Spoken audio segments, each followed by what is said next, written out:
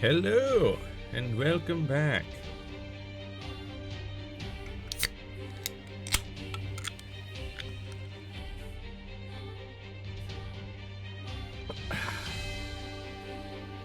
So,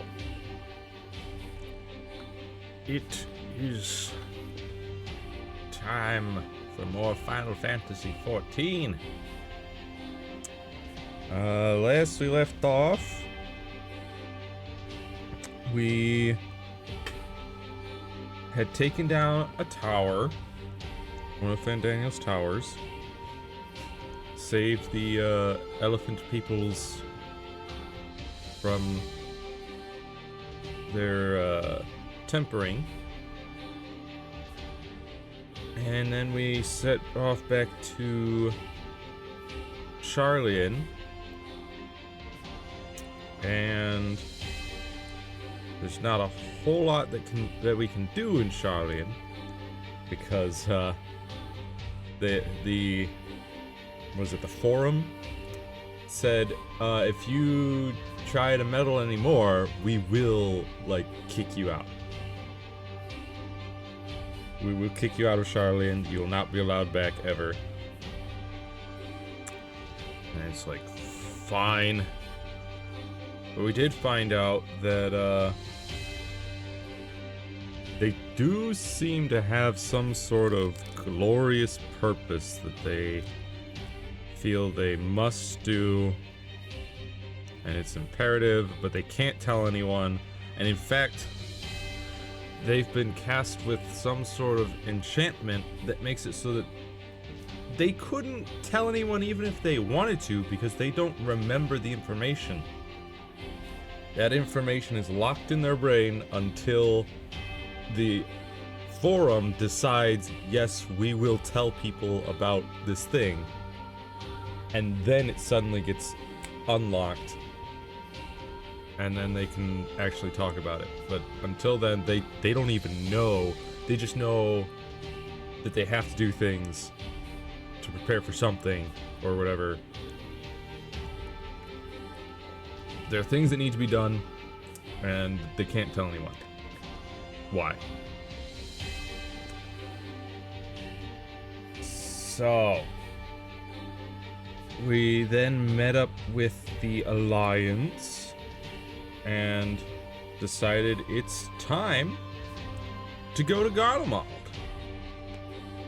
We're going to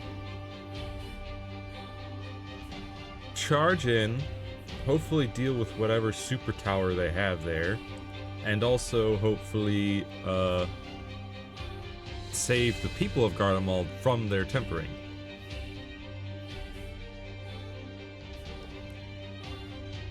Because we're not here to murder and pillage, we're here to help and be good people and stuff. But also off stream, I continued the Final Fantasy XV event here in 14, and I got Noctis's outfit. You know, I did the 3 quest things, and then I found out in order to get the regalia, I needed to rack up 200,000 MGP at the Gold Saucer. Manderville something points,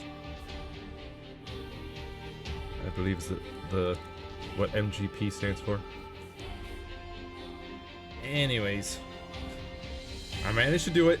I did a bunch of gates and challenges in the Gold Saucer, racked up around 40 to 50,000 MGP that way.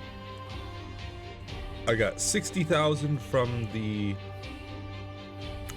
fashion contest, and then I had racked up 60 Moogle tombstone things, which I could spend on items that give me 50,000 GP or MGP each. So I got 2 of those because they cost 30 each of the Moogle tombstones. And so then I had over, 210,000. Spent the 200,000 on the Regalia and the 10,000 on the Noctis card.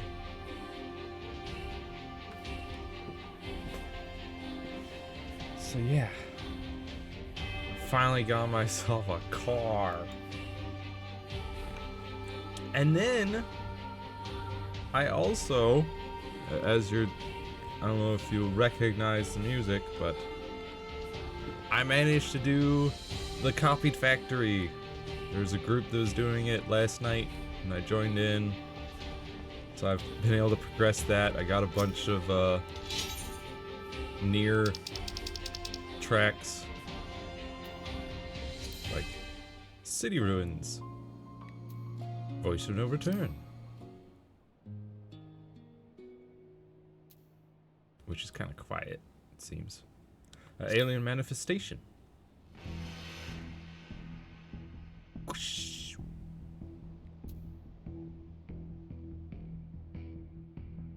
Song of the Ancients. Bipolar Nightmare.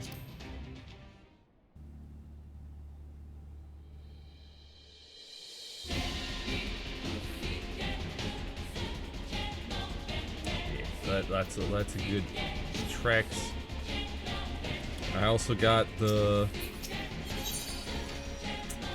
well, first up over here we have, I can show you.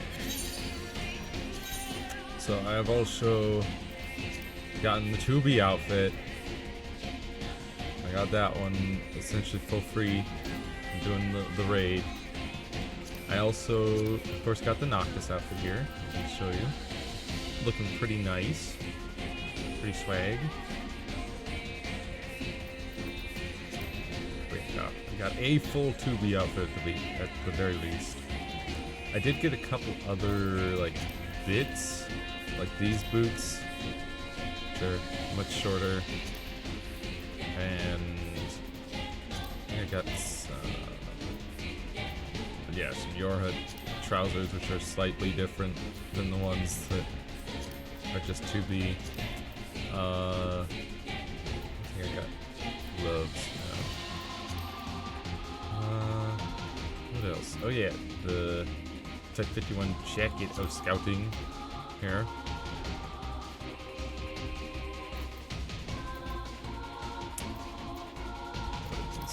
Set that to 2B. I don't think I got any other head pieces. Nah. Yeah, just a couple of pieces. Just card changes, yes. But I also, as you may have noticed, I got a pod. In fact, I got 2 pods. Got a white pod and a dark gray pod.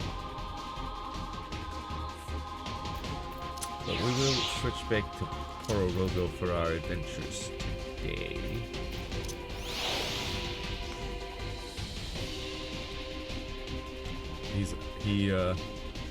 He's a little more immersive to the world of Final Fantasy XIV. After all, our next step is to go back to Alamigo. Oh yeah, also, Reaper is level 81, but I have gotten, Sage is now 84. Just tipped it over to 84, from, I want to say from the raid, yeah. And Dark Knight is 82, just from doing a bunch of dungeons trying to get the Moogle tomestones that were required. Check out my ride! Check out my ride! It seats 4 and it can fly!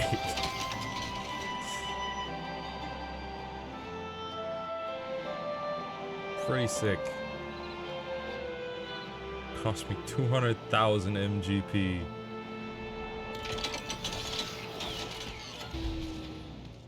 Sup, guys?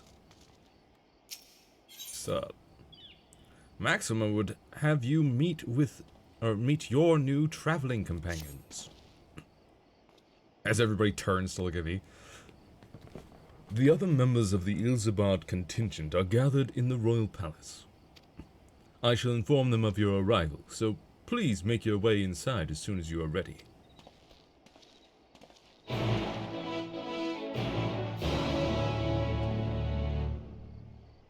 Resistance Guard. Ah, the remaining members of the Scions, your friends, and most of the Ilzabad contingent await you within. Would you like to see me through? Yes.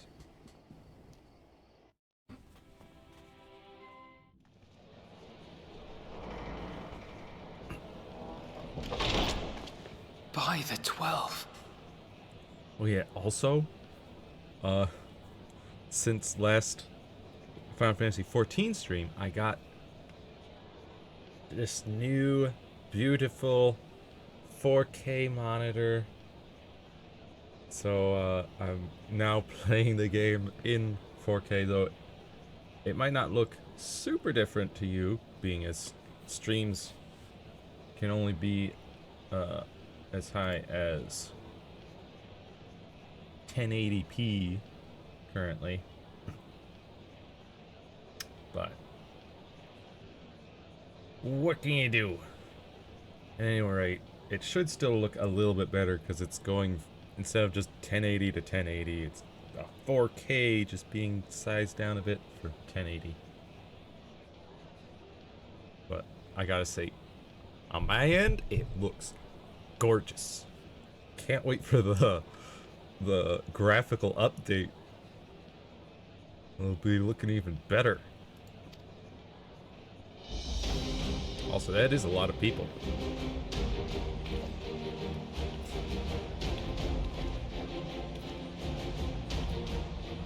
Glad you could join us. I hope you don't mind, but we went ahead and started without you. As you can imagine, our traveling companions were eager to become acquainted. 'Tis a rare thing indeed to see such a diverse and talented group of individuals assembled for a single purpose.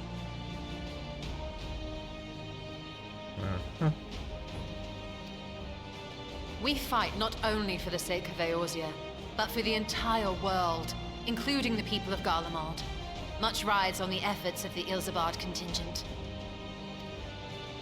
Indeed, which is why I am glad to find myself in the company of many trusted comrades, yourselves included. Hello, Lucia.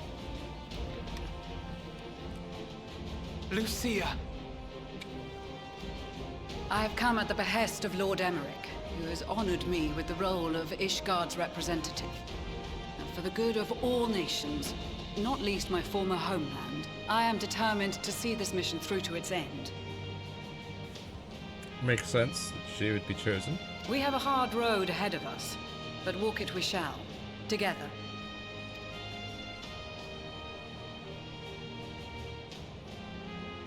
We too welcome this opportunity to work together once more.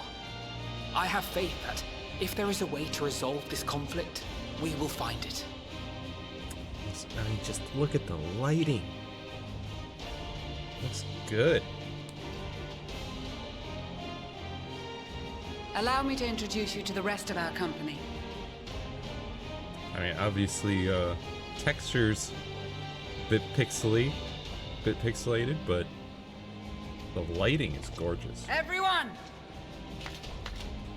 If I may have your attention.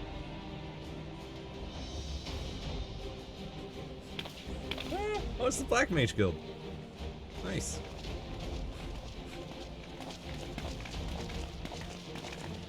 Actually, I think they're Thaumaturges.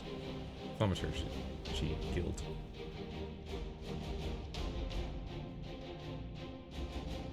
Might I ask you to speak first?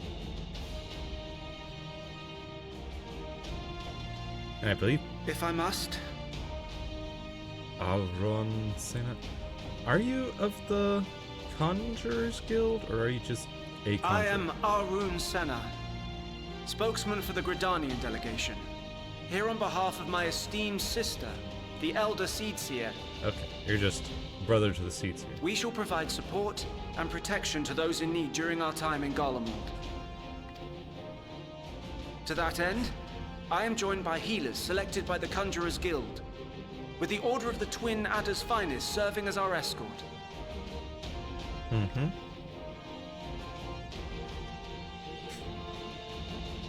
Of course, with an experienced white mage such as yourself accompanying us as well, those requiring more involved treatment will be in safe hands. Raya O sends her regards, by the way. I can't believe they actually mentioned. Yeah, I am technically a level 50 white mage, a somewhat accomplished white mage. Smile. Suppose I'd better say my piece. Sigurd. Wait, I know you.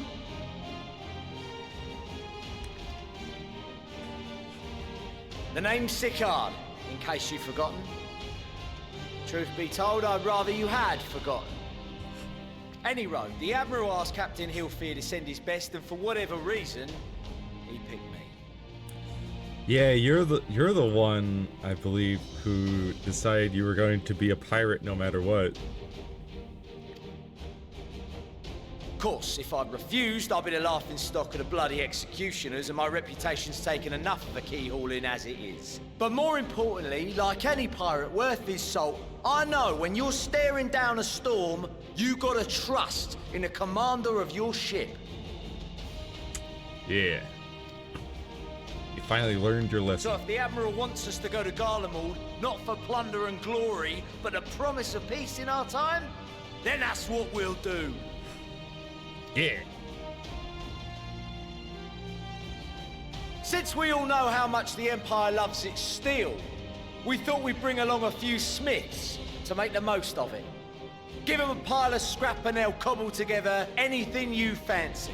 Of course, just like the Gridanians, we got fighters of our own. We might have come with a more constructive purpose in mind, but we're more than capable of cracking skulls, believe you me. Well, you're certainly raring to go. But then again, so are we. The most dependable warriors of Uldar and Alamigo have assembled at the Sultana and General Aldin's behest. The thaumaturgy If Garlemald has truly fallen, then the whole place is likely to be crawling with Telophoroi. We'll need plenty of troops to clear and hold a path for others to follow. That's where we come in. Naturally, Marshal Tarapin and I will be leading from the front.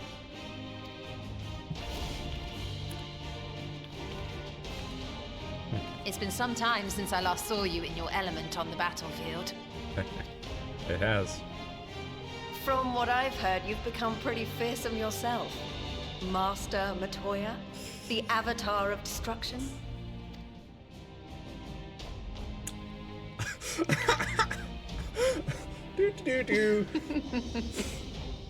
With comrades like these, I know we'll succeed, no matter what awaits us. And then we might finally get a chance to enjoy a good long rest. But until then, let's give it our all.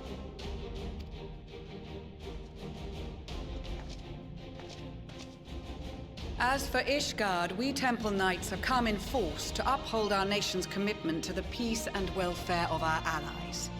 The bitter cold of Garlemald is a formidable enemy in of itself. Our experience fighting in ice and snow will prove invaluable in the days ahead. Accordingly, I have been designated commander of the Ilzabard contingent. I will do all in my power to provide you with the leadership and guidance you require. The four high houses, House Hylinart foremost among them, have arranged for a host of machinists to join us on our mission. Their knowledge of Imperial Magitech is sure to be a great boon. They will address any problems of a technical nature, together with the smiths of Limpsa Lomitsa. Very good. There is another awaiting introduction. Hi. Lord Emanolaine! Ah, yes. Emanolaine de Forton, at your service. Though, lest there be any misunderstanding, I should stress that I've not become a fearsome warrior while you were away. Rather, far from it, actually. My brother, in his infinite wisdom, decided this would be an excellent chance to make something of myself. Oh, and fight for world peace and all that. But should the opportunity arise for a spot of ballroom dancing, I will be your twinkle-toed gentleman of light.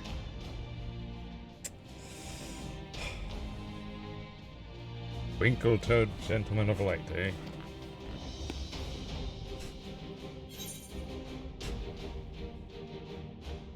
Dare say your fancy footwork may be all that stands between us now. May your graceful prancing lead the way to victory. Sure.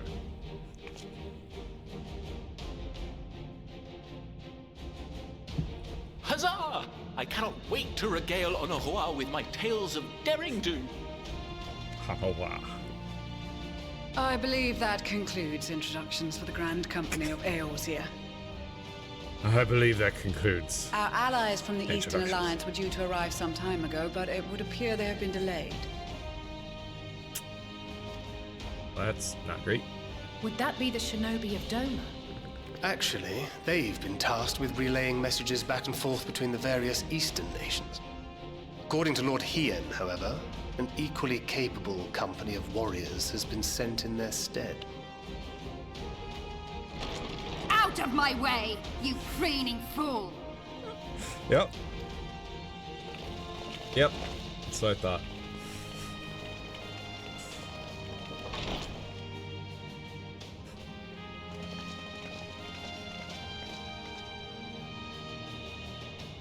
Forgive us for coming late.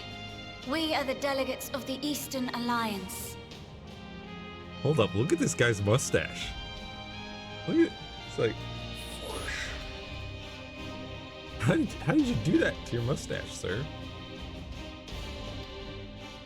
Cyrena, and you've brought company. For battle and blood we come, as a step is sorely lacking in both. No towers befoul our lands, so we marched on those of Doma, only to find them beyond our reach.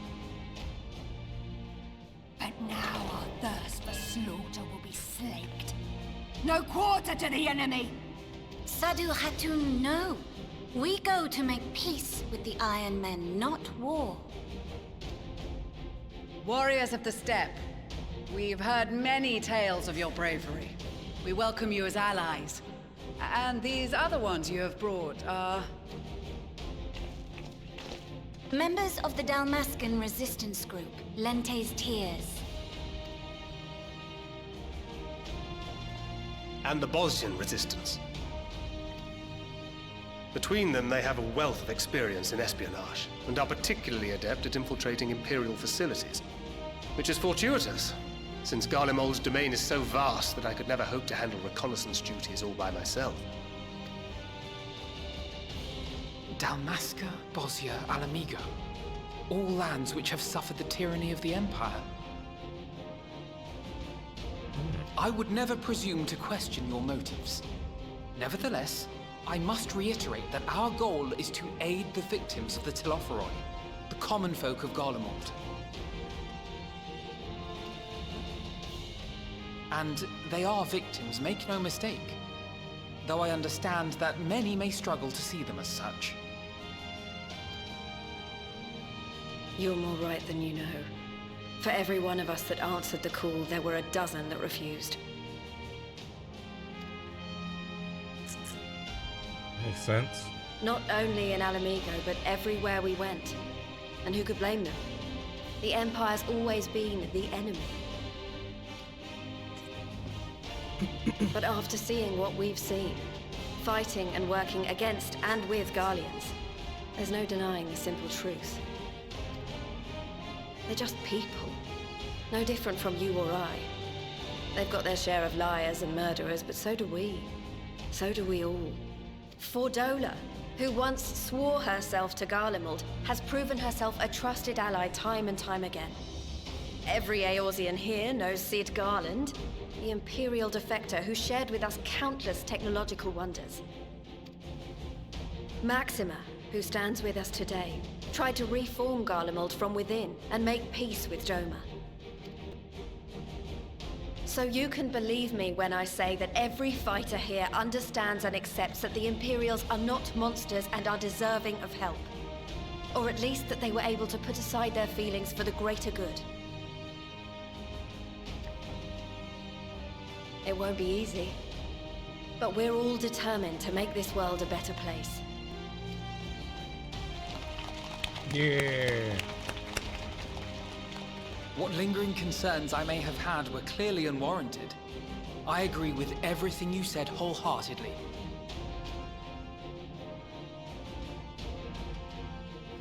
Then we are in accord. Now, let us review our strategy. To reach the Garlean capital in northern Ilsabard, we must cross the central mountain range. Fortunately, Garlemald Ironworks can provide aerial transport, sparing us this most treacherous part of our journey. Nice. However, attempting to fly any closer to Garlemald would attract the attention of the Telophoroi. As they appear to have seized control of the majority of the Imperial military, we must assume that includes its fleet. In addition, Garlemald possesses devices that can interfere with airship navigational systems, further discouraging an airborne approach.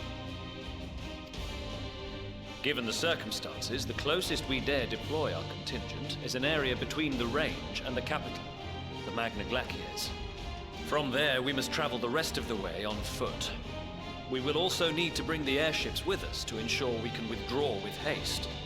Although much of the terrain will be blanketed in snow, we should be able to make use of local roads and shipping facilities. The vast ice field will afford us an unobstructed view of the surrounding area. On the other hand, it will also allow others to easily spot us. So, it is imperative that we only make camp in positions where we can easily defend ourselves. And the airships, which must be kept safe at all costs. We cannot account for every possibility, so we must be prepared to think on our feet. We will be tested. Sorely tested, I expect. But for our homes and for our people, and a people not our own but in need, we will succeed.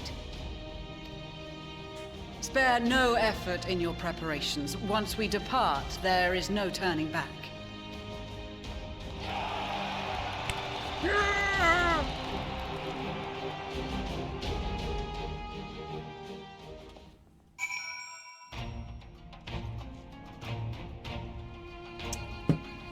We're going to Garlemald. All of us. Yes. And I think I'll stick with Dark Knight for a little bit. I'm almost level 83. And we've still got a couple of 82 quests before we get to the level 83s. And plus, Sage is already 84 anyways. So we've got that as a backup in case we are not able to keep up. Besides the delegates assembled here, the Amalja and several other tribes offered to send troops of their own. Unfortunately, due to their physiology, many would struggle simply to survive in the harsh climate of Ilsabard. They would also likely prove tempting targets for abduction by the Telophoroi. All things considered, they can better aid the cause by bolstering our defenses in Eorzea, though their eagerness to do more has been noted. We few shall have to suffice. Ere we embark, we must distribute the warding scales to our comrades. Care to do the honors?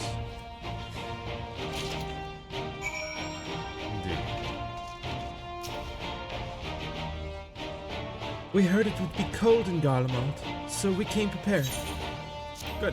Here's some seals. Some scales. Oh, the talismans! We are to keep these close at all times, yes?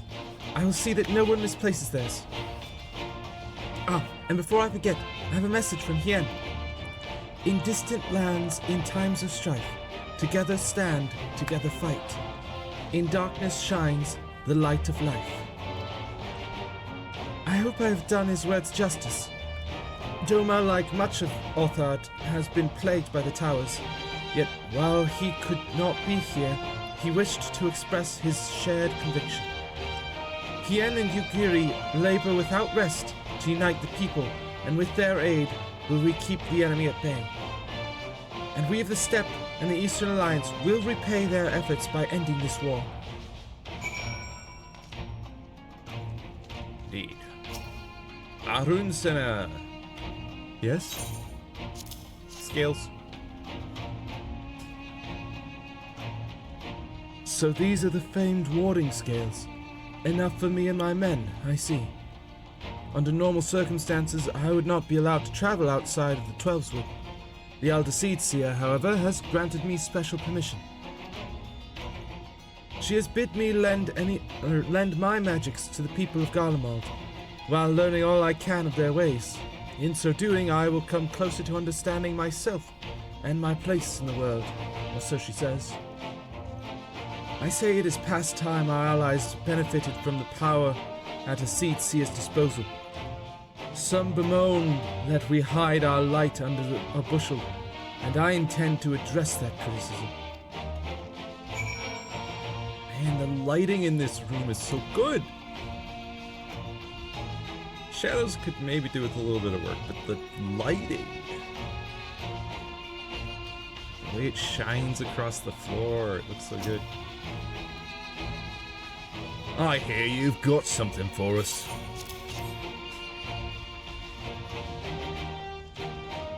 Ah, them scales everyone's been talking about. Pretty little things, ain't they? Reckon they'll be worth a gill or two when this is all over. But we'll hold on to them for now. And one more thing. I know what you're all thinking. Why didn't they send Ainzar instead? Buggered if I know. All the Admiral and Captain Hillfear told me was they needed someone to help safeguard the future. And here I am. Can't say they haven't got a sense of humour. Of course, some of you might be wondering what good a pirate is on dry land, in the middle of the sodden snow of all places. Well, me and my crew will do whatever needs doing. So let's set sail, or however the saying goes on airships.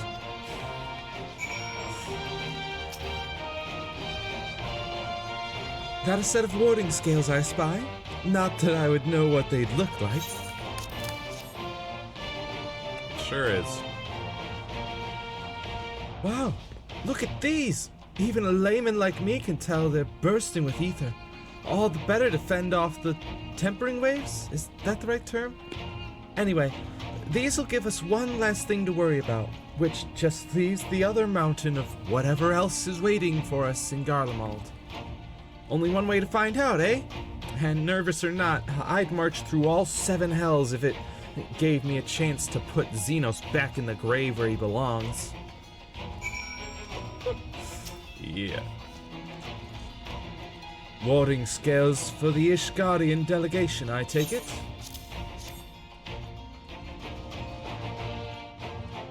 Many thanks. These talismans may prove to be the deciding factor in the battles to come. I find myself conflicted by this foray into Garlemald, sent by the Empire to infiltrate Ishgard, only to throw in my lot with those whose secrets I was supposed to be stealing. And now I lead a mission to save the countrymen I betrayed. But that is doubtless why I was chosen by Lord Aymeric. He would have me put my extensive knowledge and former ties to good use. I will not disappoint him. For the future of Ishgard, Garlemald, and the world at large, I will lead us to victory. Maxima? Do you have a warding scale for me too? Yep. Thank you for this, and for going to such incredible lengths for the sake of my people. Though I have little to offer in return, I would impart some advice. If I may, you have been told by many to wear the code of Ilzamar, and I cannot stress enough that this is no token warning. I will be distributing specially made warming tinctures, courtesy of the Alchemist Guild, but understand that they are no substitute for proper protection. I leave the provisioning of said protection to your discretion. Now, let us proceed to the Alamegan Quarter. While you make your final preparations, I will have the pilots ready the airships. Notters. Also, look at me. I got a sword of ice. Of course I can brave the cold. See, another reason to go for Dark Knight for a bit. This is our last chance to make ready before we set forth. You needn't worry about Urianger and I. We still have what we wore in Garlemald before. Estinian claims to be quite warm and toasty beneath his armor, and since he spent a fair bit of time up north recently as well, I have no reason to doubt his words. Most of the others will be borrowing Grand Company stock. The rest of you would do likewise, or could do likewise, I suppose, provided you're not overly concerned with style. Not to put too fine a point on it, but I wouldn't be seen dead in one of those ridiculous overcoats. If only I had time to find something to my liking. Hark! Is that the cry of scions in need of a tailor I hear? Is that... Yep, Tataru.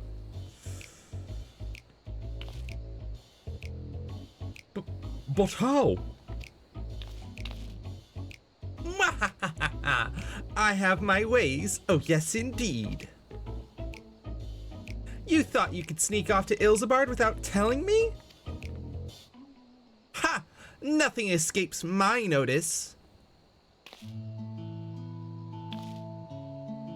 Now you will wear these garments I've made for you, whether you like it or not. But I'm fine. You never cease to amaze. But why do you need a new outfit as well? Wait, are you coming with us? What? No, of course not, silly. It's all in the name of fashion. Rather, the pursuit of the highest quality fashion. Besides, how can I expect others to wear my creations if I've never worn them myself?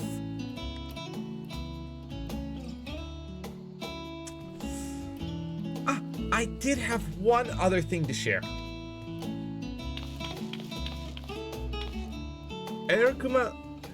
Erkmas and Blomvida have finally returned from assignments in faraway lands. They'll be staying at the Rising Stones for a while to keep an eye on events throughout Eorzea. Since they'll be running things back at headquarters, I was wondering if I could lend a hand in Charlian? Oh, why not? You can keep Krile company in the Baldesian Annex. Yes, we'd love to have you. There. And I heard Ergamus and Blomvida did a fine job carrying on in our stead while we were lying comatose. With them in charge of the Rising Stones, we've nothing to worry about. My thoughts exactly. Also, while I'm confident you won't go collapsing again, because a certain someone who shall remain nameless isn't in position to transport your souls to another world, if anything similarly disastrous were to happen, I'll be well positioned to do something about it. Anyway, I've got a few things to take care of, and then I'll make my way to Charlian. I really do hope these new clothes are enough to keep you warm in Garlemald. It's not much, but it's the only thing I can do for you, other than pray for your safe return, which I will, every day. Let's not keep the contingent waiting any longer.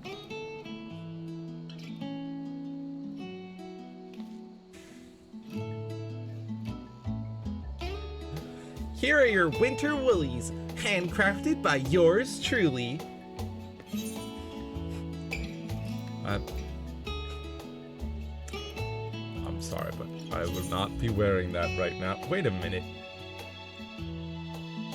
That looks rather familiar. Well, I think it's just similar in appearance.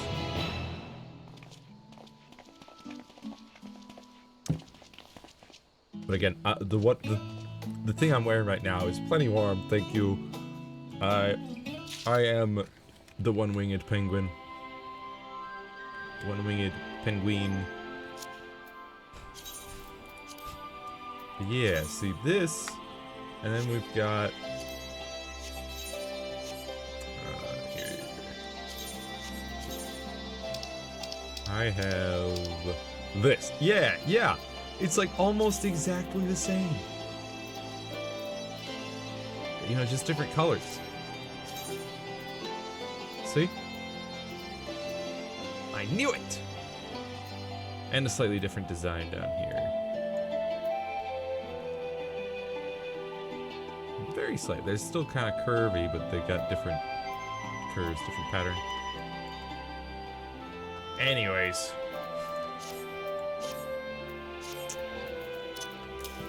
Oh, Tataru. A frosty reception. I'm told the airship pilot has been sent to meet you. Ah, there he is. All right, this is where we go our separate ways. Do be careful, won't you? Of course. Look at me. I'm ready for anything. Dude. The shine on my ice sword. Look at it. Sheen. It's beautiful. I love my new monitor, man. It's an honor to finally meet you. We of the Garland Ironworks will be ferrying you and your contingent across the mountains and into Garlemald. For many of us, it will be something of a homecoming. Our illustrious founder was only our most notable Imperial defector. For that reason, the company is committed to the success of this expedition. Our resources are at your disposal, and if there is aught we might do to be of further assistance, please do not hesitate to ask. If you are ready to depart, I will ready the engines. Upon boarding the airship, several cutscenes will play in sequence. Yes, alright, proceed. Proceed. I am more than ready.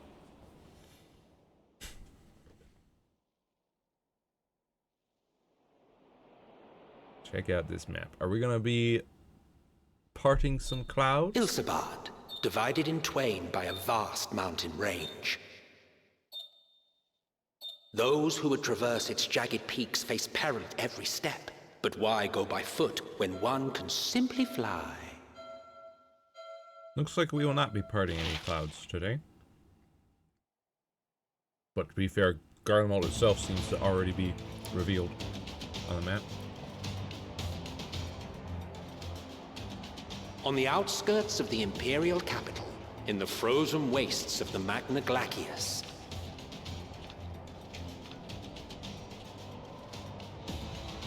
the winds howl in icy protest, as if to warn against further trespass.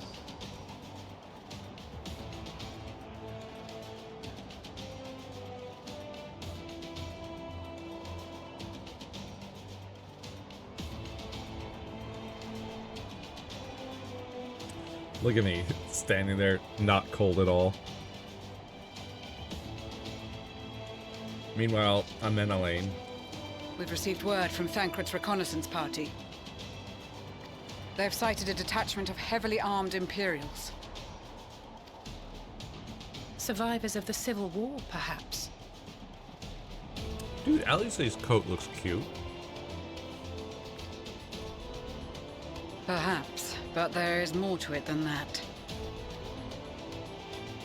Maxima reports that they are led by Vergilia, legatus of the 3rd Legion, which comprises the bulk of their number.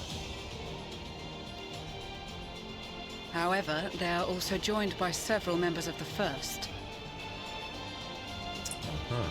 That armor looks nice. They got giant From what I blade. recall, The 3rd Legion fought for Nerva in the War of Succession following Varus's death. The 1st, on the other hand, were under the direct command of the Emperor and rejected Nerva's claim to the throne. These legions were enemies. Indeed. In fact, our sources claim that it was a conflict between them that sparked the Civil War. I see. Yet now, these former foes cooperate to defend a ruined Garlemald from invasion. Likely due to the tempering. Then it is all but certain they have been tempered. Yeah. So, what's the plan? If me and my crew is out reaving, we charge straight in, no messing about. But that ain't what we're here for. Quite right. Soldiers or no, they are people of Garlemald. The very ones we have come to aid. Sir, is that a gunblade, or are you a machinist? Direct confrontation is unavoidable. Nevertheless, we must make every effort to limit casualties on both sides. Rather than kill them, I would remove them from the field. How so? Savage beatings, disarmament, and imprisonment? Savage beatings? Not impossible, but easier said than done in the heat of battle. Having observed the opposition, I imagine Thancred had something to suggest? He did. He and the other scouts have already infiltrated a supply depot some distance beyond the Imperial detachment's current position. Stored within is a stockpile of Magitech armaments, and once we give the signal, Thancred's team will destroy them all. In so doing, we will deprive frontline troops of materiel, and likely force the detachment to send men to investigate. Yeah. Also, man, the screen's real bright right now. Divide and conquer. Not a bad idea. Once the scouts have finished their preparations, we will split into 2 groups. The first will form the vanguard, while the other brings up the rear with our supplies.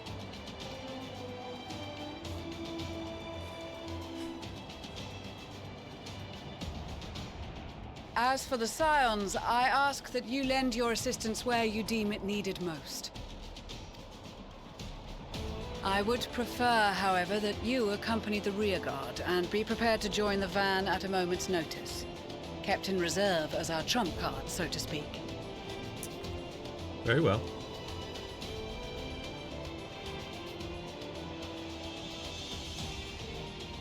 Yeah. Alice and Alphina's new coats. Oh, meanwhile, at the Imperial Supply Depot. But the new coats are the same coat, just different colors, which I'm sure Alice is not super jazzed about.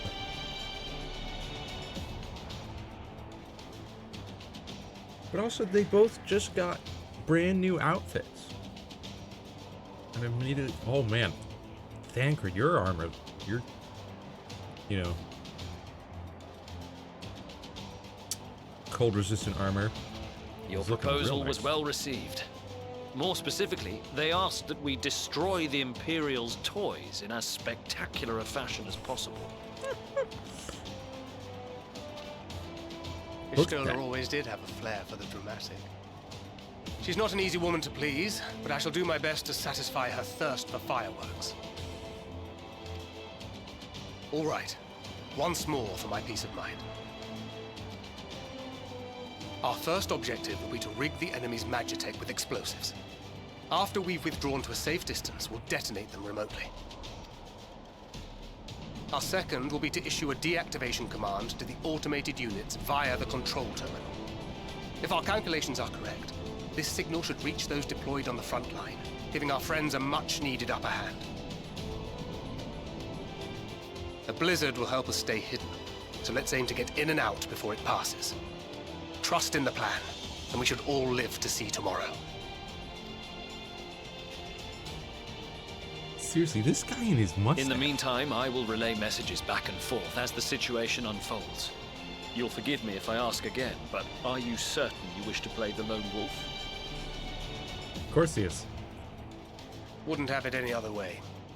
Call it foolish and reckless if you like, but I'll get the job done. I always do.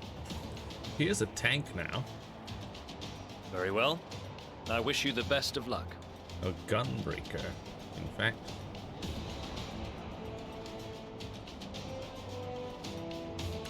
Who is that guy? With the, like, dragon tail or dragon horn mustache. Just resistance fighter. Look at that mustache, dude. Well, it's time to be Thancred. Also, I just want to say, Tataru, how come I get just a basic coat recolored, whereas everybody else gets these cool new outfits? Completely brand new. Anyways, so this is a combo in and of itself. 1, 2, 3. Reduces damage taken. Okay, defensive. Making it impossible for most enemies to detect you and increase movement speed. Okay, so that's our stealth. Only lasts for 10 seconds and has a recast of 15. Throws a bomb that confuses the senses of guard dogs, neutralizing them. Has no effect on Imperial soldiers or Magitek weaponry. Okay.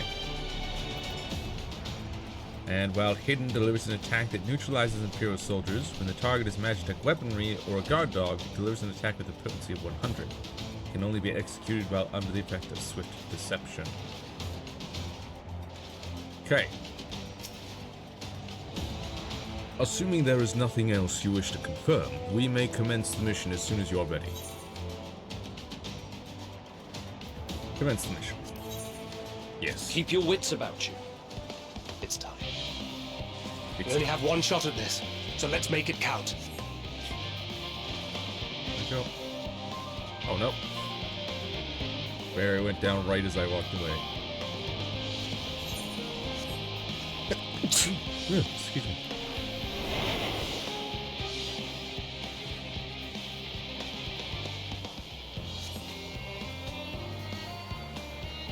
Time he took a nap. Oh crap. Must be losing my touch. It's fine.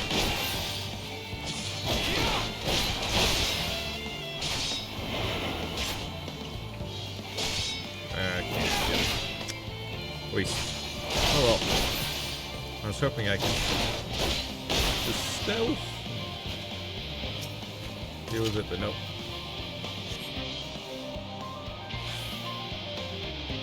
Did not go according to plan.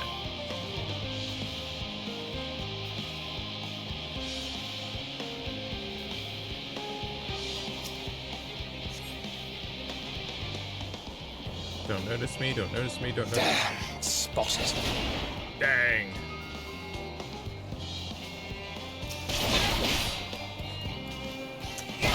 Well, shoot. That's not great. That's Magitek back there, dude.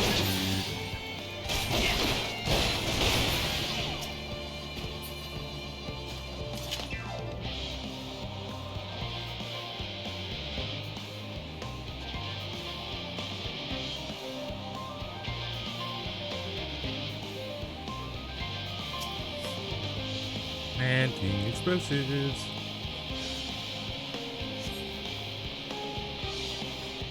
Glory be. Glory be.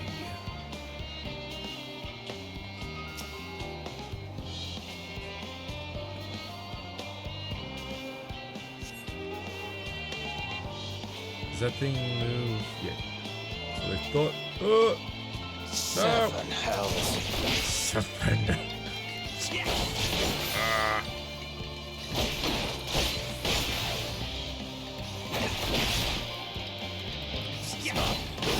Great.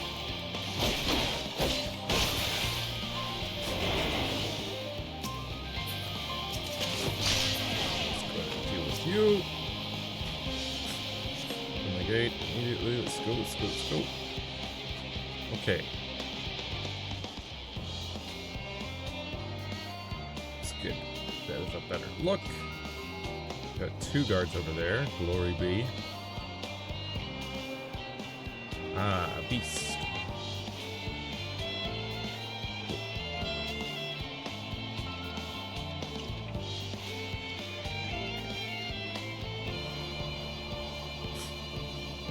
God, dogs, eh?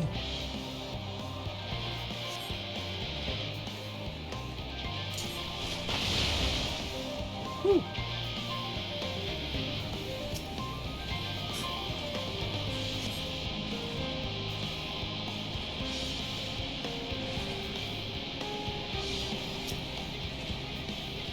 Planting explosives.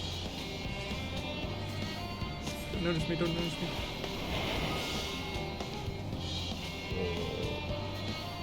Right. Okay, perfect. Woo!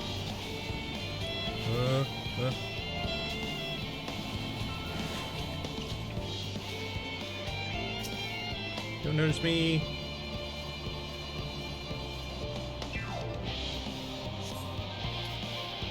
I should do the trick now to hide and send word.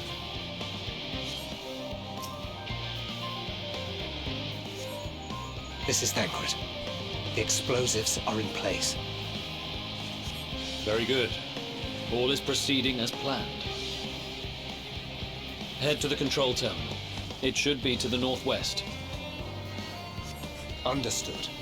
Have the others wait at the rendezvous point. Okay. Yep. Thought it was gonna turn around right then. Just wait for this matchstick slasher to move away. And we'll silently take out this Imperial.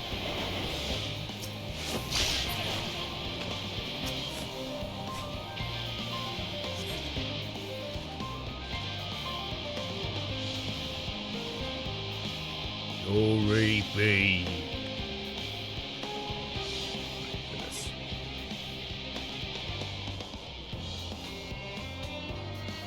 There's so much going on. Alright, we're going to take out this guy. Probably. Nope. Never mind.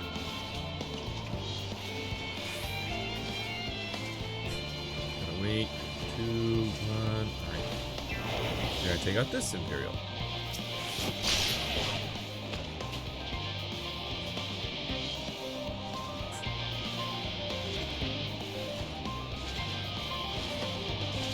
Footsteps betray them. This person will stop right about there, yep. Let's take you out.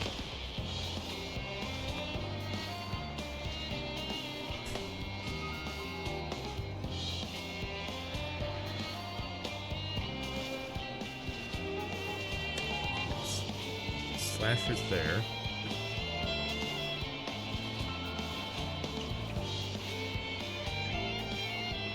Let's see.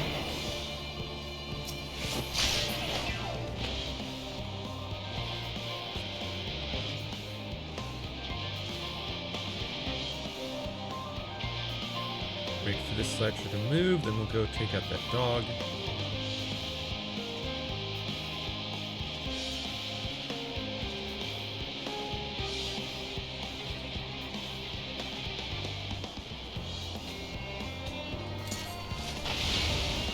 Nope. 7 hells. Exactly.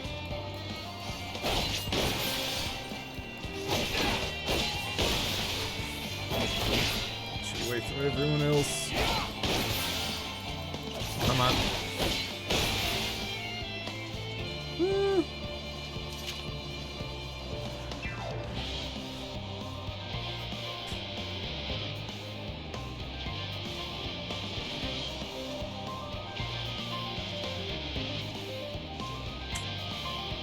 Feel as though I need to loop back around.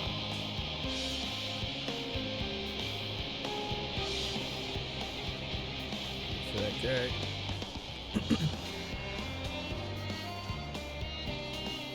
Does this thing say...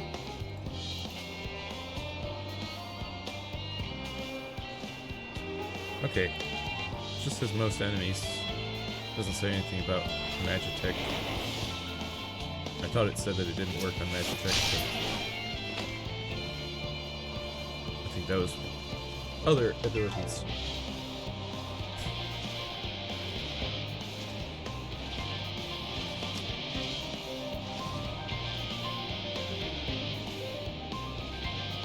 This is gonna be tricky.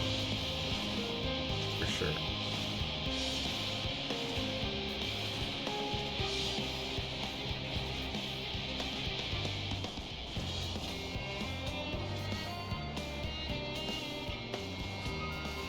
Alright, we're gonna wait for the Magitech Slasher to go to the opposite corner.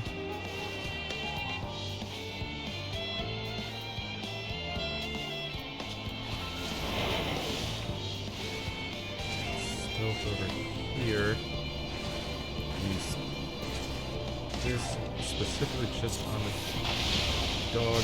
Oh, crap. Must be losing my touch.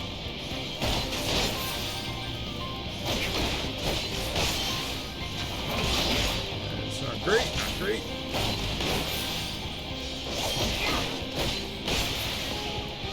Oh, take out this guard.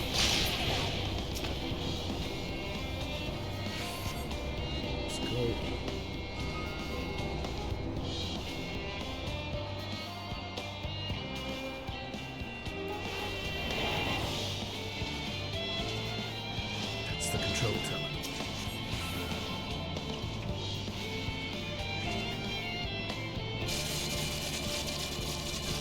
Nice.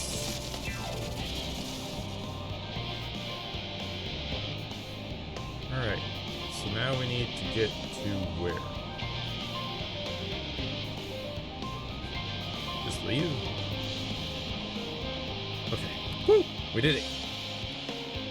Yes!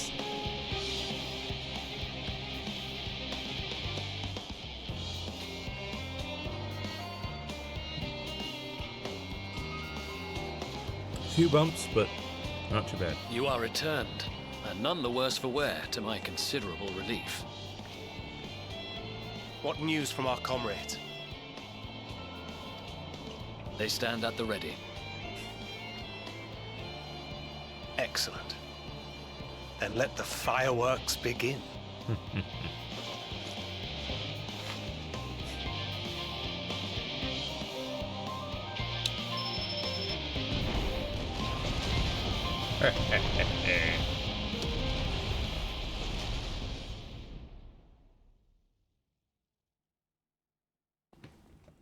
A few moments later, at the rear of the Ilsbad contingent supply convoy.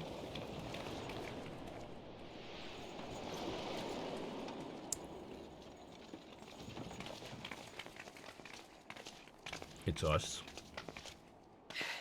The blizzard's beginning to clear. The Vanguard should be engaging the Imperials any moment now, if they haven't already. Ishtola and the others are with them, so I'm sure they'll be all right, but...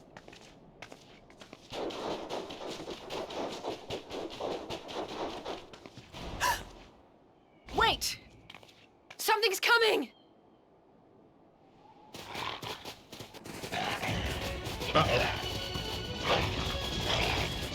Oi, oi! Looks like we ain't the only ones who sent out scouts. Keep them away from the carriages! We lose those, and we're as good as dead! Ah, he is a machinist. I see. Ah!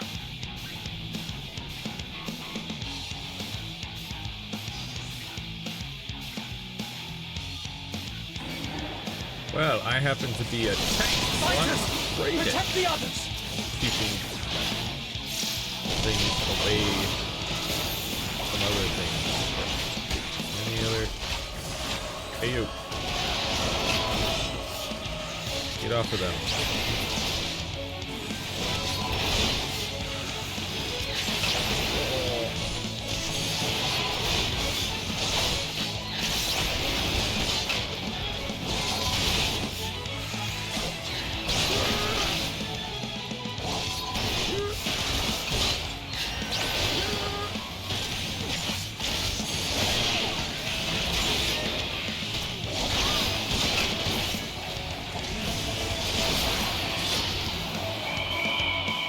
brief respite, but stay alert.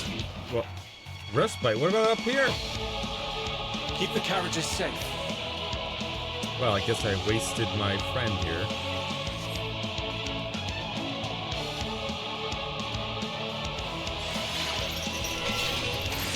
Ah.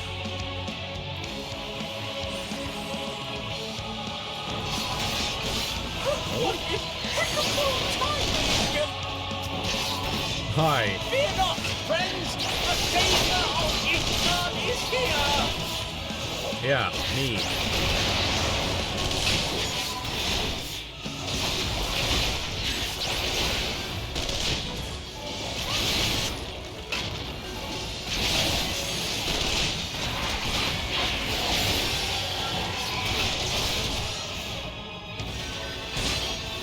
Hey, you.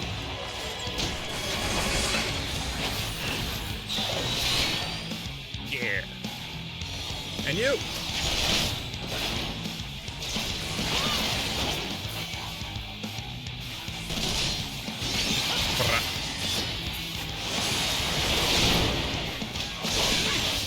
Obliterated.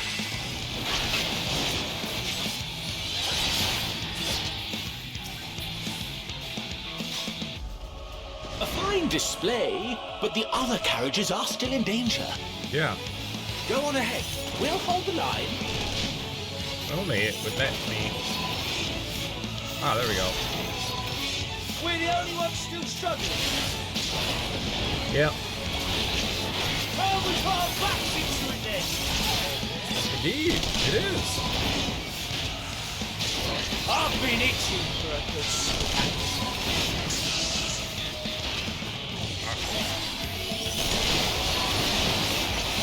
Yes. Let them have it. My good friend. My innocent.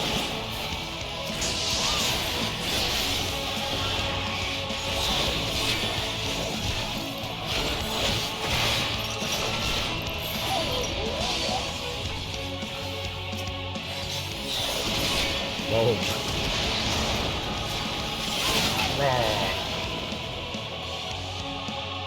Oh. Going straight for the carriages, stop it in its tracks. Oh, if only I could. Quick, broadside it.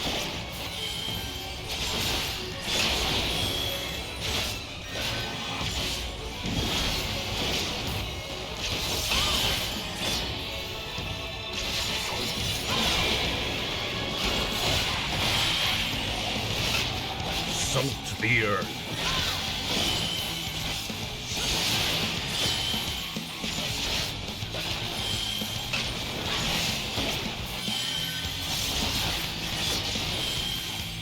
Keep tanking. Also, maybe I should actually turn grid on. You know all right back there? Looks like everyone's all right. We're fine. I'm ready for more. Hear that? Get to the front and turn the tide. Head north and join the vanguard. Meanwhile, on the front line, that spiky tower is sure quite massive. Elise!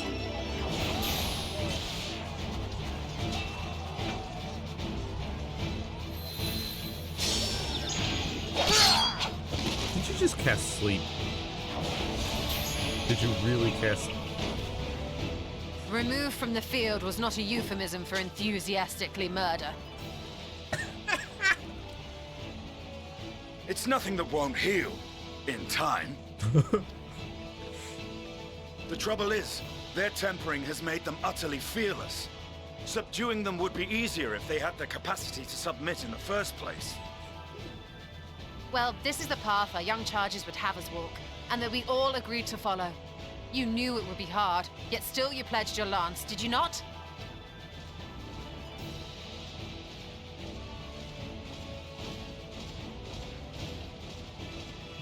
style. That I did.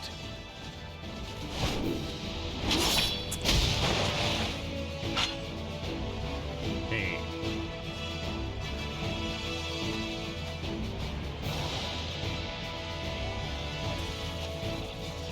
Oh, hello.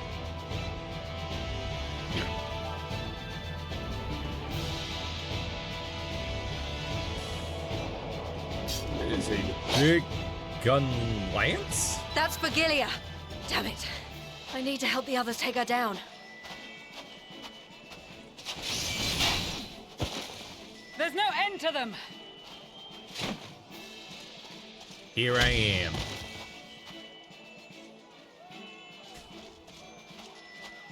I was wondering when you'd turn up.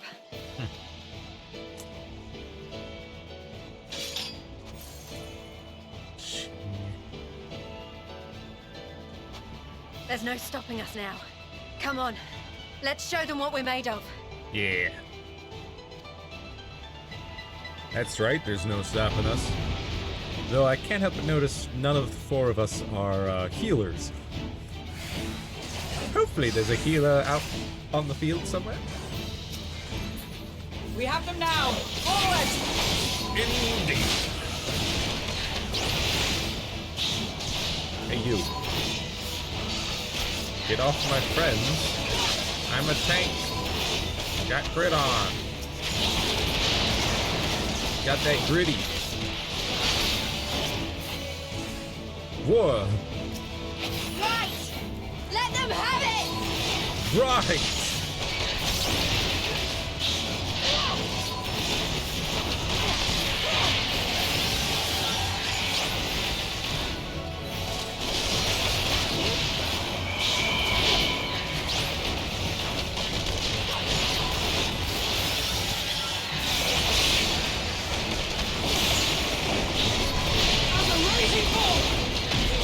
Hey, Pippin! What are you doing over there? Woo! Well, hot dang.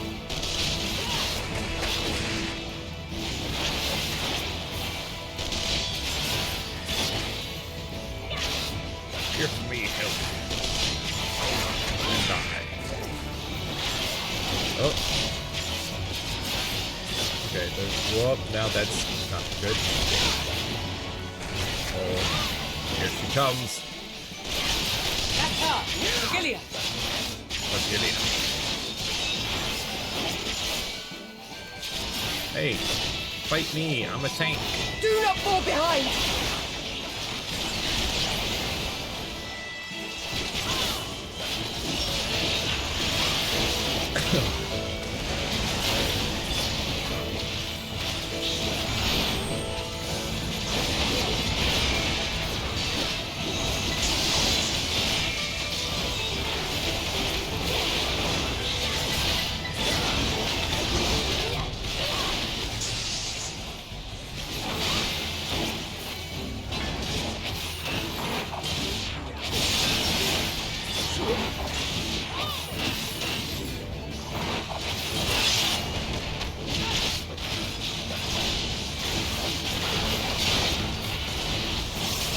Magnaius joined the fight.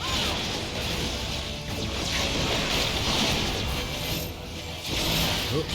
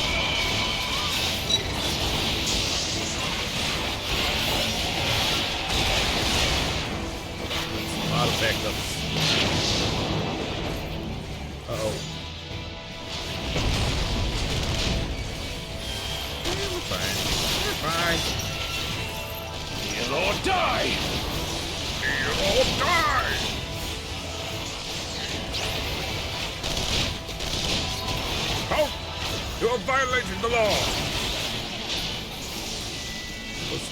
Pay your fine or serve your sentence.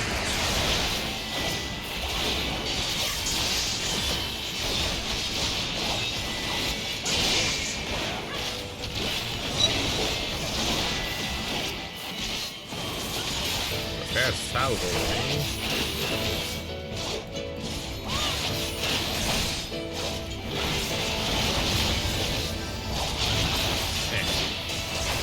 Is that it?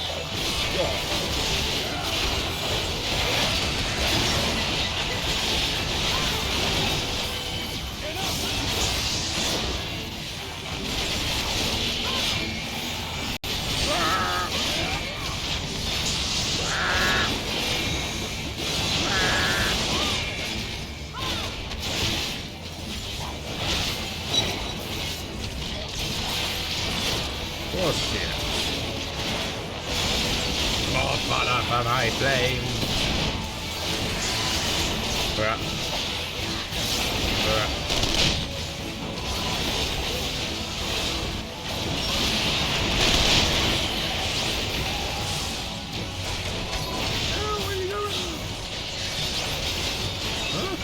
Hey, get off of there.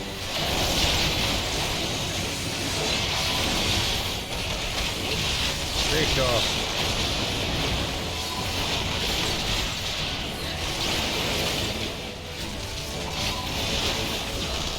Tremble before the sun! Tremble before the sun.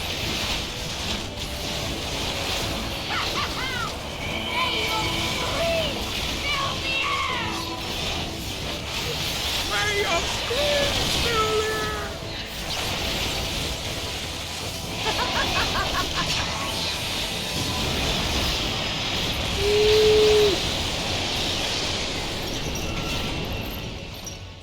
Duty complete. Indeed.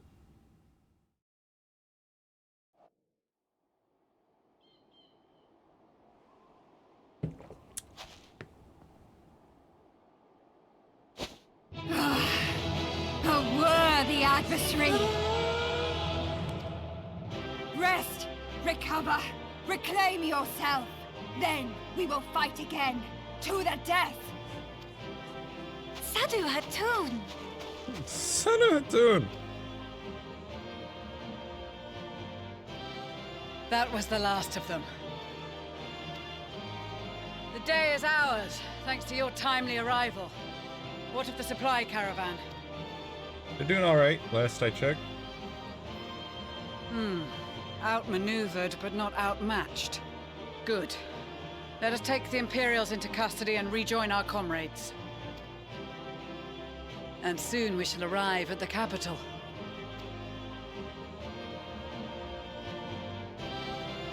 Though there is a lot of people to take into custody.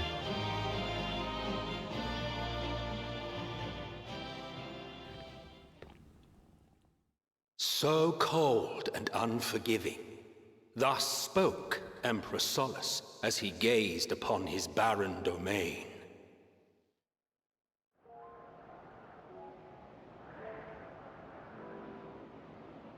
"800 years it had been since the Garleans first set foot here. Bested by the Kovosi after centuries of war and driven from fertile southern pastures into the blasted northern wastes.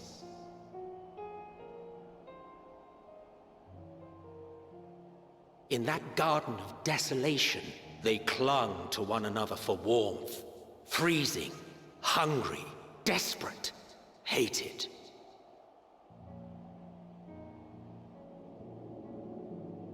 An etherite.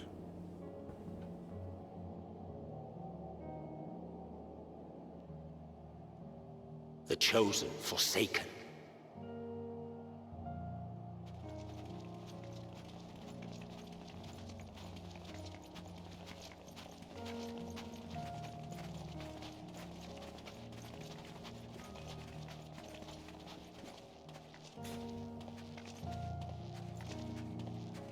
In the year 1513 of the 6th Astral Era, a young legatus named Solus single-handedly sparked the Magitech revolution.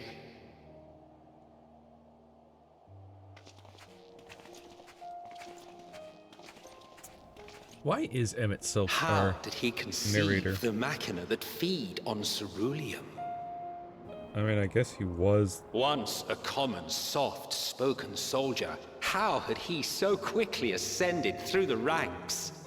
He was the emperor at one point, I suppose, but Like so many others, those who knew the truth are gone. he is dead now.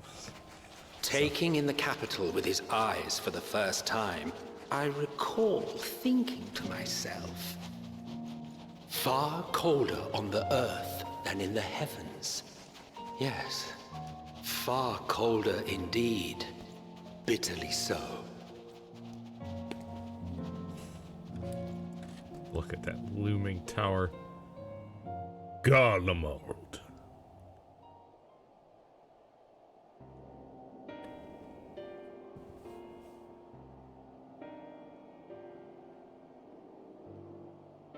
Not so much as a whisper.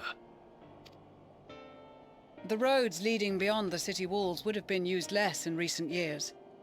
Nevertheless, this was one of the most important gateways into the capital. A buzz day and night with activity, aye. Merchants passing through the checkpoint, many of them stopping at the local hostelries. Surely they cannot all have been tempered. We can consider the question after we have made camp. If we spend any longer outside, we may well freeze to death where we stand. The tempered Imperials, too.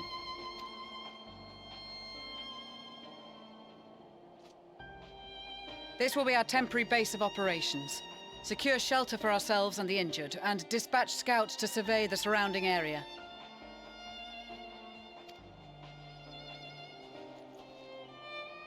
If we're planning on staying here a while, we ought to give this place a proper name. Doesn't it already have a name? Well, the constant sound of ice cracking underfoot makes me think of broken glass. An apt name, perhaps. But enough of this. To work, everyone!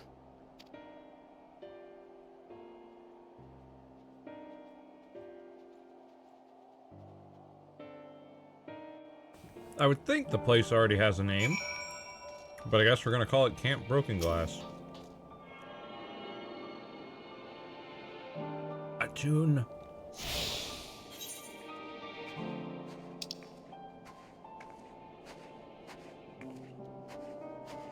It also makes me think, in this world, like, imagine if enough people attuned to the aetherite of your, like, home city, and then they just teleport in an entire army into the middle of your city. Like, what's to stop that from happening, I wonder?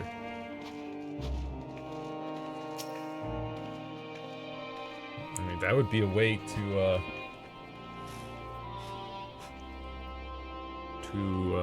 win a war, I would think.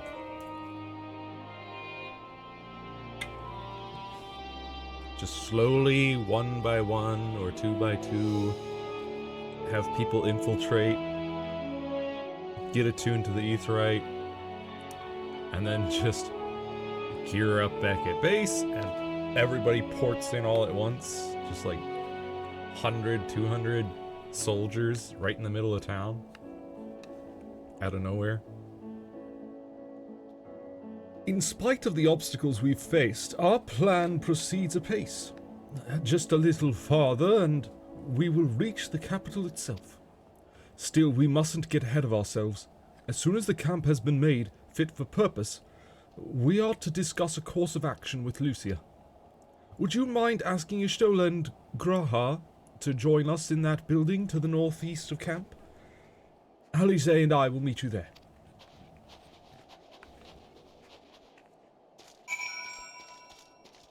Let's see. Ishtala?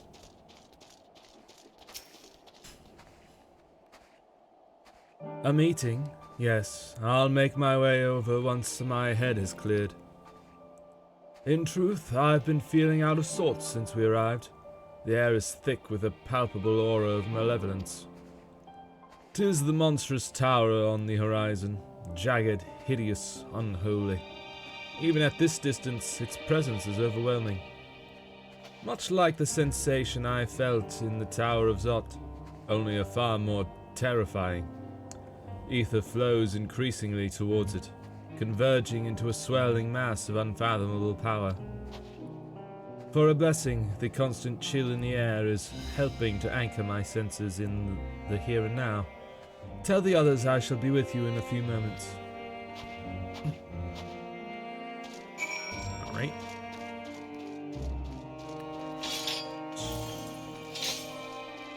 Graha! Grahatia. Look at Graha's jacket. That looks nice. You will be pleased to know most of the Tempered have been quartered inside the nearby buildings and are receiving treatment as we speak. I do, however, feel no small amount of guilt for commandeering civilian homes. The occupants may be long gone, but everything is exactly as they left it. Considering the length of time that has clearly passed since, one would expect to find them ransacked. Strangely, there are no signs of anything having been stolen. It's possible that everyone fled at the sign of trouble, though it seems to me they left far too many useful possessions behind. Aye, although there is no conclusive evidence, I strongly suspect they were tempered. Sorry, I was merely thinking aloud. You mentioned a meeting. I will make my way there.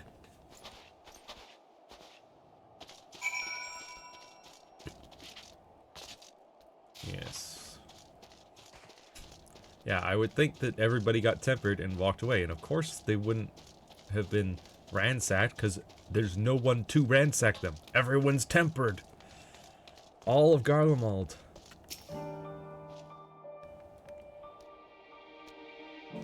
Thank you for informing the others of our meeting. When everyone is here, we will begin.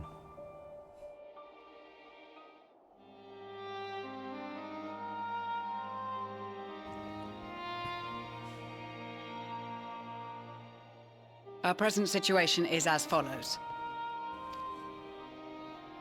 Efforts to aid the people of Garlemald have begun in earnest. Moreover, having entered into the capital, the Imperial Palace is within our reach. But before we proceed further, we must learn what has befallen this city, for therein lies the key to understanding and combating the Telophoroy's designs. I have a suggestion, if I may. Several of the Imperial soldiers we captured on the Magna Glaciers are members of the Populares and acquaintances of mine. Once we have cured them of their tempering, they should be able to give a reliable account of the events leading to the capital's downfall. A promising idea. I will assist the healers and their ministrations. Of course, I will require a proxy of my own, assuming you can spare one. Would you like a hand? No, I am sure we will manage. Better that you take my place in the field. The noxious ether of this place disagrees with me, and as I shall need to draw on my own for the treatment, 'twill be prudent for me to remain within the camp. This talk of curing the tempered is all well and good, but I reckon the cold is a more pressing concern. All the houses round here are fitted with ceruleum heaters that could keep us warm and toasty. Problem is, the machines seem to have given up the ghost, and if we keep sitting around, freezing our asses off, we'll be next. My smiths reckon that with the right parts, they can have them working again, but it won't be easy. Understood. The machinists will assist them in the repairs. Indeed. The rest of us should either stand watch or survey the area. We've made our presence known to the Telophoroi. They will be searching for us, if they have not already ascertained our position. That we have seen no sign of them since the battle suggests they have yet to do so. However, I suspect they may be biding their time. Or perhaps we are beneath their notice. It's possible, but not entirely likely. In any event, we'll find no answers standing around here. Urianger, Estinian and myself have visited Garlemald recently, so we'll lead the reconnaissance efforts. Perhaps bolstered by a few Bosnian and Dalmatian scouts from my previous excursion for good measure.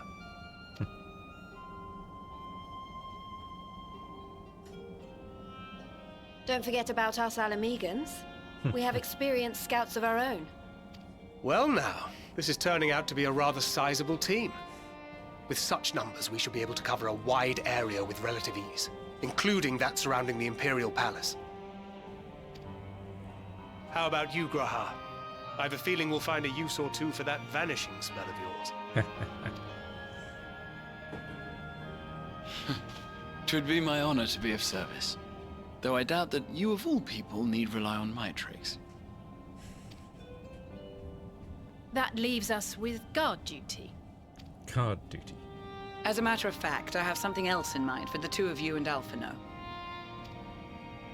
Between here and the center of the capital lies the Eblan Rime. I would have you search the area for survivors. Your keen sense of direction, honed in your extensive travels, should prove useful in navigating the ice fields. I see.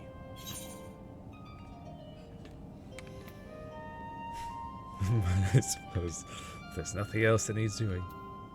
I love ice fields! Oh wait, no I don't. Wow! Extensive travels is something of an understatement.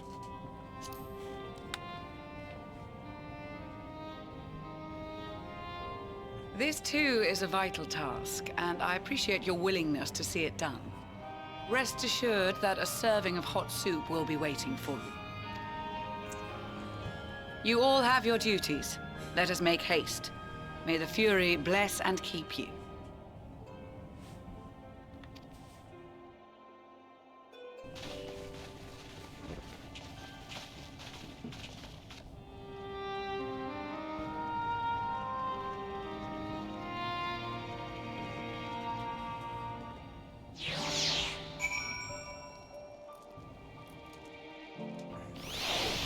Right.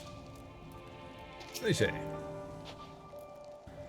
Gods be good. If it's this cold with Tataru's clothing, I dread to think how we'd fare without it. I must remember to thank her when next we meet.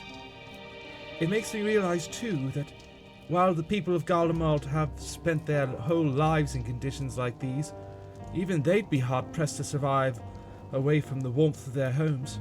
If there are any survivors, we must find them, and quickly.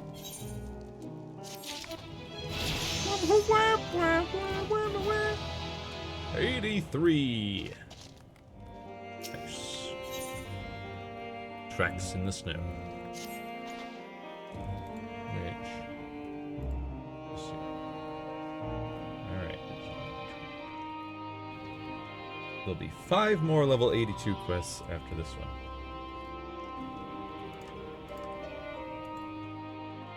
Okay. What ho, chums! Been given something to do, have you? As it happens, I too have been ordered to make myself useful. Sounds like a rather tall order. Since you ask, we're to scour the Eblan Rime for survivors. What? Wander around ice fields on the off chance you'll find someone? You'd take forever to finish the job without the benefit of my expertise. Or more specifically, my telescope. Come, friends, I know just the spot to begin our search. Okay, Emmeline. I'll probably regret this, but we may as well humor him.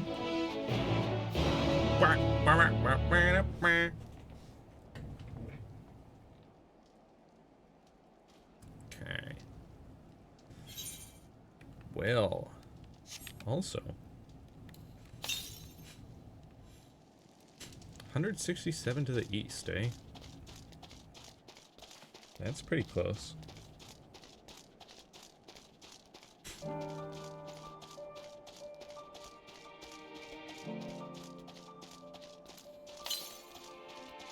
Still 90 to the east. Ah, there he is. Right at this peak.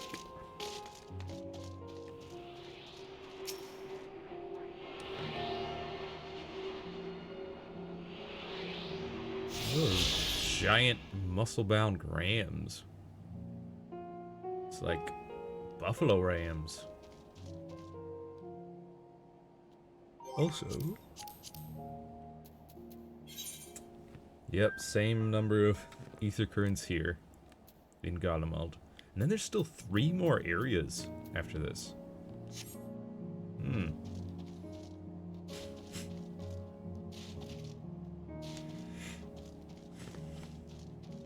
I mean, there were 6 areas in the last expansion, wasn't there? Yeah. And the previous one before that, and one before that, so you're just keeping with tradition in that way.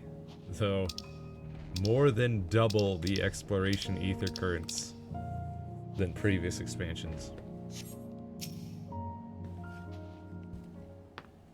Making it more tedious to get the ability to fly.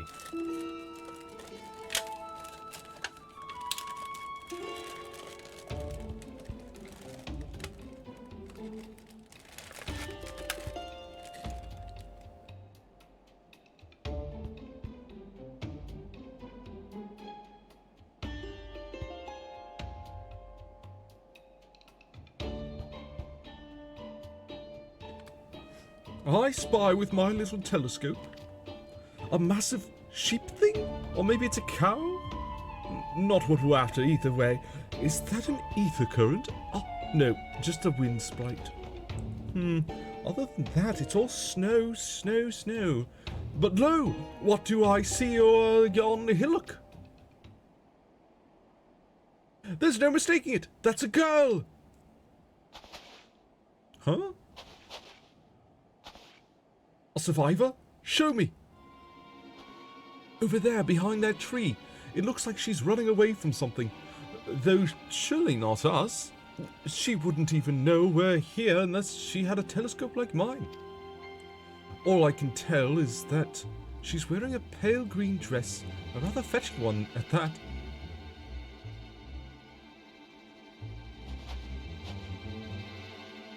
She'll be long gone by the time we get anywhere near, but we should be able to follow her footprints.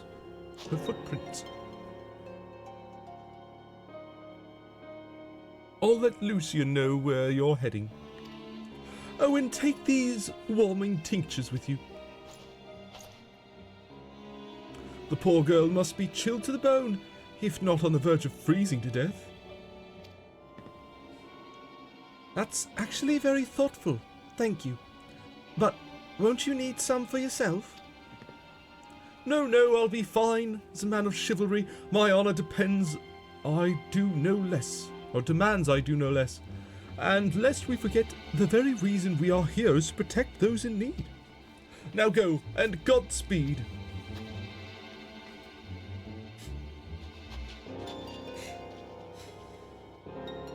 Nodders. I like how Alice and Alphina run off that way. But then my character's like, nah, I'm just gonna stroll on down this hill. That's the way I roll.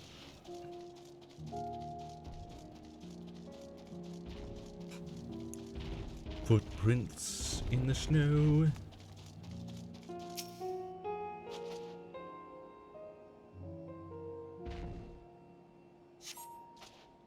A trail of fresh footprints lead east.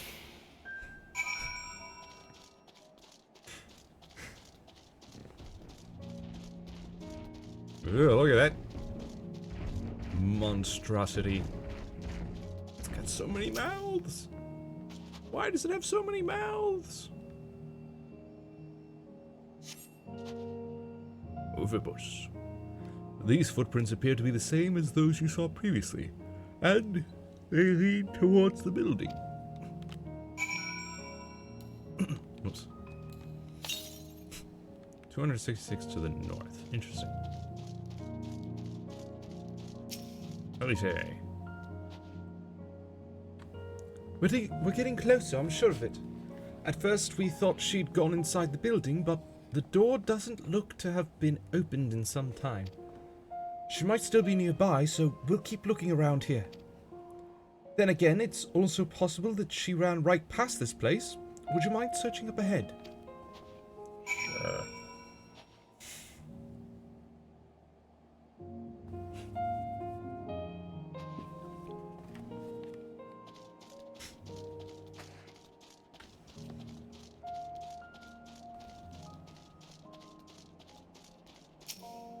Surveying.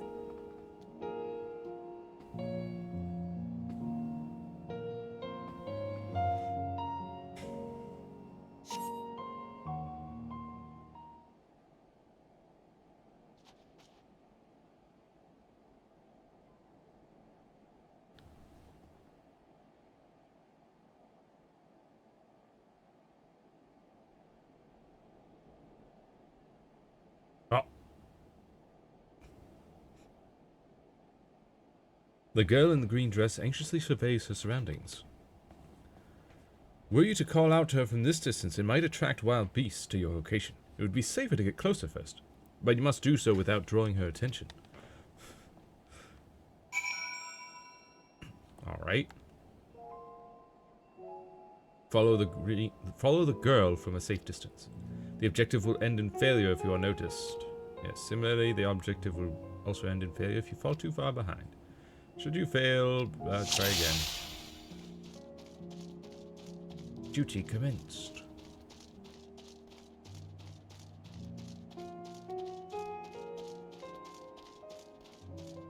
Probably gotta cover behind these chunks of ice. Yeah.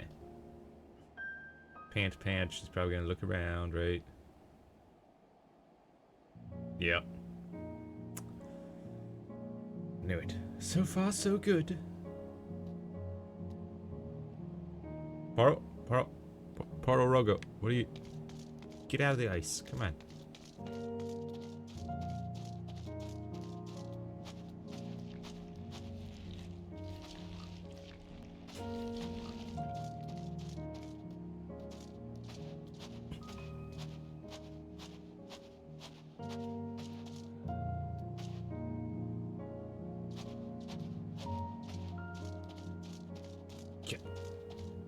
Behind the tree.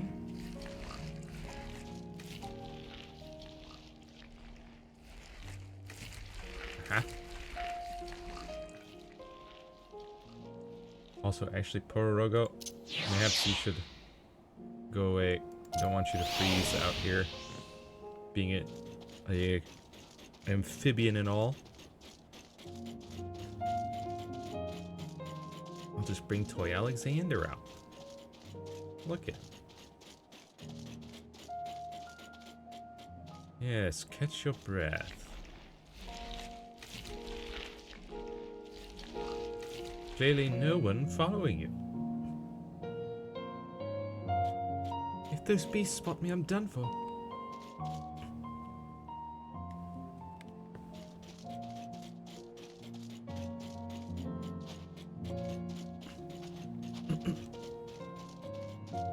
Never mind these footprints following you. There's nothing. No one's here. Hope my luck holds. Hi. Gotta keep going. They're all depending on me. Hi, overgrown rose. What? No! You said got to keep going. They're all depending on me. Why did you turn around? Or why didn't you turn around? Gosh dang it. Go all the way back.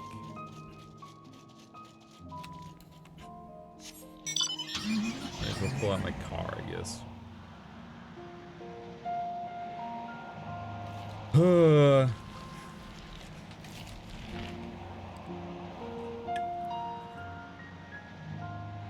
Lost focus for just a second. I thought, oh yeah, she said a thing, She's clearly going to continue moving. She's turned around, right? No. Turns out no. Follow the girl from a safe distance. This.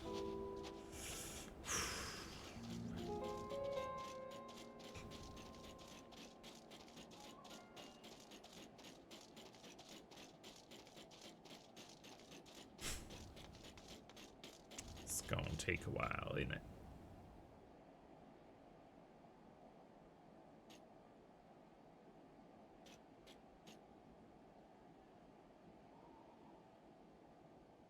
So far, so good. Yeah.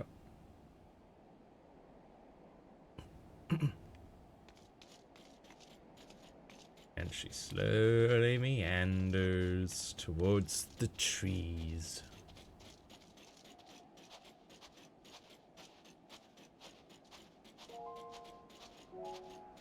How come she doesn't leave footprints in the snow? Hmm?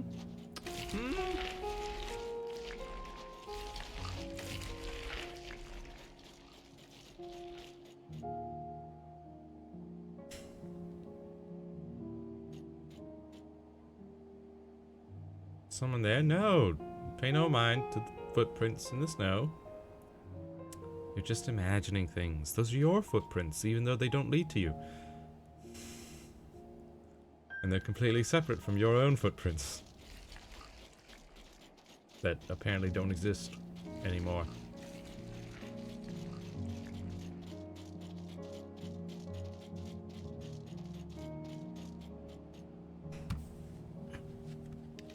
Yes, catch your breath. But then you should keep moving.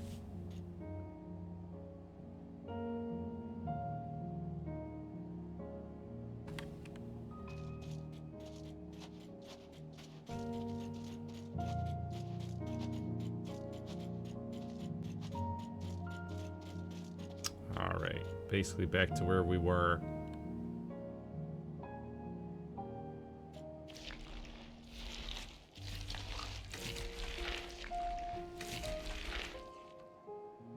Got to keep going. They're all depending on me. See, that's the thing, kind of thing you say when you turn around and start running. Not like 2 full seconds before you start running.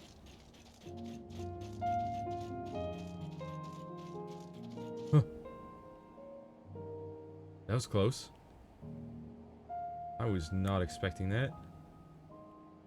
Thought I'd have to hide behind that tree.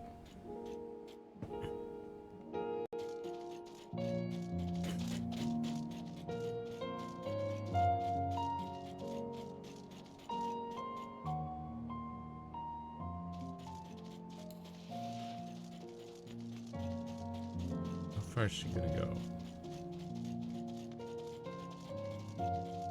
All the way? Just going all the way. Okay, good. Woo! Excuse me, ma'am. Wah!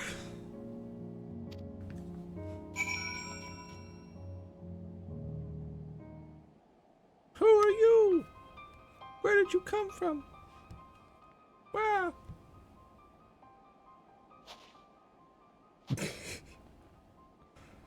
Who are you? Stay back. This house is packed with explosives. Take another step and I'll blow this place sky high. Please, we just want to... Please, we just want to talk. Oh, hi, Alphino. And Alice. I'm Alphino. This is my sister, Alice, and our good friend Genosia. We have no intention of hurting or taking anything from you or anyone else. I give you my word. We and our comrades have come to provide aid to the people of Garlemald. Aid? You savages are the ones responsible for all this. You did this to us. We didn't, I promise you. One of the other reasons we came was to find out what happened here, in fact. The Telophoroi and the Telophoroi are the ones to blame. They're the ones who laid waste to Garlemald, and they won't stop until they've destroyed the entire world. They're the enemy. Our enemy. On our way, we encountered Imperial soldiers who had been made their thralls. Those poor souls are now in our care, and we are striving to cure them of their affliction. You're the first person we've met who wasn't already enslaved. How were you able to escape the Telopheroid's influence? Are there any others like you? I'm sorry, I don't mean to overwhelm you. Let's start with introductions. Can you tell me your name?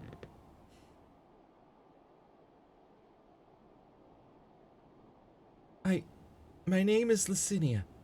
As for how I've managed to stay sane, I've been asking myself the same question ever since that night. And the roar, that terrible roar. And then the screams. They're screaming too, I think. Not sure, I can't remember.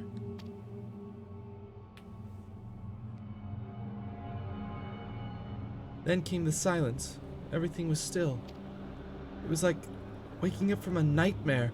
I thought that maybe the fighting had stopped, so I stepped outside.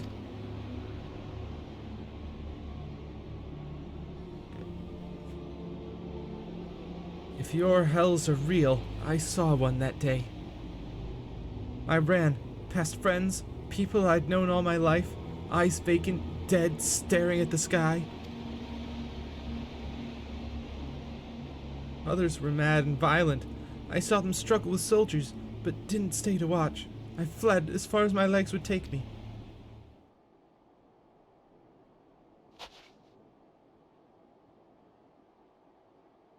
Do you have family here? Is this their home?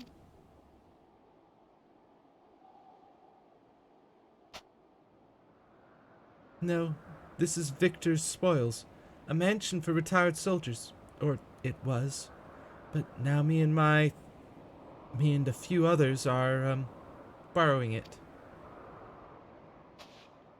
As for the explosives, I was making that up. I just wanted to keep everyone else safe, and I don't know if... I didn't know if you were... The truth is, our supplies are running low. You said you're here to help, can you? Of course. Whatever assistance we can provide, we will. Thank you. I'd better tell the others first, though. Wait here. I wonder if her and the others are, touched by the light like me. If they had the gift of the echo. This is everyone. Licinius says you can be trusted, but these are desperate times. We'd be fools to let foreign troops into our home. Having said that, were you to provide us with means of heating the place as a sign of goodwill, perhaps we could take you at your word. If that is too much to ask, then leave us be. Time to put my firewood gathering skills to use. Could you provide the spark with a little magic, Alize? We'll have a fire burning in no time. May we build it under that gazebo? The what? Oh, you mean the bower. Yes, do as you will. The what? Oh, the bower, yes.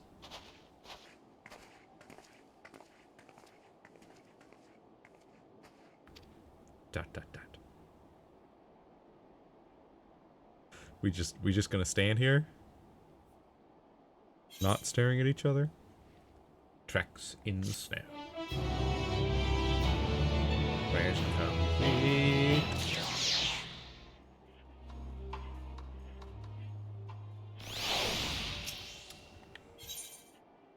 How the mighty are fallen. Get some pants. Item level 525 pants. Sorry, I'm still finding it hard to come to terms with all that's happened. Now that you're here, though, I'm hoping things might change for the better.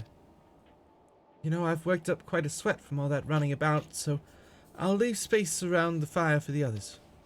As you can tell, they're in a far worse state than me.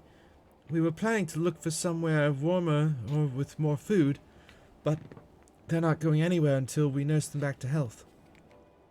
Which I don't know how to do. Is there anything you can do to help them? Of course.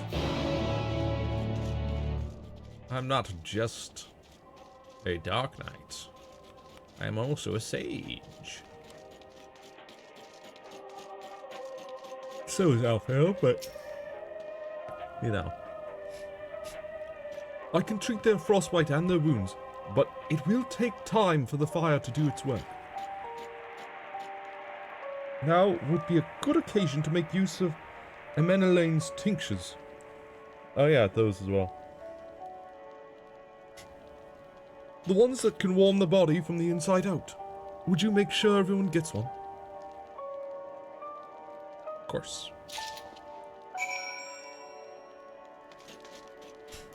Sickly refugee. The numbness is beginning to subside, though I suspect once the fire dies it will return with a vengeance. Tincture. Warming tincture? Never heard of such a thing. No harm in trying. But tell me, have you heard aught of the city? Though calling it that seems absurd after what's happened. It's nothing but ruins now.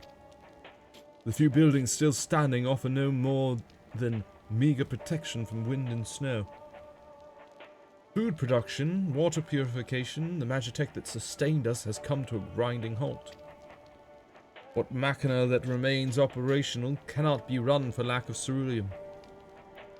Of course, Cerulia engines is full of the stuff. For all the good it does us, no one here knows the first thing about extraction or refinement.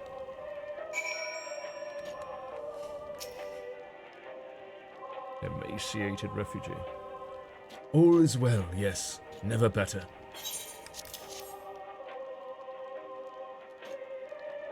Oh, what sweet libation is this? Is it poison, by any chance? 'Twas a joke, a joke! If I laugh, 'tis that I may not weep. So said the poet, and alas, my tears would freeze on my cheek ere they fell.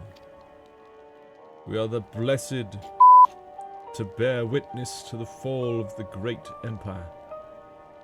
While our brethren lie dead, or live on as puppets of flesh. First came the war, then came the roar. When morning came, Garlemald was no more. In a cacophony of gunfire, explosions and screams was our beloved capital razed to the ground.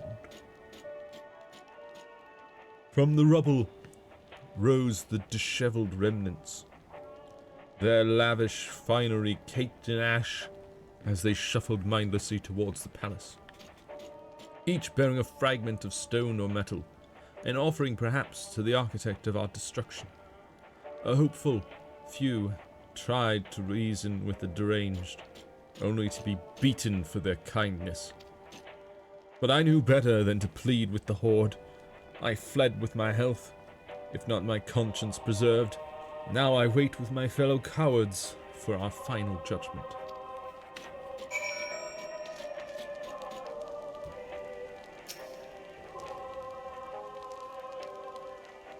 What do you want?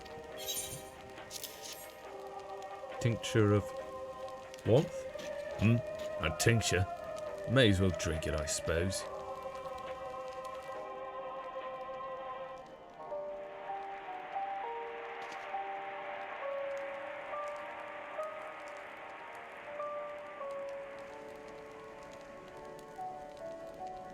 It's a radio. You don't have them where you're from, I take it? We use them to listen to messages sent by others, even over great distances. There are different types, but this model is by far the most popular. Made with quality components, crafted with the finest ore, sourced from Locus Ammonis, it is.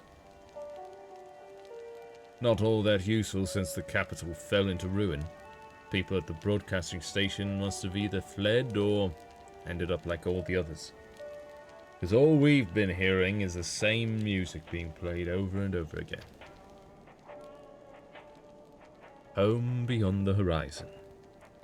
An ode to the brave men and women sent to reclaim our ancestral homeland of Locus Ammonis. We may have founded an empire in these frozen wastes, but we always hoped to take back what was once ours. 'Tis a solemn reminder that though we must suffer great hardship, better days will surely come. Despite everything, I believe that Emperor Varus yet lives, and that he speaks to us through our radios. It was a cunning strategy, faking his murder. He must have foreseen this catastrophe and chosen to conceal himself, that he may one day make his triumphant return.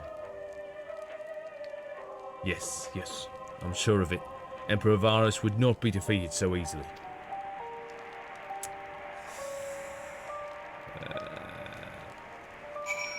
My guy. You sure are deluded, huh?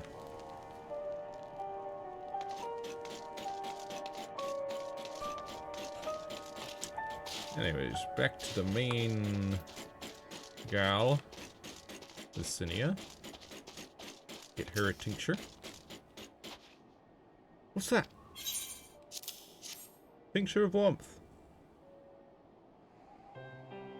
For you and yours.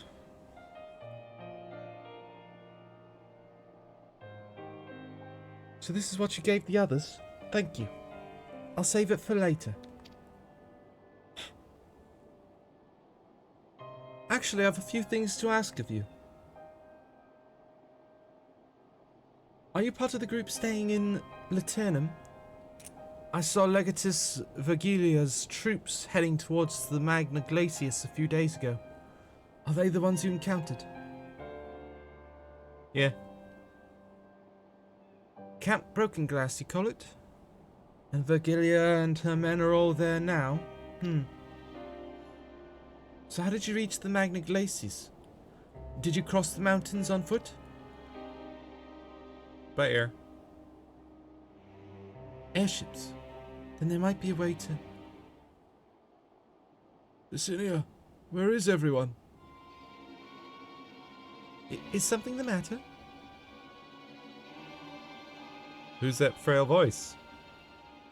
A voice from inside, you say? You must be imagining things. Everyone's out here. Perhaps a baby Almasty has found its way into the house. It wouldn't be the first time. Without the soldiers to scare them off, wild animals have been roaming closer to the settlements. Some have been known to attack people too. I've just had an idea. If you and yours are strong enough to defeat the Legatus, then surely a few beasts shouldn't pose a threat. If you've a mind to continue helping us, perhaps you could head to the other side of the lake. There's a small group of tappers living there, people whose job was to extract ceruleum. They still do, from what we can tell. I've already tried asking if they would share their fuel with us, but they're not willing to give it away. They want food in exchange, lots of food. And that's something we don't have and can't get on our own. On top of that, to even reach their den, we'd have to make our way past all those creatures. Would you be willing to go in our place? We only need enough ceruleum to last until the others are strong enough to travel to your camp. If the offer still stands, that is. Oh, and I don't expect you to give up on your own supplies, but there might be another way to play the tapas.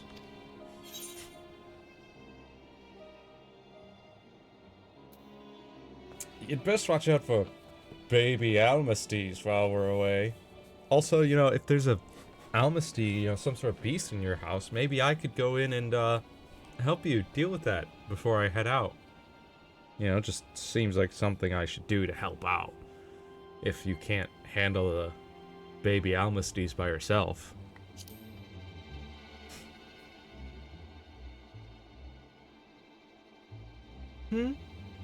Yes, of course. If I see any, I'll be sure to shoo them away. To reach Tapper's Den, you'll have to cross the lake. The ice is thick enough to support a person's weight, but if you'd rather not take the risk, you'll need to take the long way around. Finding the entrance can be a bit tricky, too, so it's easier to just look for someone standing guard outside. However you decide to head there, please be careful.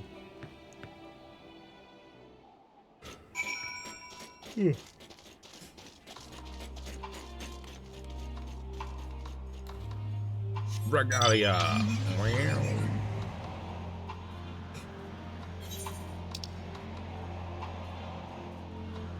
That's where we're headed, huh?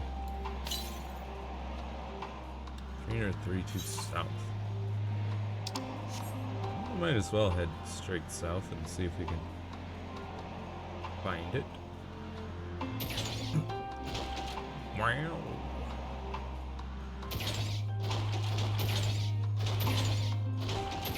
The fact that it just does a little explosion under the car to rock it upwards a bit. 123. Aha! I thought it might be on top of the pipe.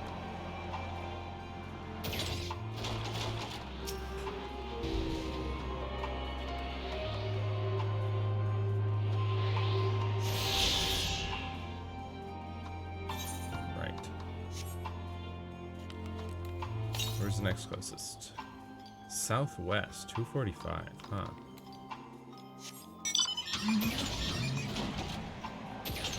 Not too far away, but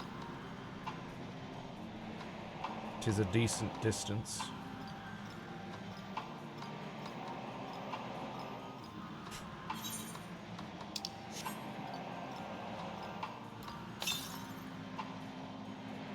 To the west.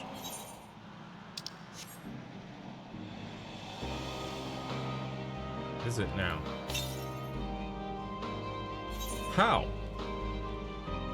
Oh, I'm going the wrong way, that's how. I'm going east. Silly me. I was going west.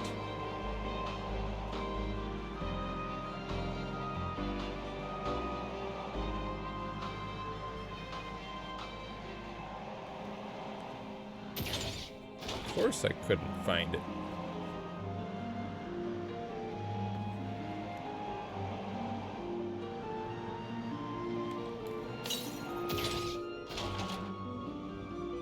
Under 25 still west.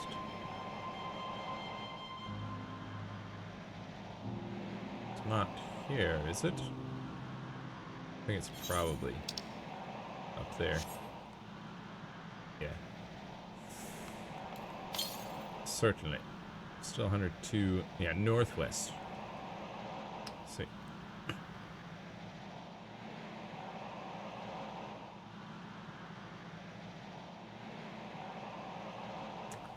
Boy, is this a slow car, though.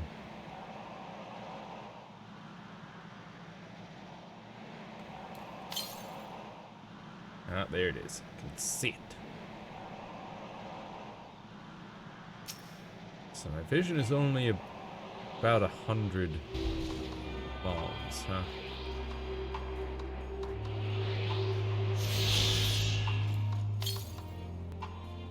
Or yalms, I should say. 500 to the north, huh?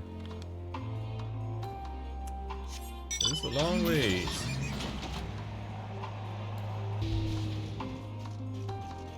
Burly Tapper?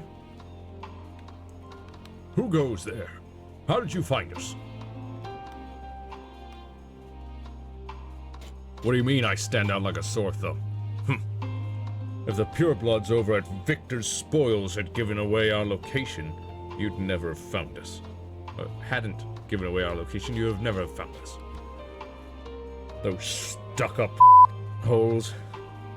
Though they could come waltzing in, or thought they could come waltzing in here demanding ceruleum with nothing to offer in return. Ha! Looks like the boot's on the other foot now. The capital's gone to. So they've resorted to sending you to negotiate. I know your game, sellsword. If you think we'll give in to intimidation, they've got another thing coming.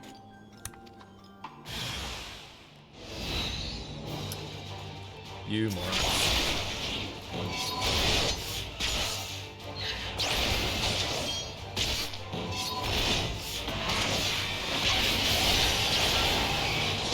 You really do not stand a chance, sir.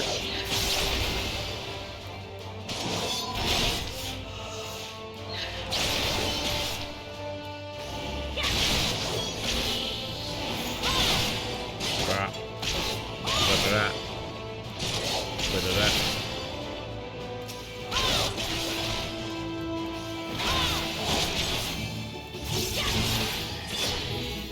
Am I dead yet?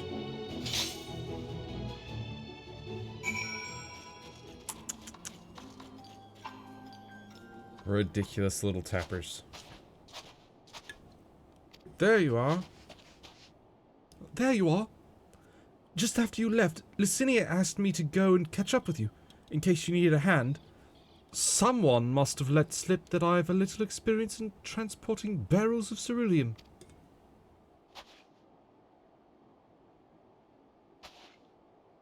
So this is Tapper's Den. Well then, after you. Nodders. The welcoming party leaves much to be desired, but...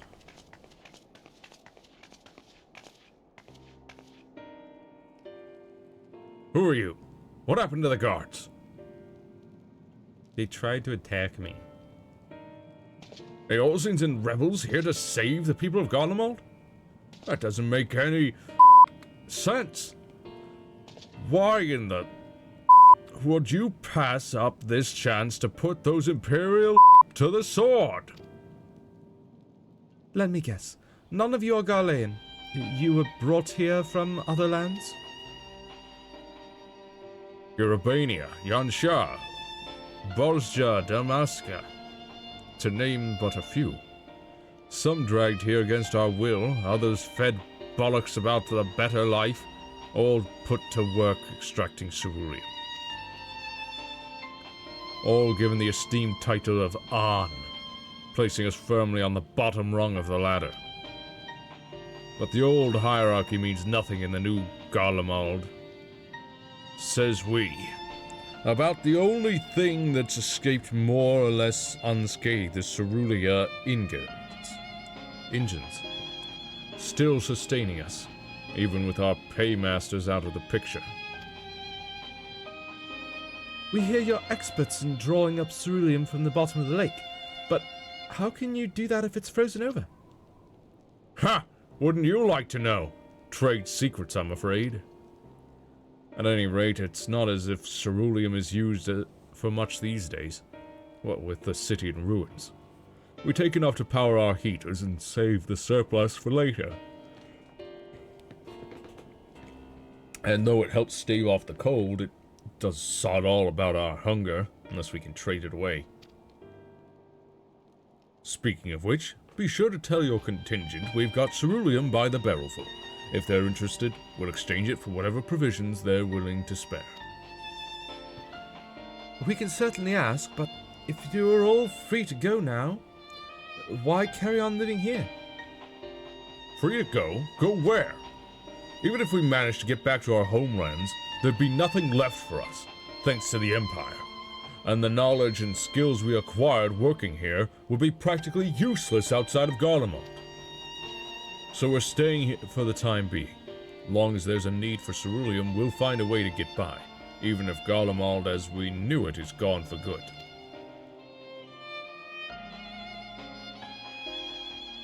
Gone for good?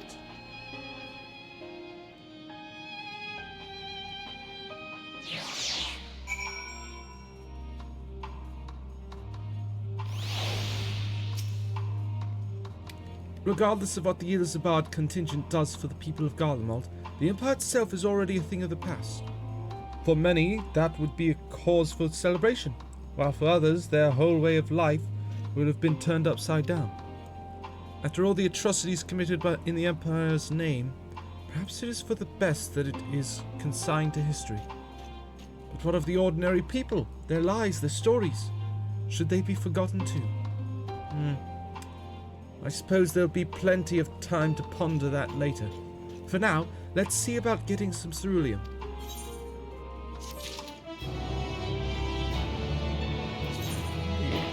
I'll hang on to that, because I'm gonna probably equip that to my Reaper, seeing as my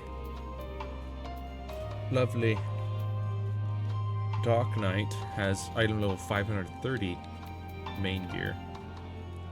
Really, it's just my jewelry that could use some updating, like this ring and even kind of that bracelet, but really this necklace and these earrings.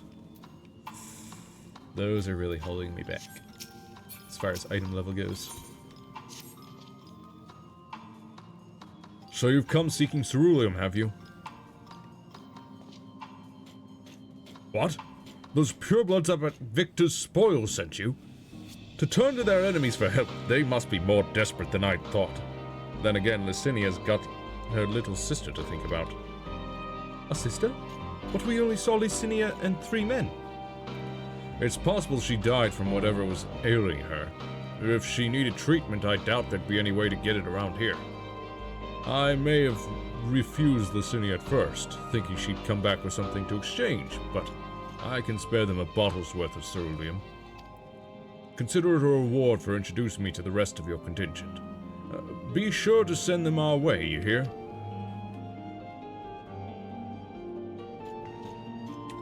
I can't for the life of me think why Licinia would keep her sister a secret from us. But we can ask her about that after we've delivered the ceruleum. Come on, let's hurry back.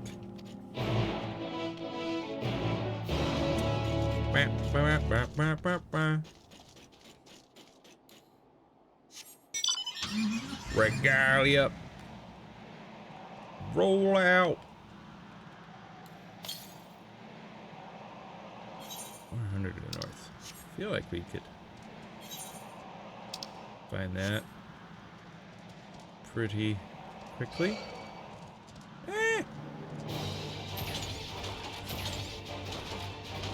I'm out of here.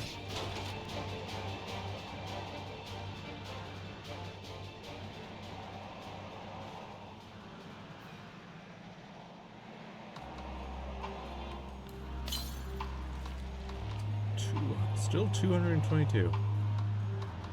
Yawns away. Where? Where? Where?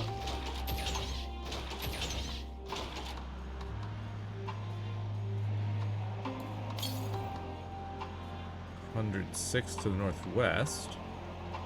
So it's a little further west.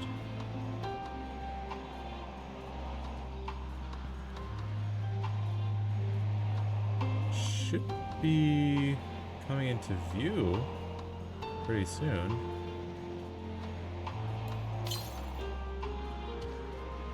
(106) to the south. What? Huh? Take off, Jotuns. Is it in this? It's in the building, I see. So when it said northwest, it really meant mainly west.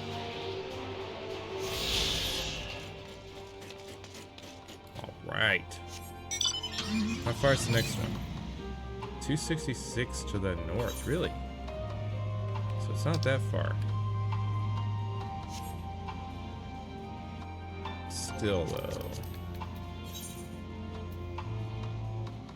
I already got 4. And that would make 5, which would be half of the... Would be half, right? Yeah, it would be half of the explorative ether currents. So I guess I'll grab the one real quick. Maybe attune to this aetherite. Whilst I'm out and about. New location, yeah. Northeast, 109. There it is. No!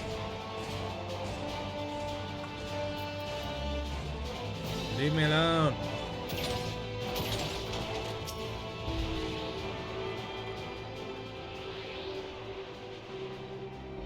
I'm attuning. Actually, go with Boreas in this rubble-filled place.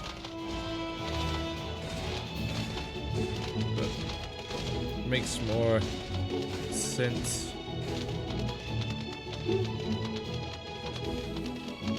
At least immersion-wise.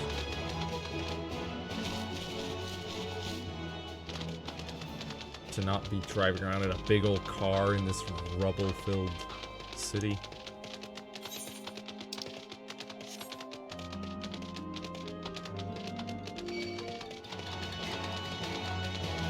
So I suppose it also makes sense out in these plains because it's just so much snow. Sports cars are not known to do well in the snow. Must be underground. Huh. Wonder how one gets there then.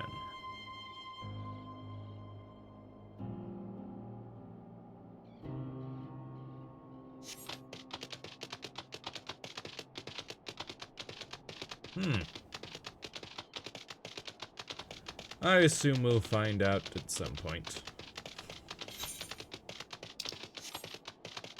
Let's go back to speak with Elige, I guess.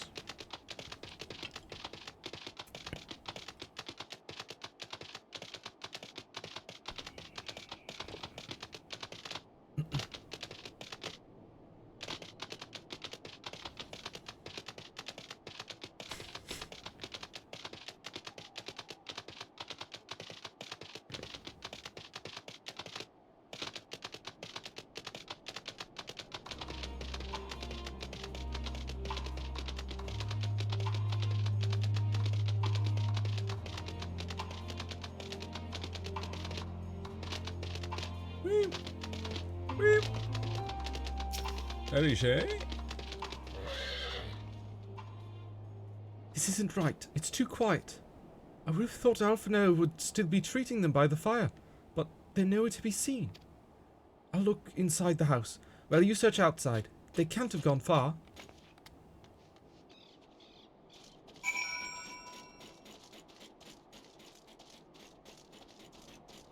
Alphinaud? Sickly refugee? What the?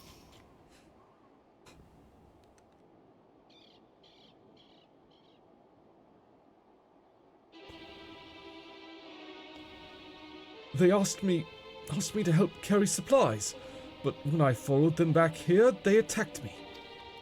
Caught me off guard, forced me to defend myself. I fear they fared rather worse than me. You can't fool us. We know what you're about. Vultures, that's what you are.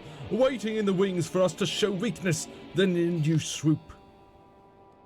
Here to help? What rot! All a ploy to make us lower our guard. Let you in, put ourselves at your mercy, put us in chains, steal our lands, get your revenge.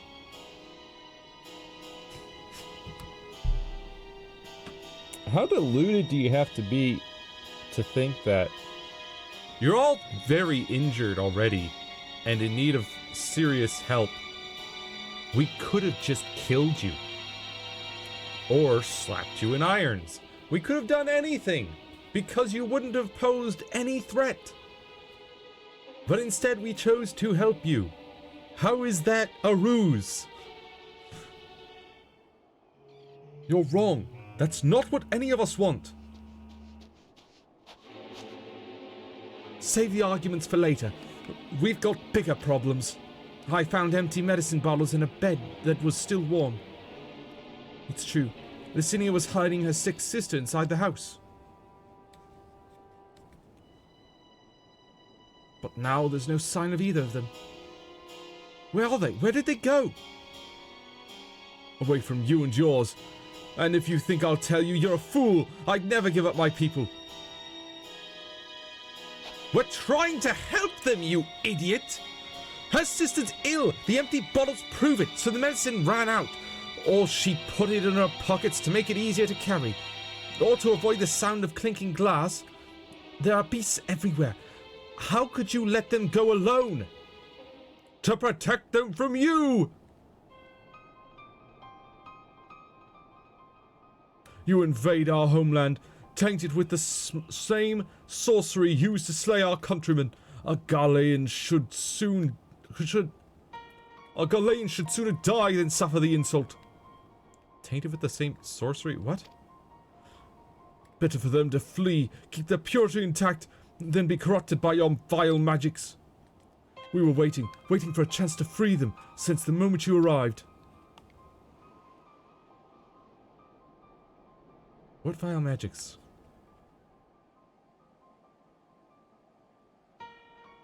This is getting us nowhere. I cannot say how Lucinia and her sister will react when we find them, but find them we must. Go on without me, both of you. I first need to tend to my injuries and theirs. I will join you in the search after. All right, be careful. We'll do our best to find them quickly. There's only one path out of here, so that's where we'll start. The only one path out of here is the way we came in. We would have seen them leaving if they're still, you know, if they were that close.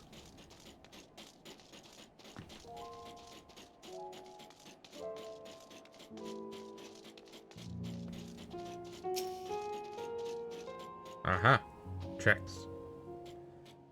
2 sets of fresh footprints. Young women judging by the size. This is definitely them. Come on. Those look pretty big to me, but I don't know.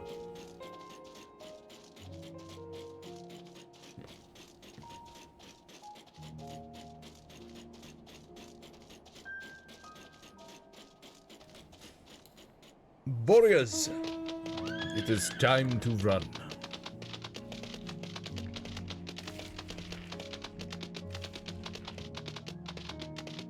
Cerulia engines.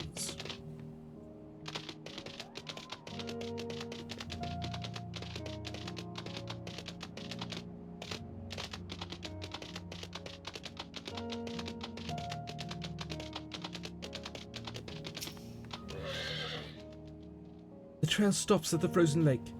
Perhaps they chose this route so as not to leave footprints. Can't think of any other reason. Look at this place, it's crawling with beasts. I can only imagine how hard it must be for her ailing sister to cross the ice. We could really do with Alphino's help, but we can't afford to wait for him. Let's split up and look for clues.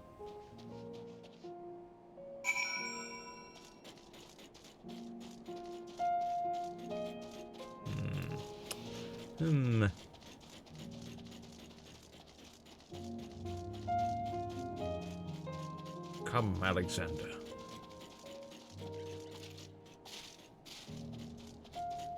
We must search for them. Oh! Clue? Empty bottle?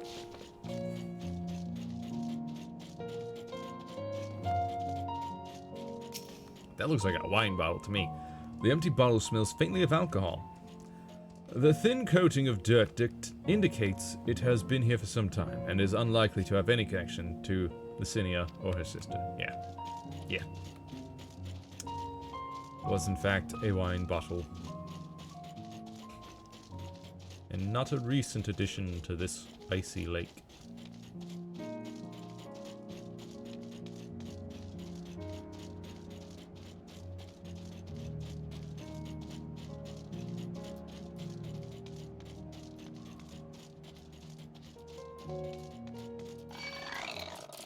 No.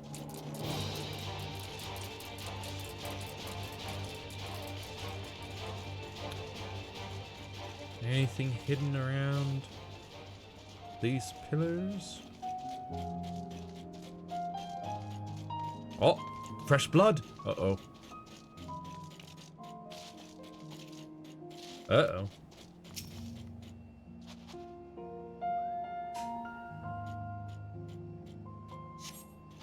The blood staining the snow appears to be fresh. Judging by the amount, the victim may have been severely wounded. Trail of blood leads southeastwards. Huh. This looks like a job for a doctor.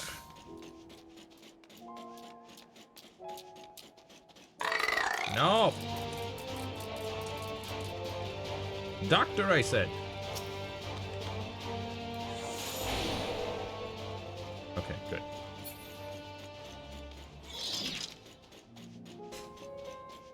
Licinia! I'm here. I will heal.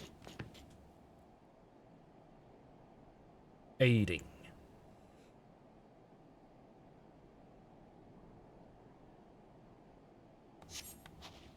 The two bodies are already cold.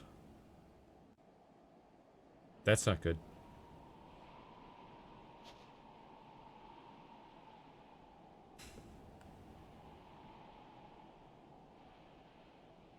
That's certainly not going to make the others trust us at all.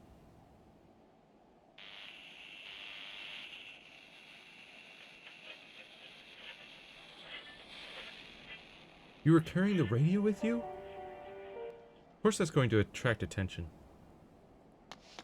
from the beasts.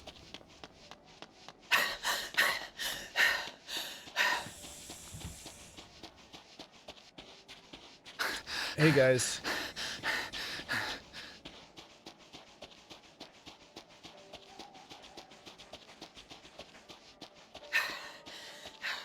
Blood trail.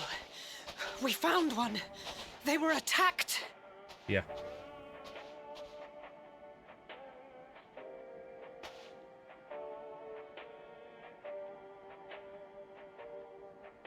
No.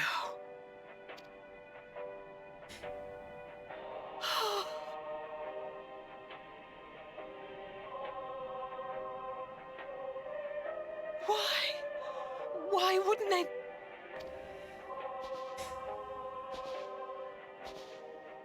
Safer to brave the wilds than trust in our magic.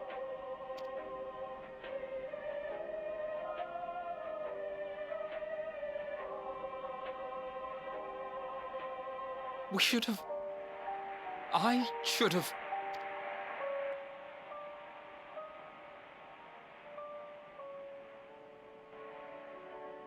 We can't leave them like this.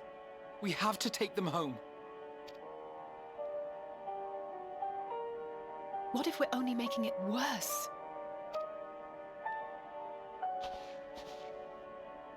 Maybe we don't belong here, but neither do they. Not out here in the wind and the cold.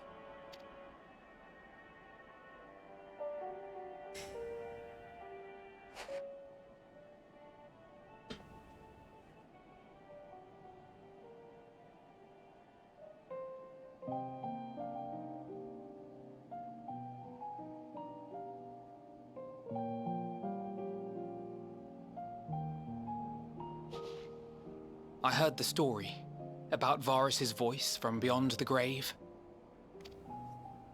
Of course, I didn't believe it, but Licinia and her sister did. Perhaps there's something to the tale after all.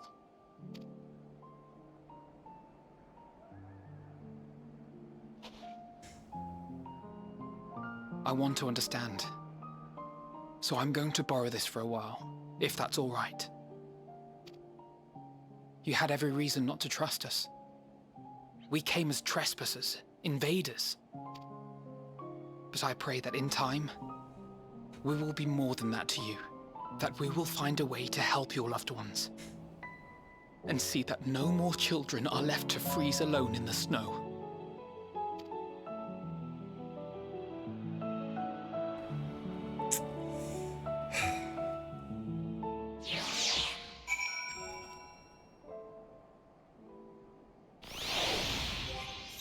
Back to Dark Knight.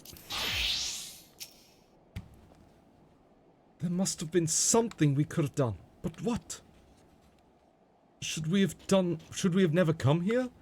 Would they still be alive if we hadn't?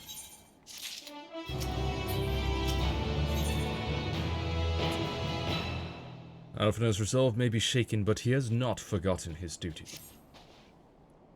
We have already caused enough harm here. Let us return to the camp before we cause any more. As for those inside the house, we should send someone to take care of them. Someone who isn't us. All we can do now is make our report to Lucia, and do everything in our power to prevent further tragedy. So let us linger here no more. Come.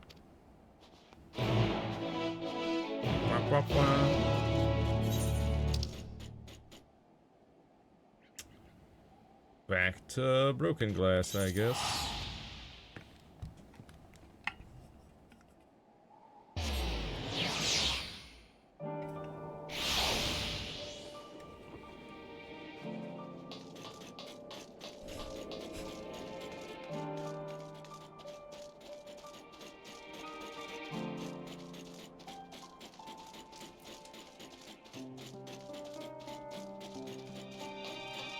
Lucia. There you go. Alice and Alphino tell me that they have finished their preliminary search for survivors, but refrained from saying much more than that. Clearly they are reluctant to provide details. Might I ask for your account? Well, there were survivors, and there still are 3. Thank you for your report. We shall inform the troops of these developments, and instruct them to proceed with the utmost caution should they encounter any survivors. Allow me to go and speak with the ones at the victor's spoils. They may be more willing to listen to a fellow Garlean and accept our offer of assistance. I pray you are right. And though I am loath to burden you any further, should there be an appropriate occasion to speak of Licinia and her sister, please do so. An appropriate moment. I am sorry to have put you through this. My distress is nothing compared to their suffering. So tell me, what else have we learned?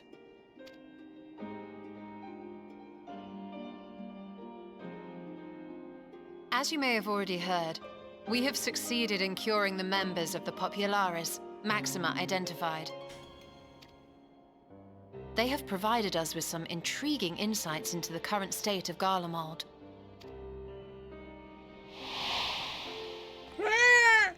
The assassination of Emperor Varus was the catalyst for the civil war. Nerva declared his claim to the throne, and his opponents refused to recognize it. Fighting broke out in the capital, where Nerva's 3rd Legion clashed with the 1st, who remained loyal to Varus even after his death. Of course, even Imperial warmongers would balk at the idea of turning their shining city into a battleground. Like burning down the wood to spite the wasps. Neither side would be so mad. Unless something or someone inflamed their animosity to such an extent that they could not help but act against their better judgment.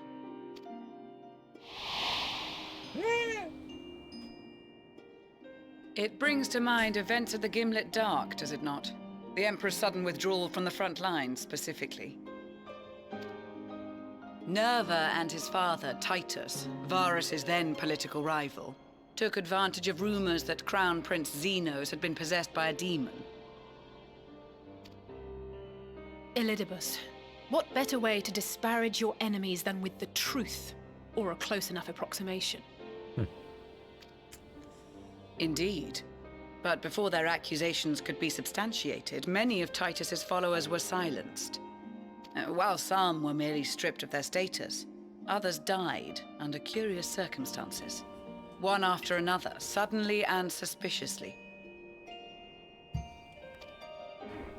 Again, Elidibus.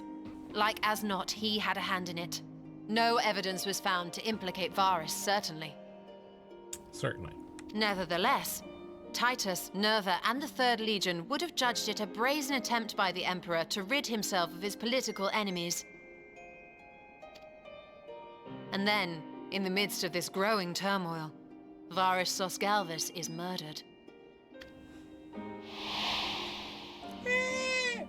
And Garlemald's own prodigal son, Gaius van Belsar, is named the murderer. Shortly thereafter, Nerva claims the right of succession, and in response, the 1st Legion claims the assassination was part of a coup d'etat orchestrated by Titus and Nerva.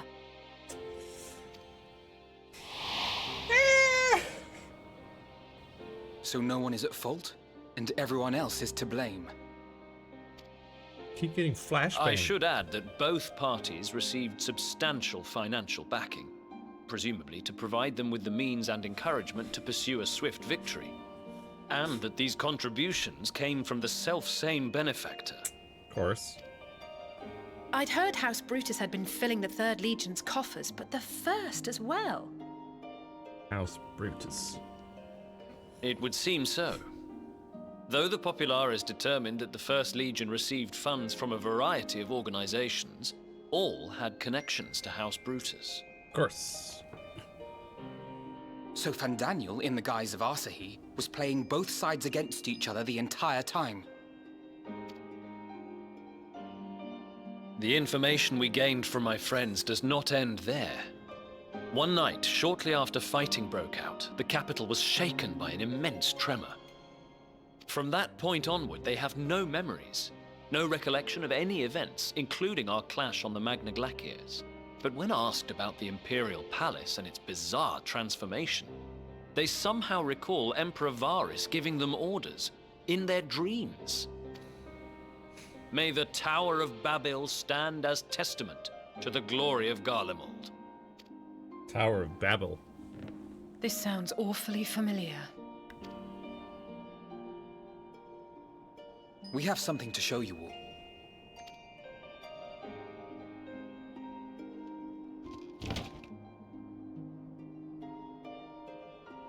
Oh.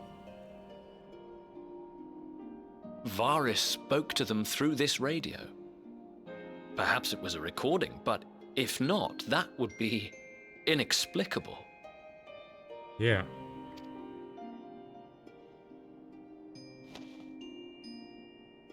We are of one mind, then.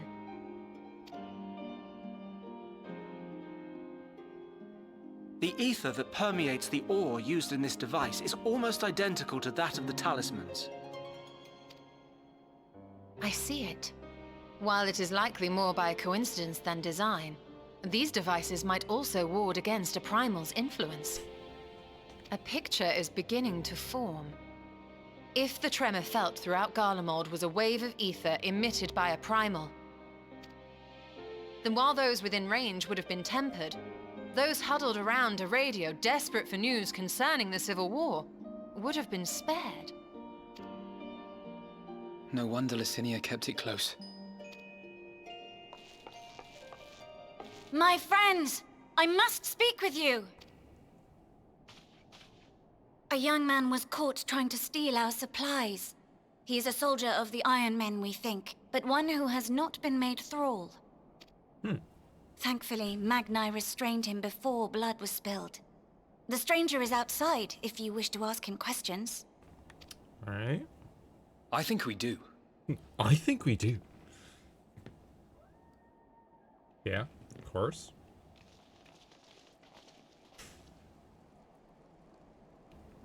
Who do we have here?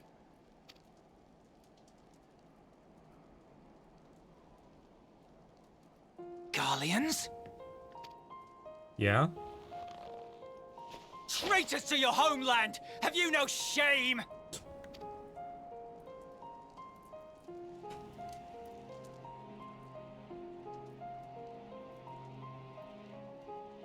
I am Lucia Junius, a Temple Knight of Ishgard. And you are? Iulus Pier Norbanus. And that's all you invaders will get from me. We are not here to invade Garlemald. Far from it. Like you, our allies in Eorzea and the Far East fight in defense of their lives and their loved ones even as we speak. But it is the people of Garlemald who have suffered most. This we know. And that is why we have come to offer you our aid, that we may unite against our common foe.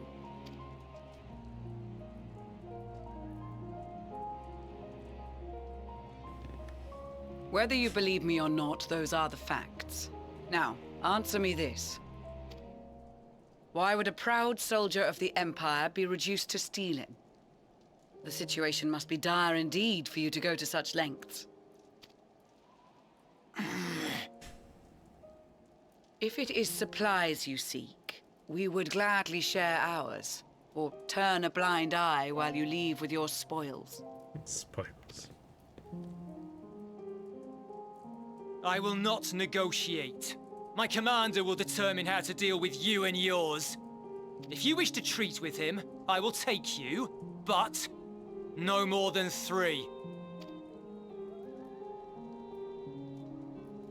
I don't much like the sound of that.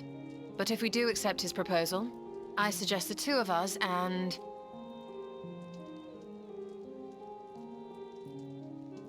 Please allow me and Alize to act as envoys. May I ask why? We have seen with our own eyes the hardships the Garleans face. How their futures and lives hang in the balance. It's not the warmest invitation, but it's an opportunity to prove our intentions true. Maybe not a chance to make things right, but a chance to make them better.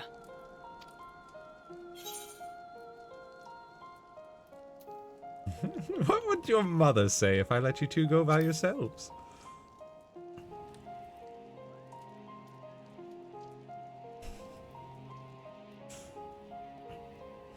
I can see that persuading you otherwise is a lost cause, but you will proceed with the utmost care.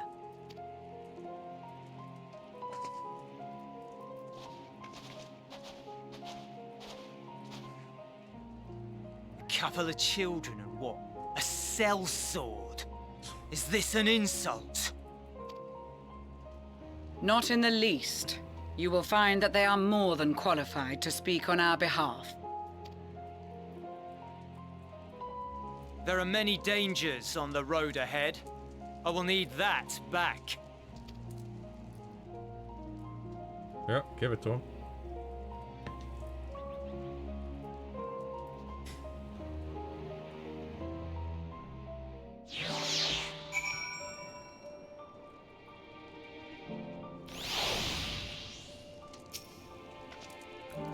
You will be received as invited guests, and so I urge you to observe proper social etiquette and conduct yourselves accordingly. Your safe return takes precedence above all else, remember this. Thancred in particular will be worried sick if you're gone too long. May the Fury watch over and keep you. Julius? Are you and the children ready? I will explain the route once we are outside your camp. If anyone attempts to follow us, we will judge it an act of hostility. We will not hesitate to take appropriate measures. I would expect nothing less. You have our full cooperation.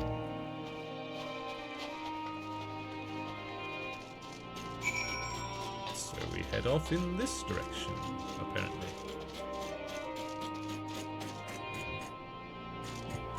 Look at that tower, dude. Tower of Babel, eh?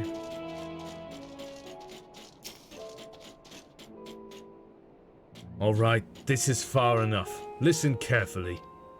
We head over that hill, then follow the road until we reach Liminal Station 4. Children in the lead, I want you where I can see you. We do have names, you know. I'm Alize, and he's Alphino. And last but not least, there's Genosia. Genosia, where have I heard that before? No matter, Alphino and Alize will watch the road ahead, while we bring up the rear. Wasn't lying about there being many dangers, so if you're to run, not saunter, run towards the station. If you even think about going for your weapon, the deal's off. Should any creatures bar the way, we go around them. Once you choose to depart, Judas will accompany you. Make your way. Ready to make a dash for the station? Yes. Over that hill, right?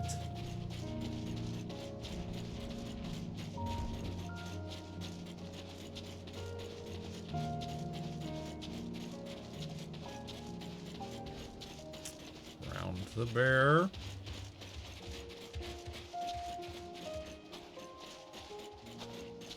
This must be the road he mentioned. If we follow this, it should lead to the station. Not the easiest surface to run on.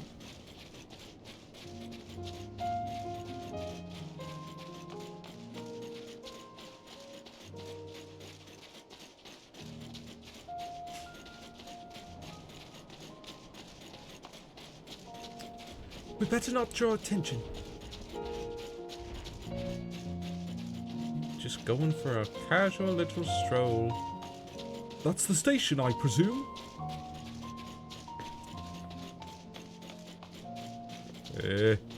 Jotun's getting rather close there.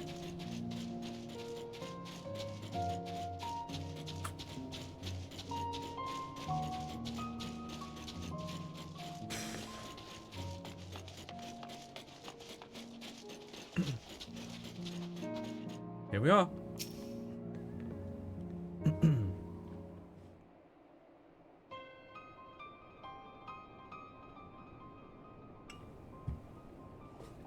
This is it. The first stop, that is.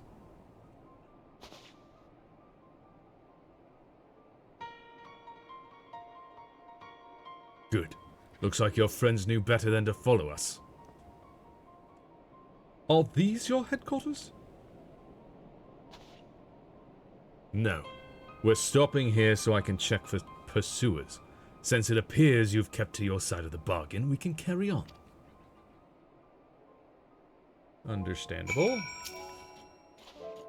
North of the station is Regio Demorum, one of the main residential areas, or at least it was.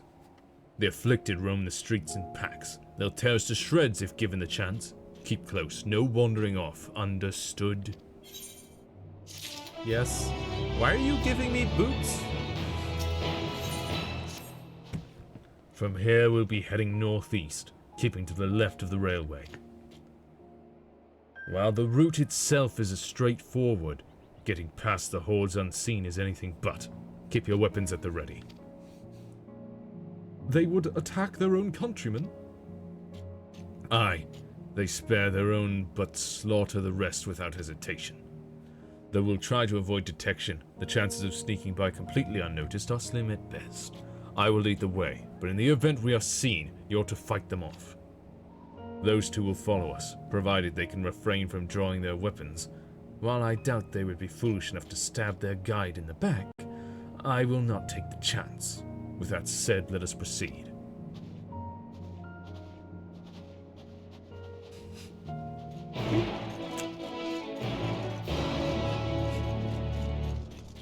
Now I'm on my own.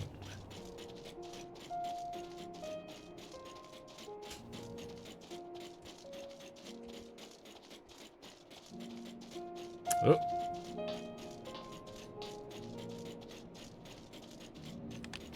Need some help there?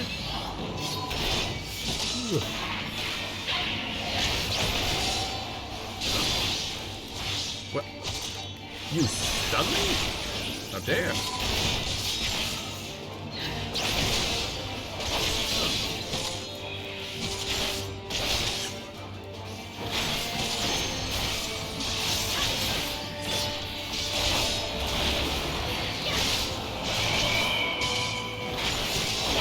Come, my friend.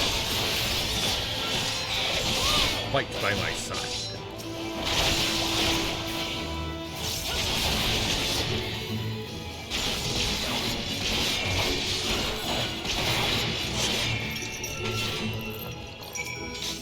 There you go. I see why your comrades chose you. Julius, our contingent has a cure for the afflicted, or tempered as we call them. Your people would need to be taken into custody that we may administer the treatment, but they would eventually regain their sanity. Is that so? For all I know, your treatment would simply force them to forsake one master for another. As far as I and my legion are concerned, they are no longer our people. They're beyond saving. Those who thought differently and tried to reason with them were butchered for their bleeding hearts. Come, we have to keep moving. Sounds like you're the one slaughtering your people, not us. I mean, I'm just saying. Look at that train.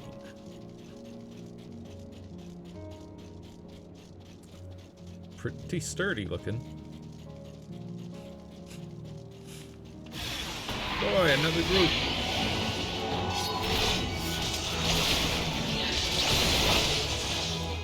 How dare you stun me?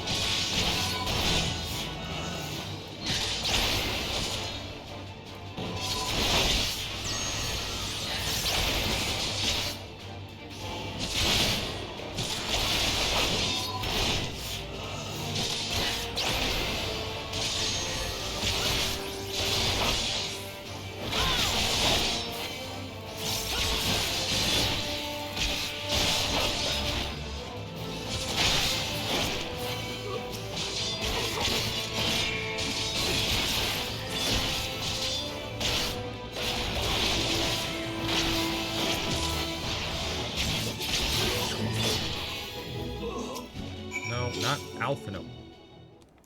No! The person standing right in front of me that I actually have to talk to. Hello, Noir Black. Doing good? Looks like we're not being followed. We will continue onward.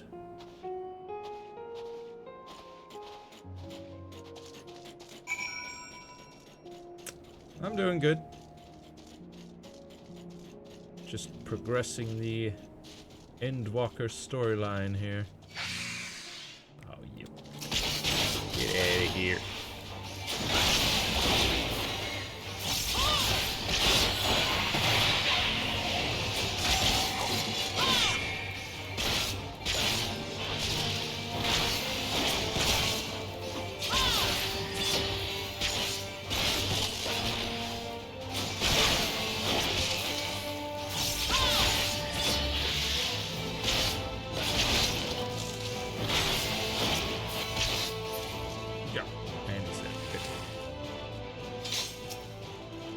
Julius. I meant what I said. These people deserve only death. I stayed my hand before, only out of a desire to remain undiscovered. And that is still the higher priority. We should continue to avoid any unnecessary confrontations. Thank you. Keep following the railway.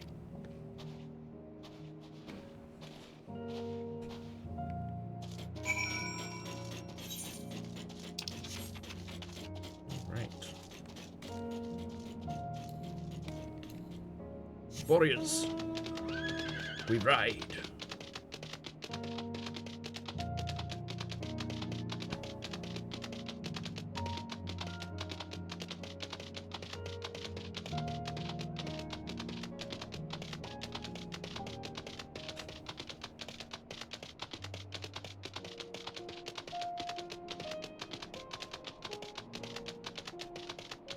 Oh.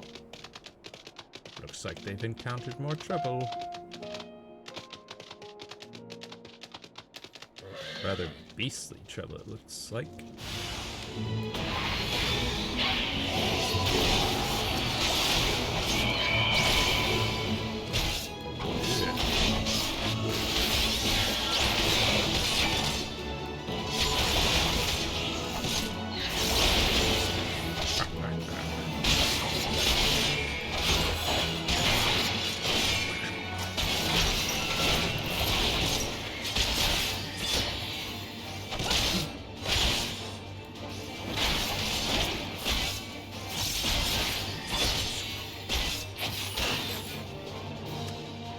How was that, Judas?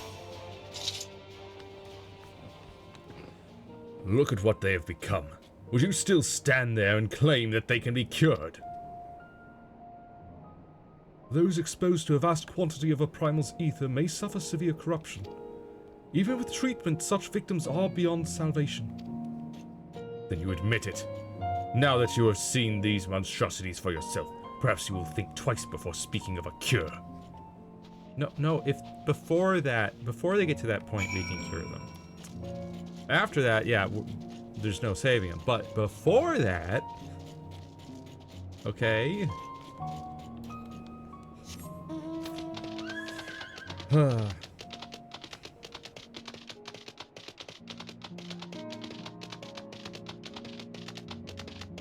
So untrusting, this man.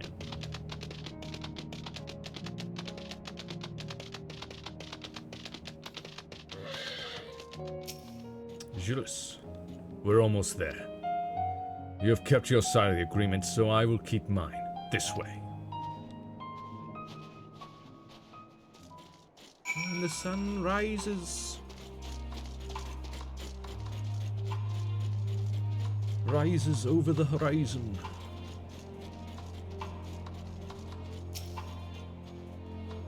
This is Tertium, one of Garlemald's largest stations. It now serves as our headquarters. I've already sent the twins ahead. I will be with you soon, so wait for me at the bottom of the stairs. Okay.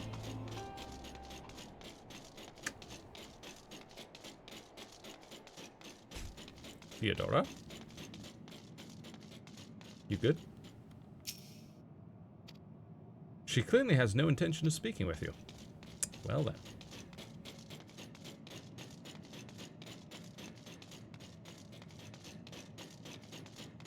If that's how you want to be.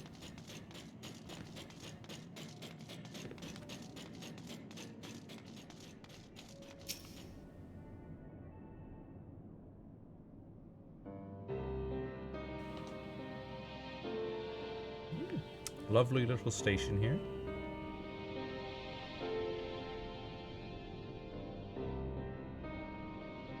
It's plain to see why they chose this as their base of operations. They could have done a lot worse. Even so, I imagine it's not the easiest place to live. Indeed, and if Julius was willing to make the perilous journey to Camp Broken Glass in search of food, their own supplies must be all but exhausted. They may be shielded from the wind and snow, but it's still bitterly cold, much like Victor's spoils. It must be a constant struggle to keep their people warm. Lower your voices. While you may be here as my guests, the others will not take kindly to your presence. My commander is in the locomotive over there.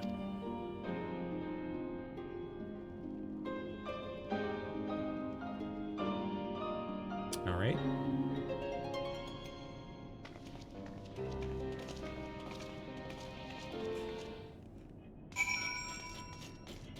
Then that is where we shall go.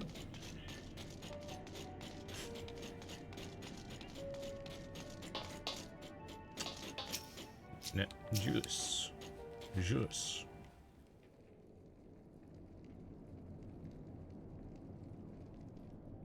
These are their chosen representatives.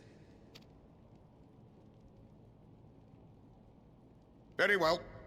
Let us hear what they have to say. Yes, sir.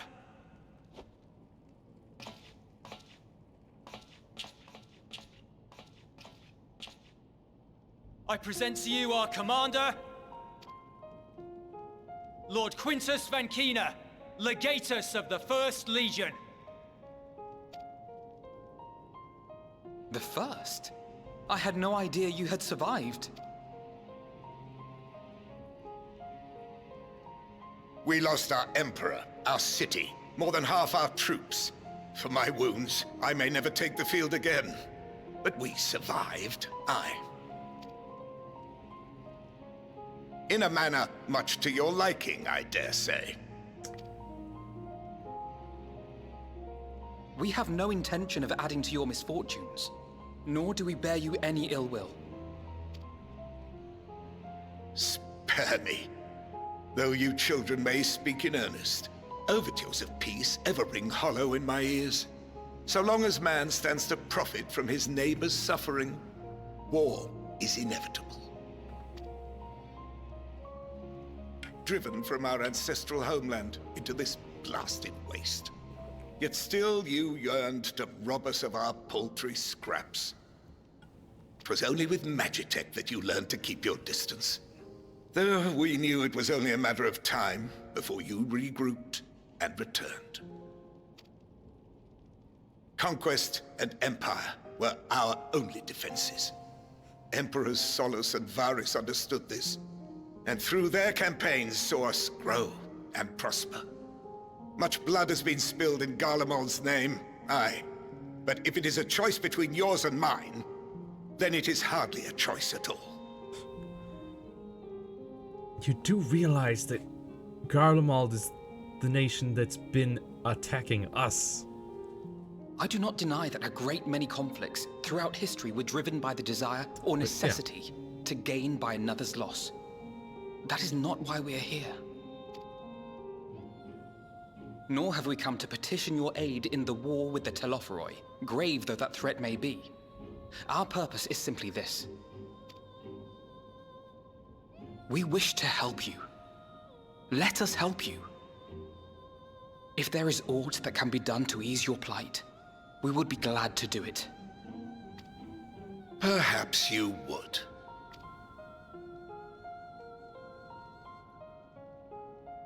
But regardless of the ideals you espouse, your leaders would not send an army into Garlemald if they did not stand to benefit. They benefit by Telophoroi not literally destroying the entire world. If we accept their aid, they will expect their efforts to be rewarded once the Telophoroi are no longer a threat. But after compensation and concessions, the great empire would be brought to heel. Her enemies rejoice at her downfall. Our third eye, a mark of shame. We won't stand idly by and let your people be humiliated. And we're not alone in that. We only want to make a difference, to make this world of ours better. Surely you can understand that. What I'm trying to say is, there are so many people who just don't care about making you suffer. And maybe that's almost insulting after all the suffering you feel the world has subjected your people to, but believe it or not, that's the truth. And now we're here, and all we're asking is for you to tell us what you want, what you hope for. So much blood has been shed, so much lost. All because of this endless war. Who wouldn't want to end it? Can we not work together to face our problems as one?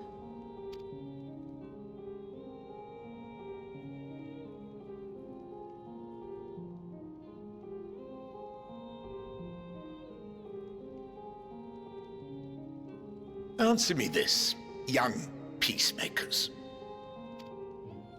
If a world without conflict is your desire, why reject the unity and prosperity of Garlemald? You mean the slavery?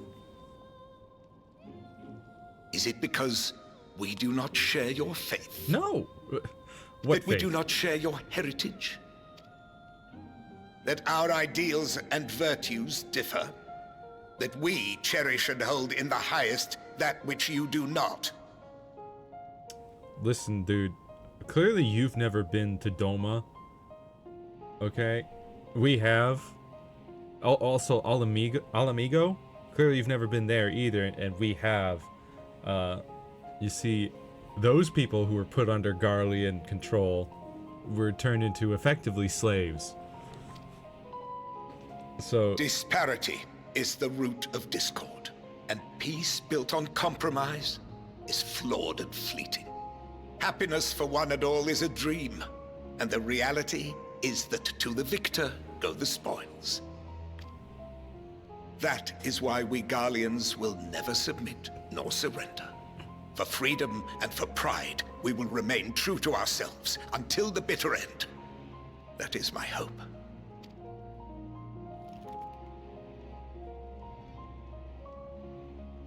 It seems there is nothing more to say on the matter.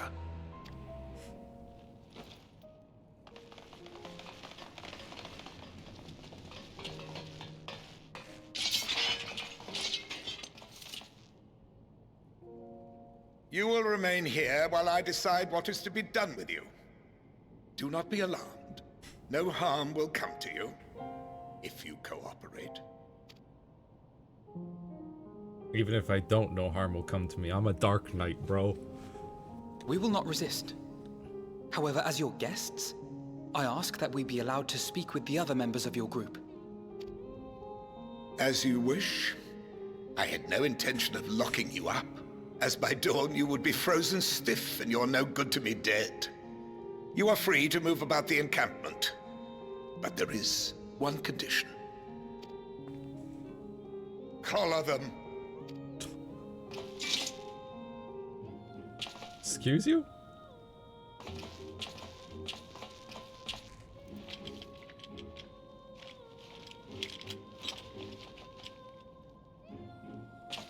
What are these?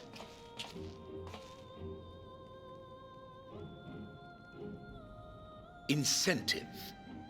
You'll be watched at all times.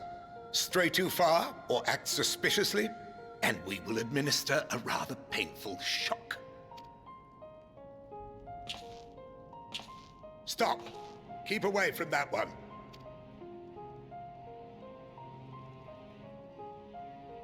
The champion of Eorzea is not so easily cowed.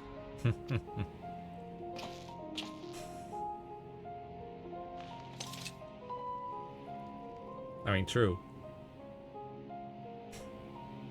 Even if she allowed herself to be collared, the shock would be no more than an itch. No.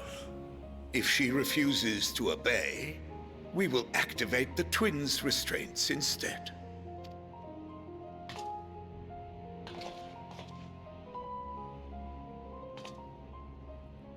You needn't worry about us. We'll forget we're even wearing them soon enough. Even now, you still... Why go to such lengths? What is it all for? To save the world!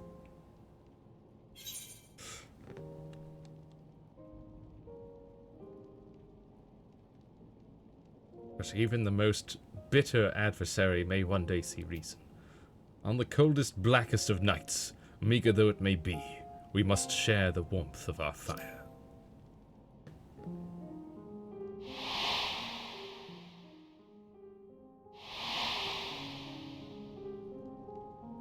Or chiffon.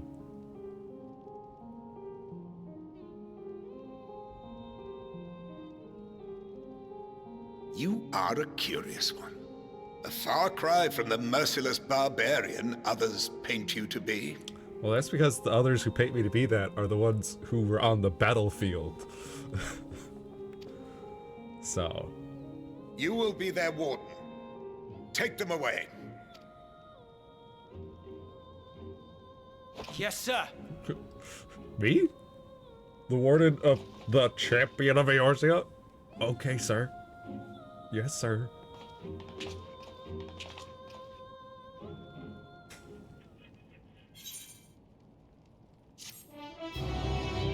Quest complete.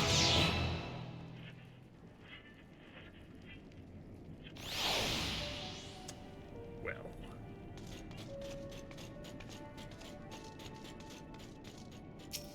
Julius, actually first.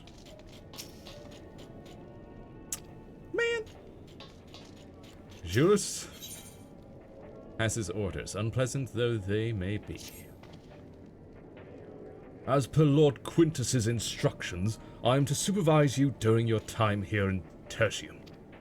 Before you ask, no, I don't have a key or any other means to remove your collars. Now, nor would I tell you if I did. And if you try anything, you'll soon wish you hadn't.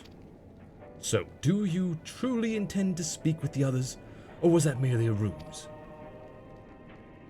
We're in no hurry to disobey Lord Quintus, if that's what you mean.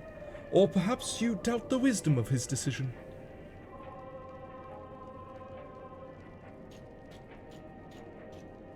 Do as you will, but remember, I'll be watching. If I catch wind of you doing anything untoward, trying to trick our people into turning their coats and the like, those shock collars will be the least of your worries. Understood? Though we're somewhat compromised, to put it lightly, let's not waste this opportunity. I suggest splitting up and learning what we can of their situation. And above all else, don't use magics of any sort. You, on the other hand, may go wheresoever you wish, even outside the camp. I know full well I couldn't stop you if I tried.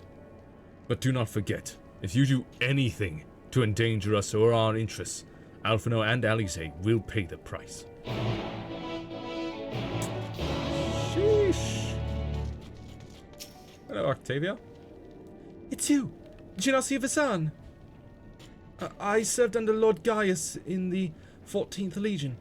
I was there on the night the Praetorium fell. You and your adventurers, you killed them. My comrades, my friends. Swept them aside in their dozens, as though they were nothing to you.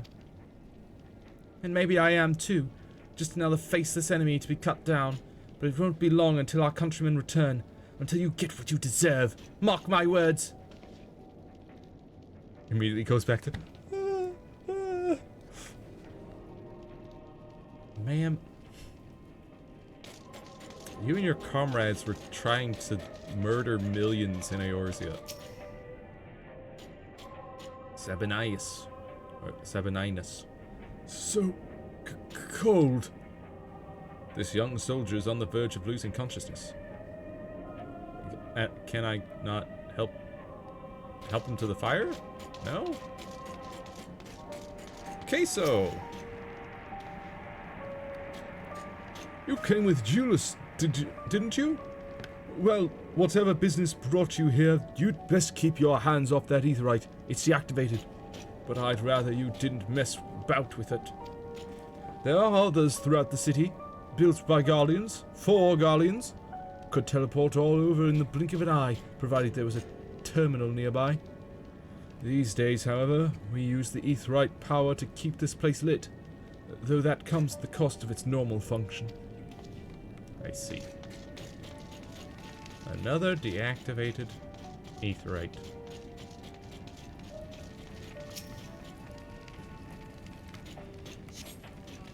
This radio is the same model as the one used at Victor's spoils. Perhaps it is what saved the soldiers here from being tempered. Interesting. Marcellinus. I know who you are. The so-called champion of Eorzea. Come to gloat, have you? I'll wipe that smirk off your face.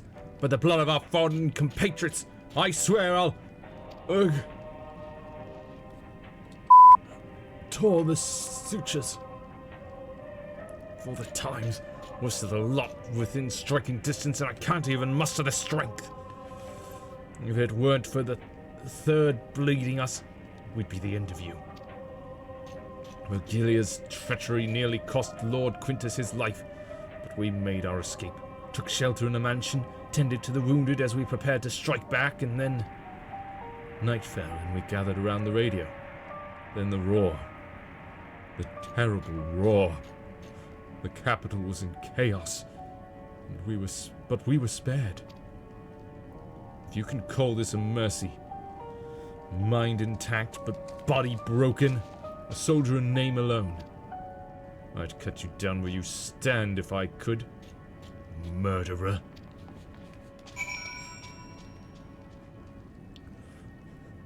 Seeing this other player, Alalafel, just makes me think about that scene just like a couple of seconds ago.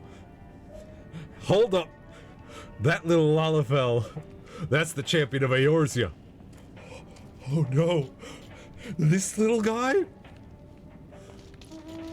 Just the thought of these mighty soldiers being so afraid of a little 3-foot-tall guy. Did you learn anything of note? Then your findings are consistent with my own. Their plight is desperate indeed. The sick and injured are at greatest risk. Without warmth and proper nutrition, I fear they will soon perish. I realize there is precious little we can do for them at present, but I cannot bear to see them suffer. Please, will you help me tend to them? I would if they would let me use my magic.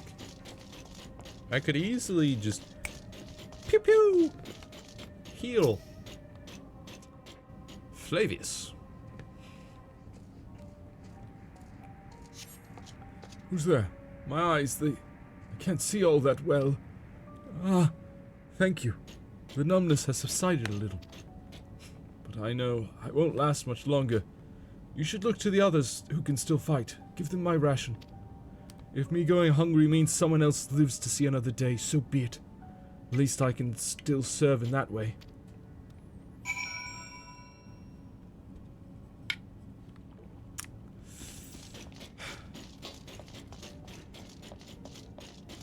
If only they would accept our aid.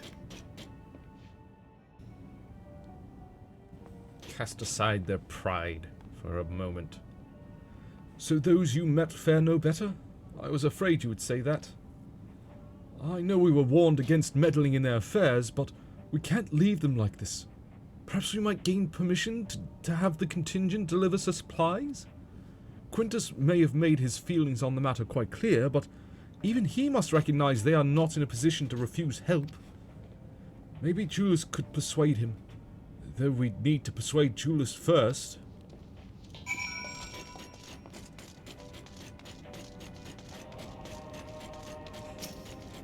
Hey, Julius.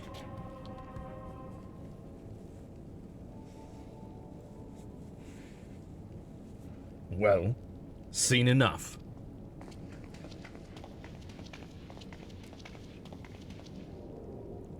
Julius, the people here have barely enough food to fuel and survive. Food and gosh dang. We'll start over. Julius, the people here have barely enough food and fuel to survive. Have you and the other soldiers been able to procure any more supplies? We've been scavenging provisions from the nearby houses, as most families kept, some stored away in the event they were snowed in. Still, going out and getting it is dangerous work, and we've a lot of mouths to feed. Fuel is the greater concern, though. We had some ceruleum set aside, till it was stolen. We haven't identified the culprit. Could have been other refugees or one of the afflicted for all we know. Either way, we're down to the last dregs. Without the heating they need, those in poor health are only going to get worse instead of better. If it's ceruleum you need, our contingent has secured a ready supply. We can have some sent over. We will not accept your charity. If we can hold on a little longer, the situation is sure to change. Aye, everything will change.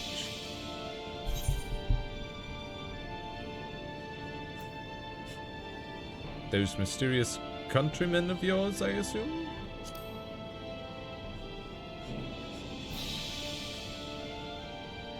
Heard something of it, have you? Well, from what I've seen, there's little you could do to interfere, so there's no harm in telling you. One of our scouts spotted a hooded man issuing instructions to the afflicted. Or in the words, loyal servants of the Telophoroi. Then he made his way inside the Imperial Palace, or what stands in its place. We'd identified the seat of the enemy's power. We realized Lord Quintus dispatched a messenger to the 10th Legion, saying as much, and instructing them to join forces with the provincial legions to prepare for a combined assault on the Telophoroi. Once our allies arrive, your contingent will be sent running for the hills. Then, we shall reclaim the capital by our own hand. And how do you intend to survive in the meantime? At this rate, many of your countrymen will perish long before reinforcements reach Garlemald. They need help now. Say the word, and we will bring you ceruleum.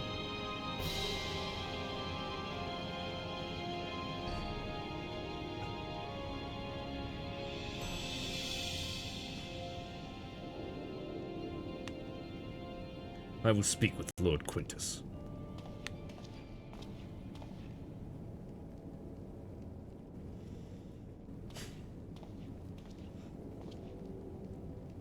So, did he agree to it? No, he will not place Garlemald in the debt of her enemies. I have, however, been ordered to search for ceruleum outside. As you are under my watch, you will come with me.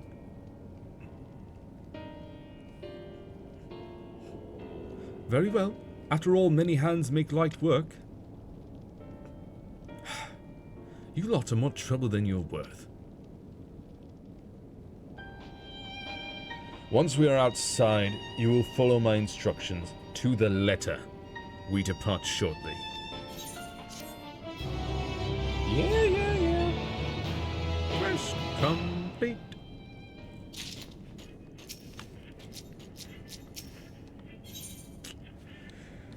His park materials.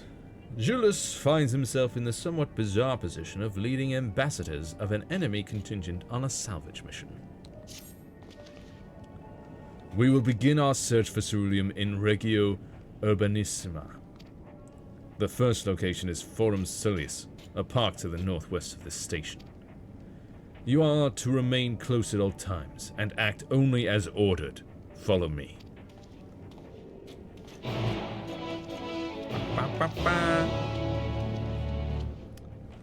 Very well. But also, real quick, I want to check something.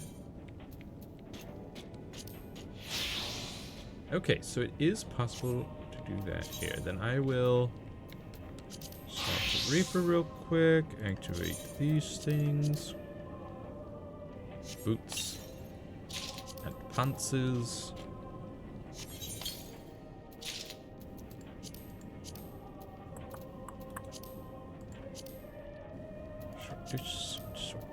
This, fine.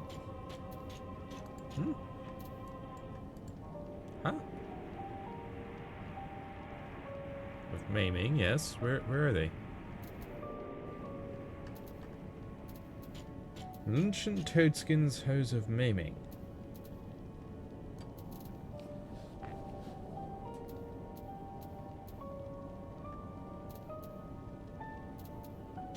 Oh, are they? They're level 82. Aren't they?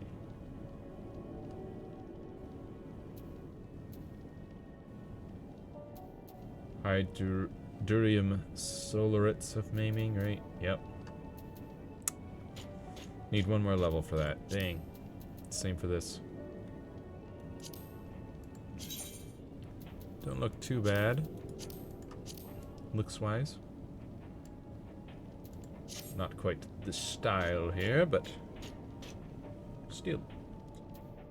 Should be better than these as well, because these are 500, these are 525. Just need one more Reaper level, and then I could actually switch to it. Oh well. Off we go.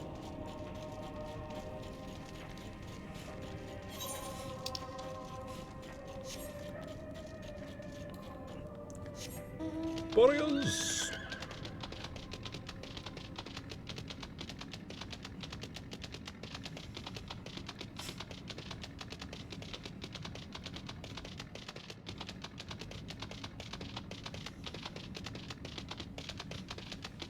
So you won't be indebted to us, but you will take us outside. Is it raining? What? How? How? No, how?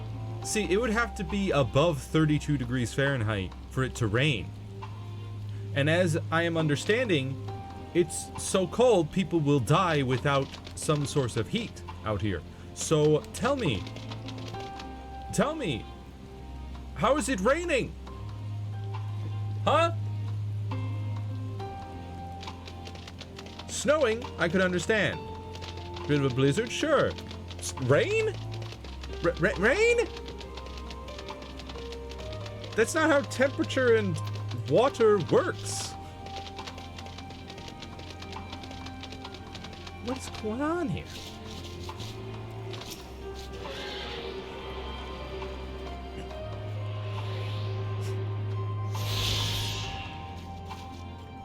I mean, people have been making it out like it's below zero.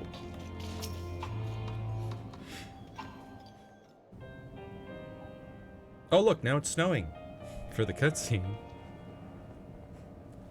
So this is the park. I'm surprised they found space for one amongst all these buildings. Actually, the recreational areas came first. The houses were later built around them. A healthy society requires communal spaces for children to play and adults to socialize. This park was named after the founding father of the Empire, the great Solus Zos Galvus.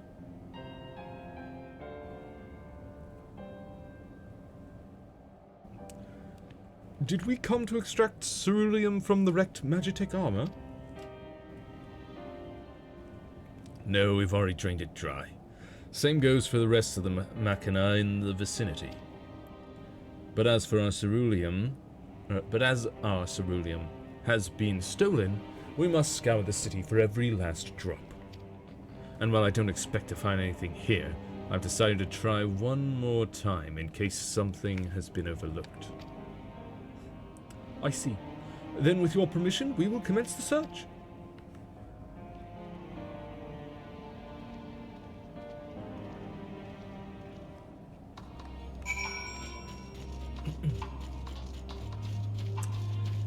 You know, I don't recall giving that other group the small vial of ceruleum, or however much ceruleum we got from the tabbers, was it? So, oh look, oh, I just happened to find this bit of ceruleum. It's all ready to go. Cursory inspection of the wrecked Magitech armor confirms that the fuel canisters have long since been drained of ceruleum, as Julius said.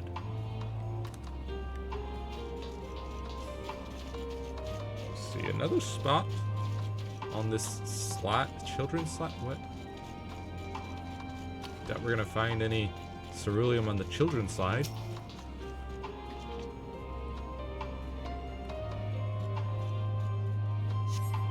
The contraption is built in the style of Imperial war machina, armed with a battery of weapons and capable of transforming into different configurations. But on closer inspection, it appears to be no more than a children's slide.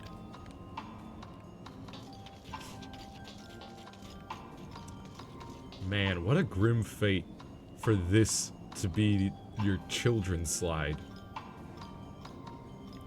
This solid steel construction.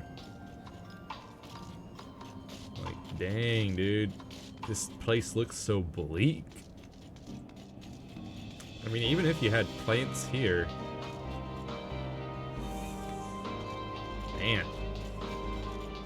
What a rough existence.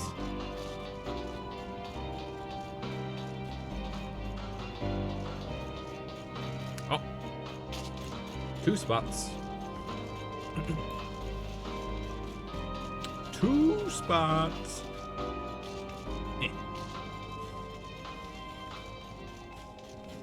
Map of Forum Silis.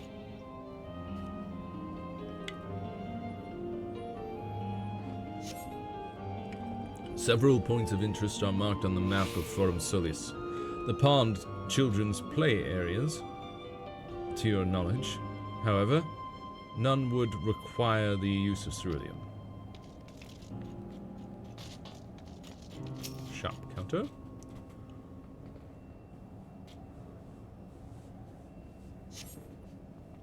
Though rather small by Garlean standards, the structure is reminiscent of a merchant stall. Perhaps it was built for children to play at shopkeeper. There's nothing inside resembling Magitech or any other devices that would be fueled by ceruleum.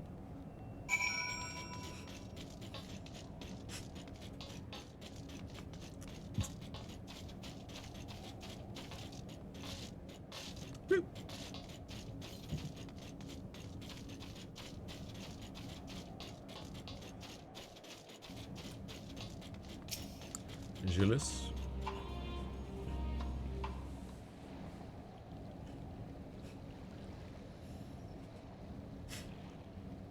As you might have suspected, no luck. Oh, it's you. Any luck?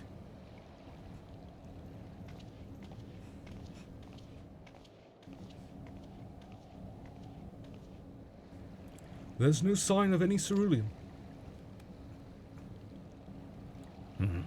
Hardly surprising, but disappointing nonetheless. I couldn't help but noticing you gazing at the pond. Is something the matter? What? Yes, I mean, no, It's just, used to bring my brother and sister here to play. The pond was heated to stop it from freezing over, so, like all the other children, they just had to wade in and splash about. Would have stayed there if I didn't drag them out. We'd be sopping wet when all was said and done every time. And every time, when we'd get home, Mother would scold us, saying we'd catch our death walking around like that. Well, yeah. Even if the pond was heated, the air's not. This is out in the open. The second you step out, you're gonna freeze to death. The pond was heated. With a cerulean-powered heater, by chance? I suppose it must have been. Come to think of it, I remember seeing engineers changing out a tank beneath a hatch. That was a long time ago, when the water still flowed clear and wasn't this brackish muck. Can't see a thing, and I can't remember where the hatch might be. With the machinery most likely broken, the amount of filth in there is probably the only reason it hasn't frozen over. I'd wager it's still unbearably cold, though. That's also not how water works. Just because there's other particles in the water doesn't mean it doesn't freeze. The water still has a freezing point. Doesn't matter how much muck you put in there.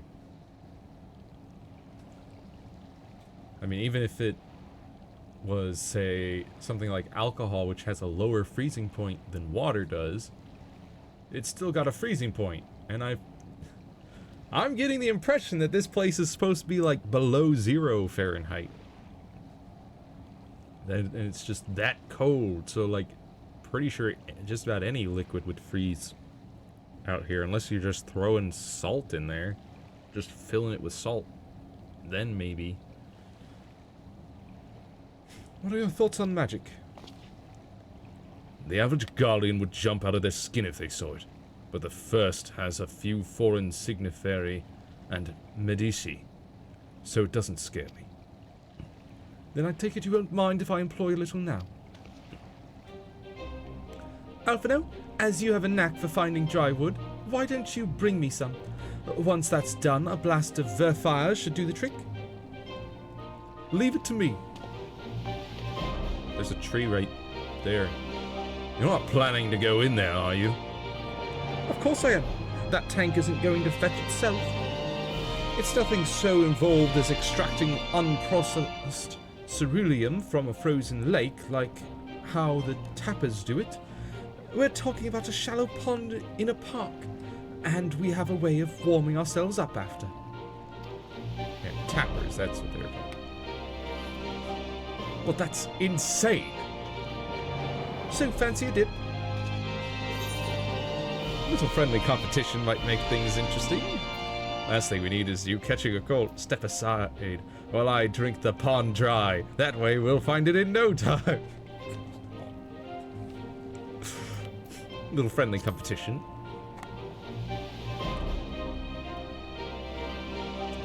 Last one to find a ceruleum tank is a rotten egg, though I dare say we'll both smell like rotten eggs when this is over.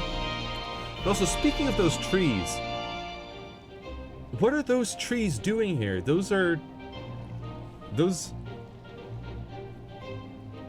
shouldn't be here. Those are trees that would have leaves in like summer and springtime and stuff, and then fall in the fall, be bare in the winter. But this place is constantly winter. Wouldn't you have pine trees in the park so that you have some green? Like, I don't see those trees surviving very long because they won't get enough sunlight without their leaves.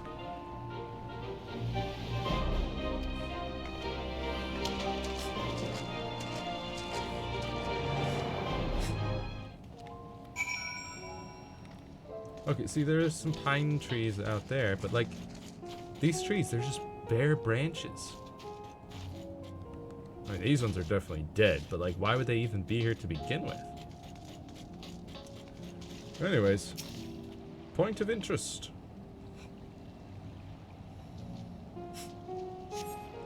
You delve into the murky water, but come up empty-handed. To add injury to insult, the icy wind on your damp clothing chills you to the bone. Chilled to the bone.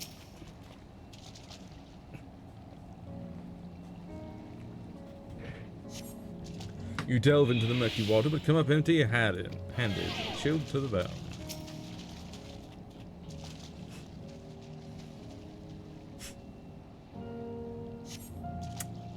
Come up empty-handed, chilled to the bone.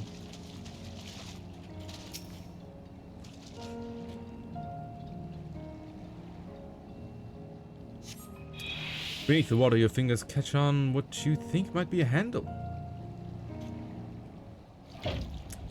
Looks like I win this competition, Alize.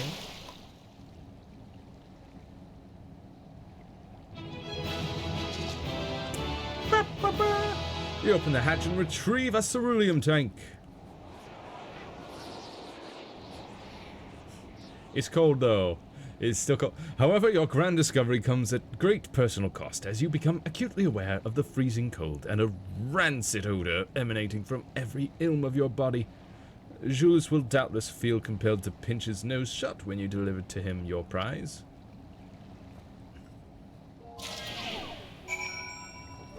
Wow! Chilled to the bone.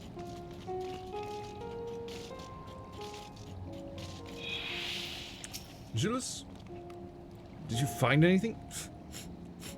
I hope you did. Yeah. Alize, you can come out of the murky water now. That's it. And there's still some ceruleum left. Ah, the fire's still not ready. Hold on, I'll give Alphino a hand.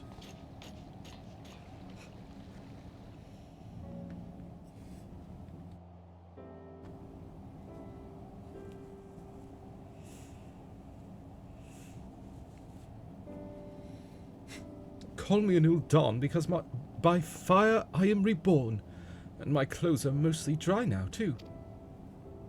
I appreciate you recovering the ceruleum, but I wish you'd taken the time to discuss the plan with me beforehand. Despite the way you've been treated, in Lord Quintus's eyes, you're still envoys deserving of protection. If you were to die on my watch, he would be most displeased. Your concern is duly noted, but all's well that ends well. Julius, you mentioned coming here with your younger siblings. Did you grow up in Garlemald? I did, not far from here. My father was an accomplished researcher in his youth, and for his contributions to the Empire, awarded an estate. We lived well, better than many. What was Garlemald like in those days? Everything. It was everything you could imagine, and so much more.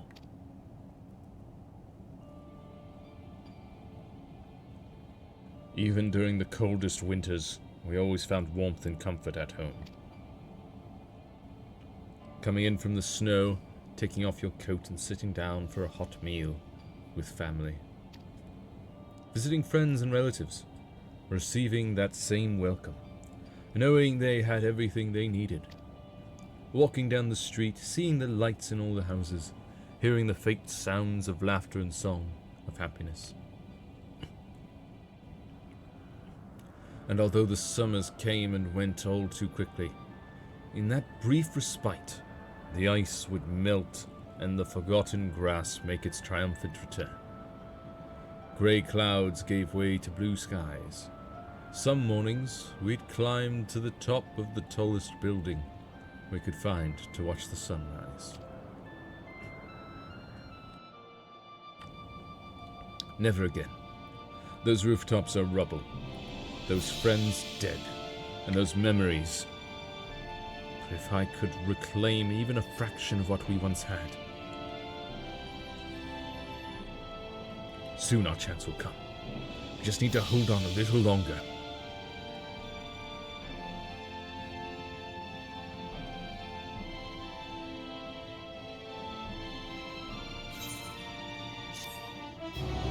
Quest completed.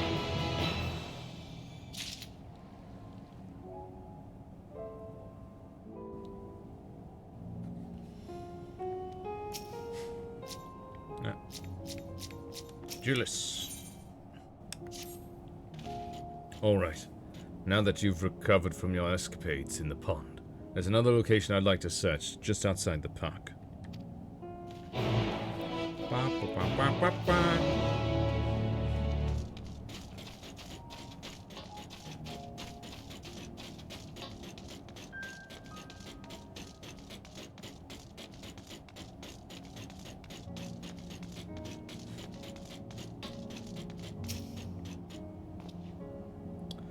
As you can see, this place is littered with the remnants of various types of war machina. While my comrades and I have already recovered the tanks from the less damaged units, those that took a more severe beating are harder to scavenge. We decided to save those for another time, that time being now. Rather than prise them apart piece by piece, it would be quicker to remove the outer casing using compact explosives. With luck, we'll gain access to the tanks without rupturing them.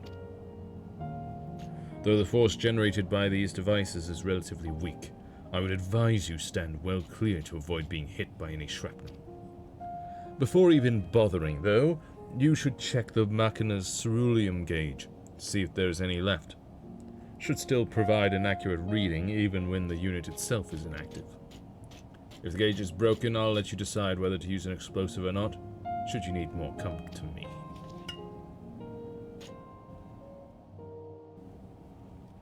Understood. Let's get to work.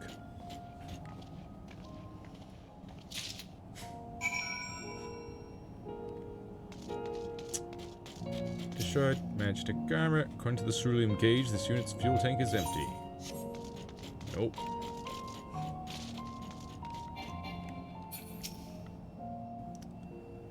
And this unit appears to have been broken, giving you no way to determine how much fuel it may hold. Then I'll keep that in mind. Let's search for other armor. No, this one. It appears to have been broken. Are any of them showing any level of ceruleum?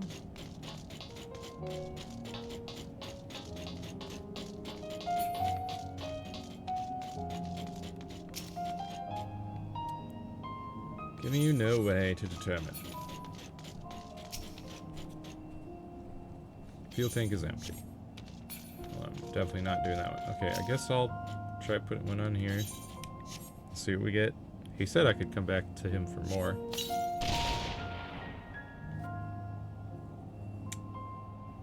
It's still half full or half empty, depending on one's perspective. Either way, Julius will surely be pleased by your discovery. Nice.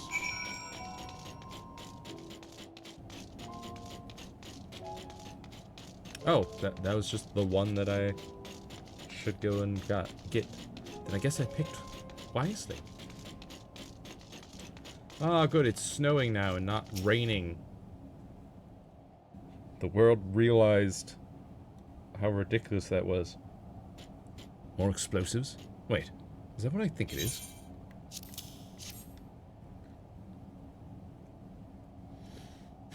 More ceruleum. You've done it again. Truly, luck is on our side. With this, we should be able to refuel quite a few of our heaters. It's time we headed back. Wait here while I go and see how Alice and Alphino are faring. Okay.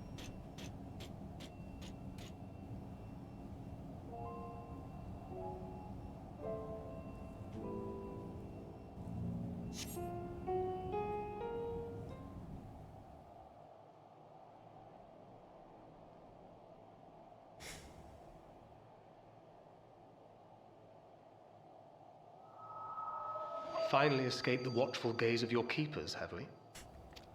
Hello, Thancred. Don't react. You'll only draw attention to yourself. Just carry on as you are and listen. After you left with the Garlean lad, Lucia bade a few of us scouts follow you at a discreet distance. I see. We observed you being led into the station, but decided against venturing inside. What the?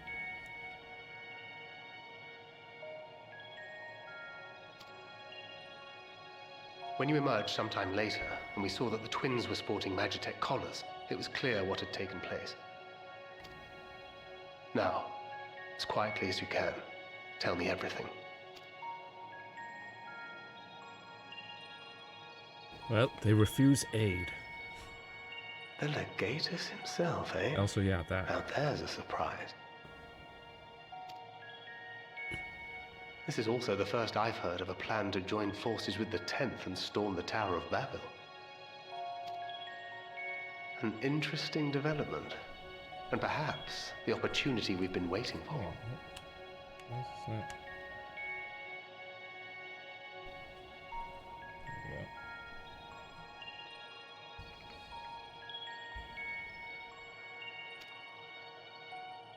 Our comrades back at the camp also received some rather promising news, but it's still too early to get our hopes up. For now, keeping yourselves out of harm's way comes before all else. Whatever demands the Garleans make, indulge them. Okay. With luck, this will all be over soon. Until then.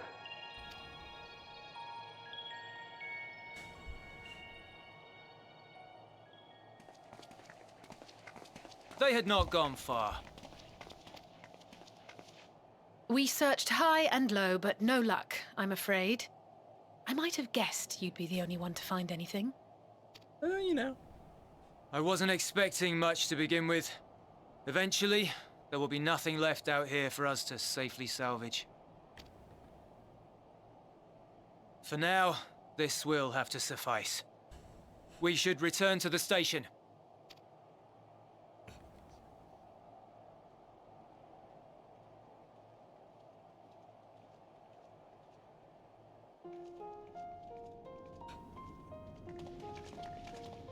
Ah, there you are. Heard you'd gone hunting for ceruleum above ground. Yep. Brought back a king's ransom? Hardly. But thanks to these three, we have enough to last a little while longer. Well, well. It's not at all as I was expecting, these ones. For savages, they seem positively docile. Would y'all stop calling us savages? I mean, really?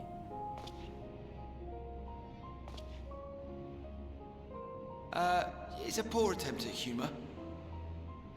In all honesty, I'm grateful for your efforts. But even with another night of warmth, there are those among us who may not live to see the morrow.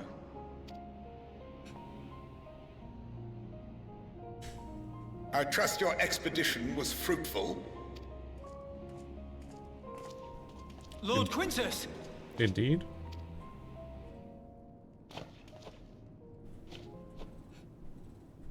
Use what you procured to refuel the armor. But, sir, what about the heaters for the camp?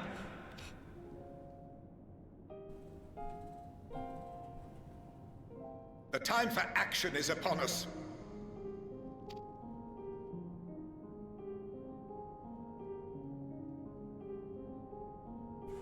My men and I have matters to discuss. In the meantime, you are to wait here. Do not forget, you are being watched. Yeah. Being watched.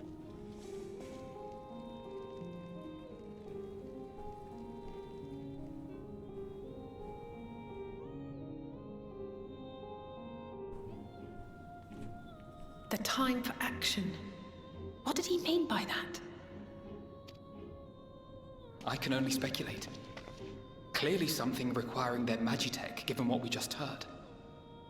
Whether they plan to utilize it now, or after they join with the 10th, is another question.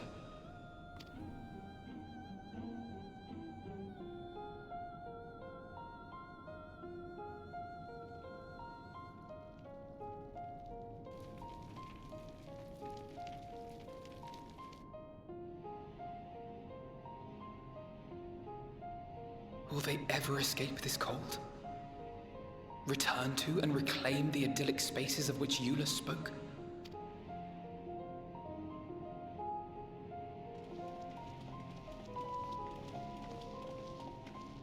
Finished your war, Council?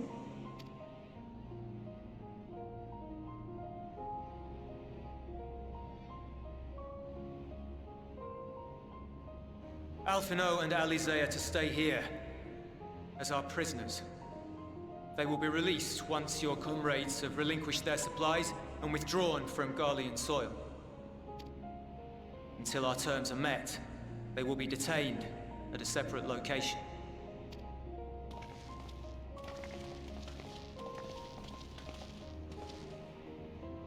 After everything we've said and done, this is how you treat us.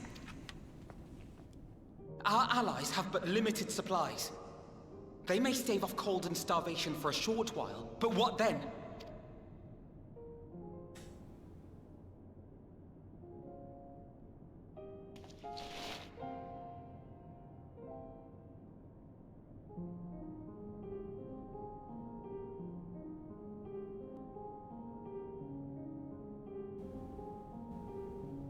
For now, keeping yourselves out of harm's way comes before all else.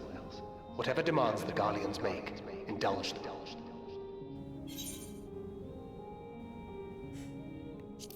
Do as he says.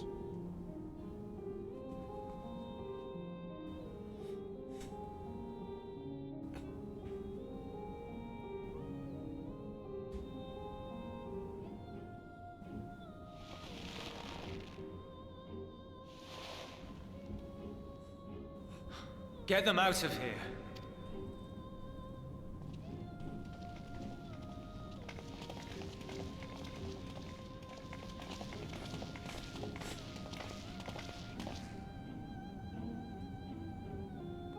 Nutters.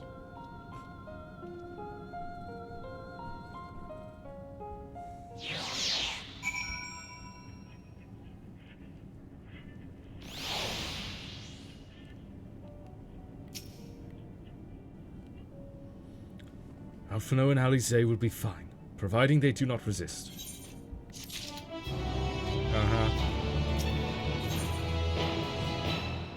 Once again, Euless has been entrusted with an unenviable task.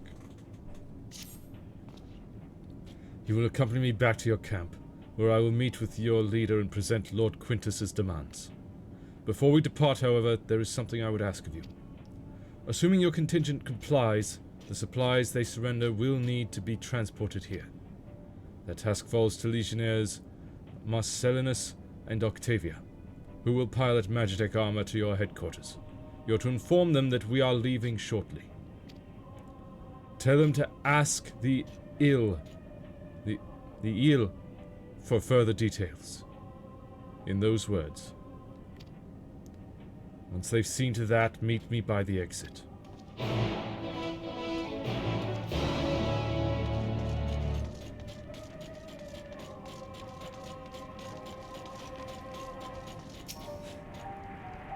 You again. Ask the eel, he said.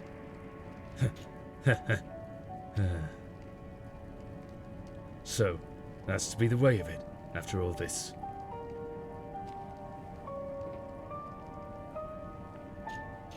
How ironic that you should be the one to deliver the news. If those are my orders, then so be it, for the glory of Garlemald. I feel like this... what they're about to do is not good. For any of them. What do you want with me? Ask the eel. Ask the eel. So Lord Quintus has reached a decision. I knew he would understand. That he would recognize the savage as a ruthless, merciless creature, and to defeat him, we too must be uncompromising. I am ready. In the name of Emperor Varus, for the glory of Garlemald, I will fulfill my duty. Yeah, it feels like they're gonna sacrifice themselves for something.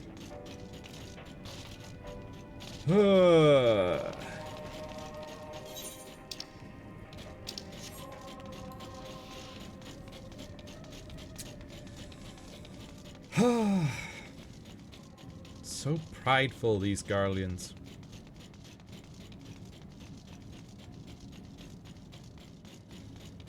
To their own detriment.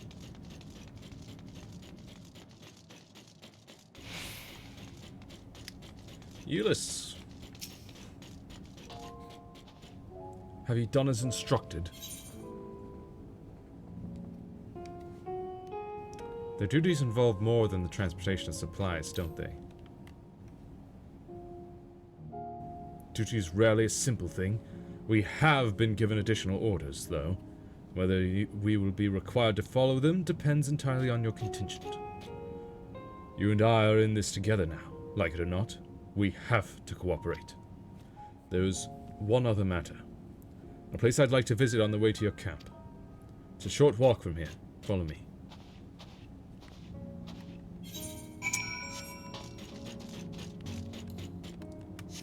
Very well.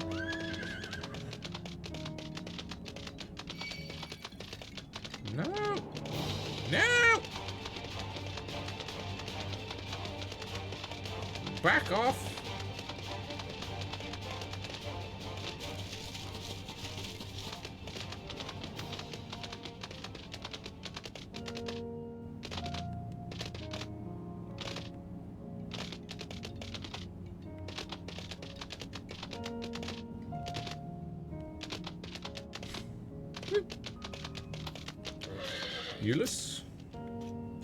Euless lingers by the ruins, reluctant to leave and reluctant to stay, unable to move on. That your house?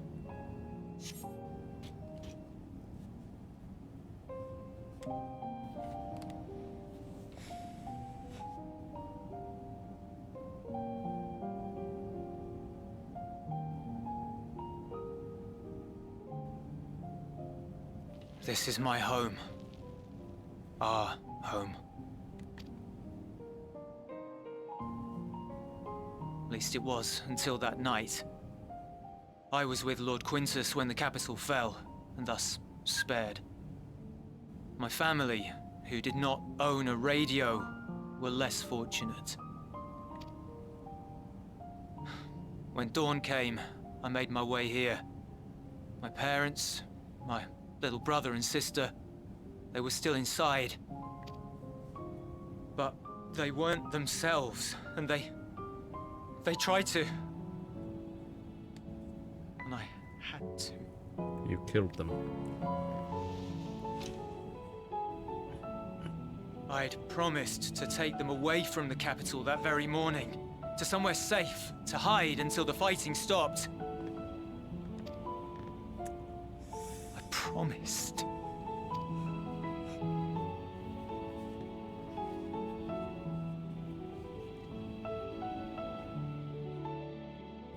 The Garlean flag bears a chain, the bonds between our countrymen. A red link at its center, the blood of the fallen. Our loved ones who lived and died for Garlemald.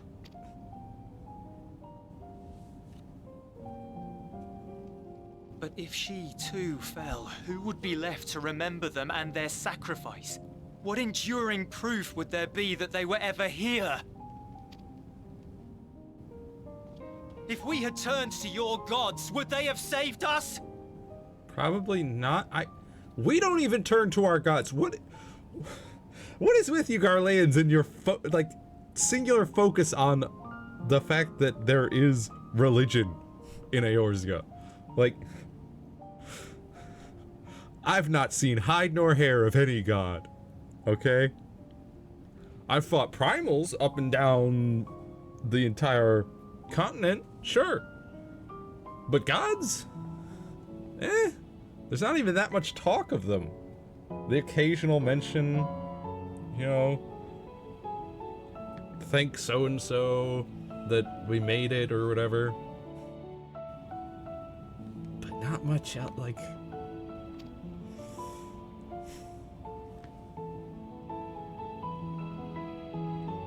I'm sorry, forget I spoke. We should go.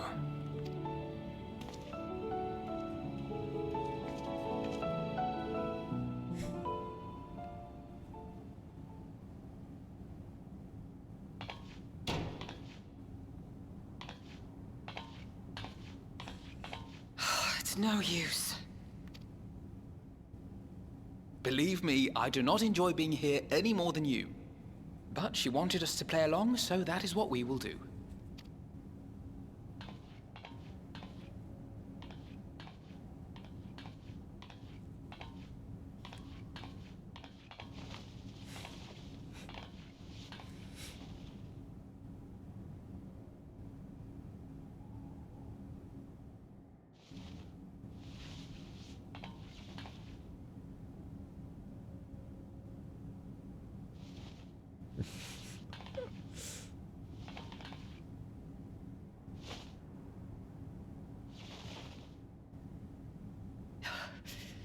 so cold. Painfully so. Unbearably. I've been thinking about what Quintus said. About why no one would accept Garlean rule. Irreconcilable differences. When coexistence isn't an option, only conquest remains. Or, you know, just allies? You know? Just maintaining a level, you know, not attacking each other, but also not, like, being all one nation. Varys at Gimlet said much the same. Only by uniting the world beneath a single standard would we rid ourselves of the Ascians.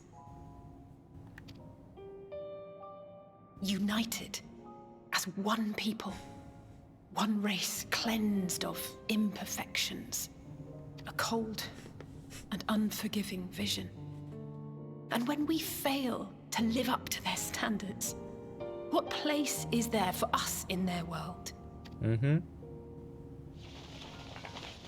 But the truly sad, truly frustrating thing is how damnably similar it all is to the lofty ideals of Father and the Forum. Yeah. Non-intervention. Always non-intervention. Protect our knowledge and our people, and to hells with the rest of you. And yet, I can see how it happened. Varys and Father looked to their elders for guidance and took their virtues as their own. But for this world was of their making. In who else could they place their trust? All of us lost in a sea of chaos, searching desperately for purpose and meaning. But it shouldn't just be an extension of another's.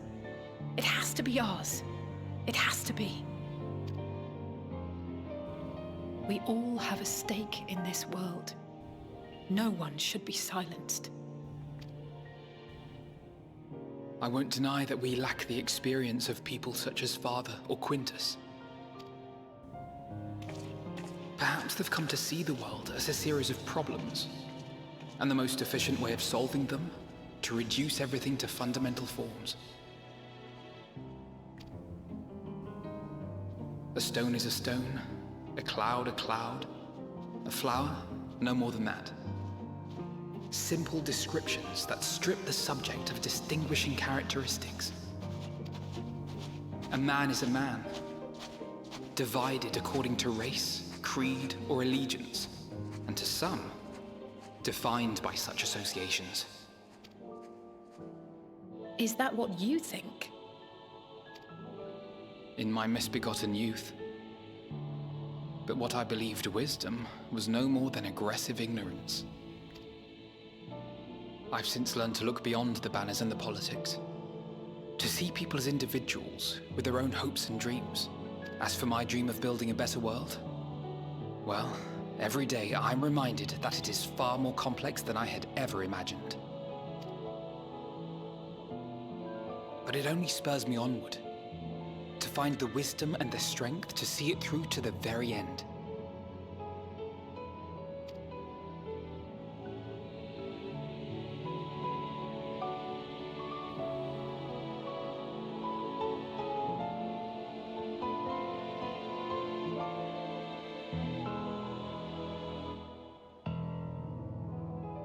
All of our supplies and an immediate withdrawal. These are your conditions? Demands. And you forgot about the airship. Once again, you will leave one behind. It will be used to return the prisoners. Their collars will be removed prior to the exchange.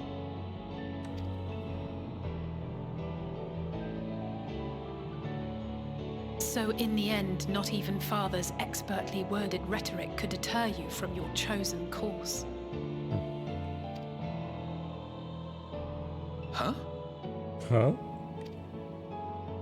Not that I thought for a moment that it would. I've no love for violence, of course, but ours is a cause worth fighting for. I just wish he'd realize it too. Sometimes the only way to protect the ones you love is to take a stand, to refuse to suffer in silence. I want you to know I share your conviction. Whether it be on the battlefield or in the debating chamber, I won't back down. I guess what I'm saying is...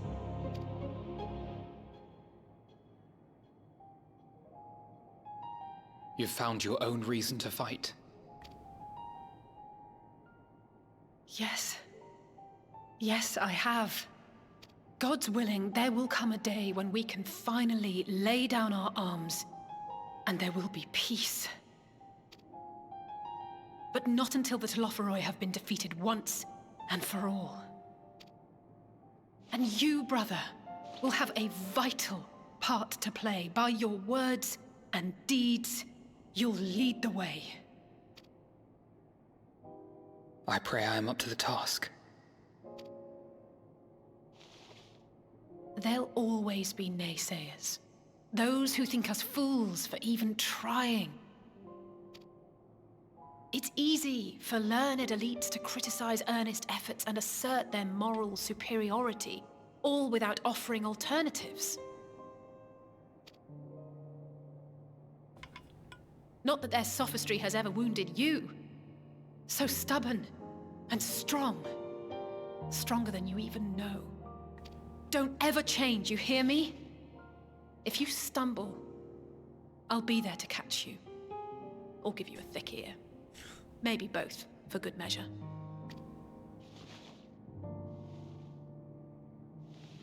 Thank you, Alice.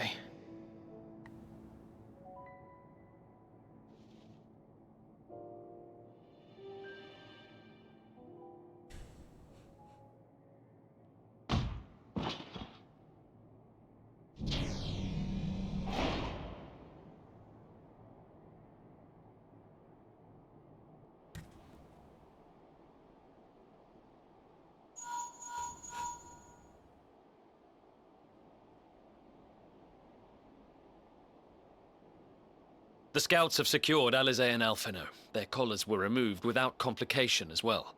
They report no casualties, not for their party nor the guards, who will wake from their premature slumber in due course.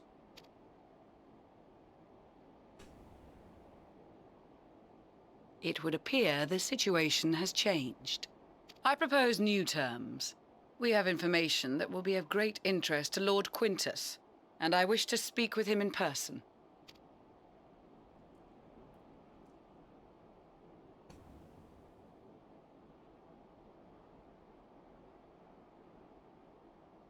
No. In the event you rejected our first proposal, we came prepared with a second.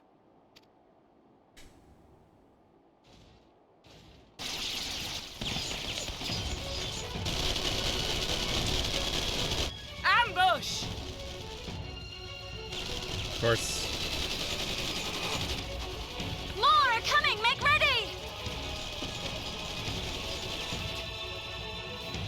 We, the loyal soldiers of the First Legion, proud servants of Garlemald, of the fallen Emperor Varys, shall safeguard these lands from the barbarian hordes until our countrymen return!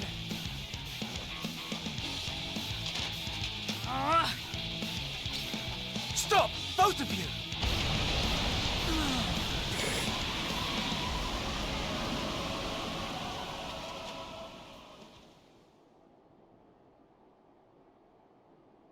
This child may be the worst emissary I have ever seen.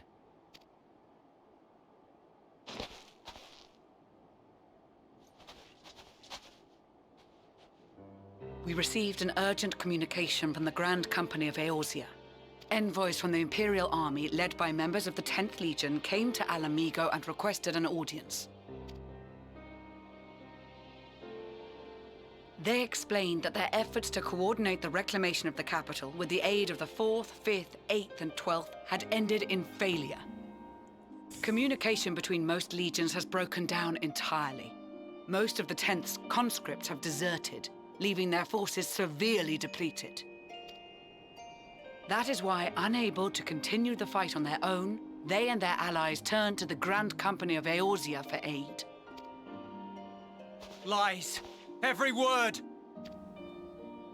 It is the truth, and I have not finished. The 10th has requested that we deliver a message to Lord Quintus. Have the ill stand down. You have been listening, my lord? What are your orders?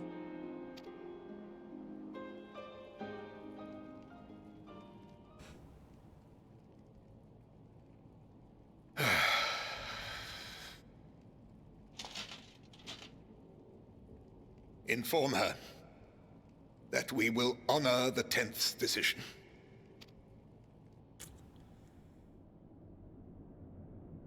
Bereft of hope, and now dignity.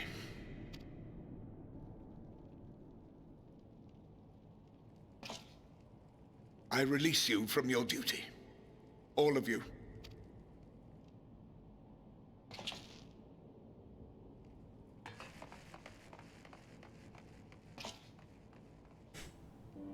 I take solace, your radiance, in the knowledge you are not here to witness our debasement.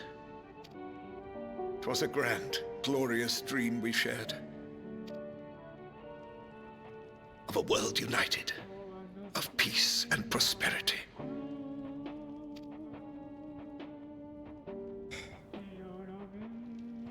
We are ghosts, you and I, memories of days gone by.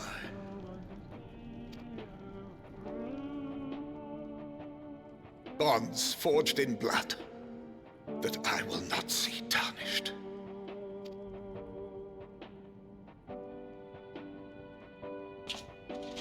No.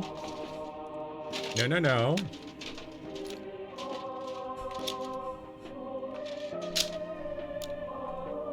No.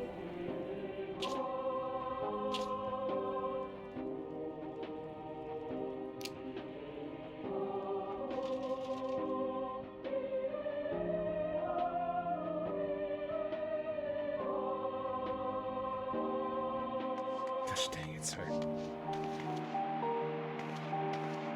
Quickly! We have to reach the station before it's too late.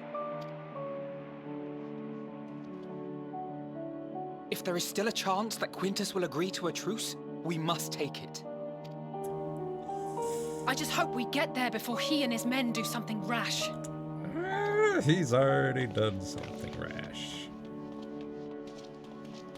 Yeah, no, by the time you get there, it'll be a... Yeah.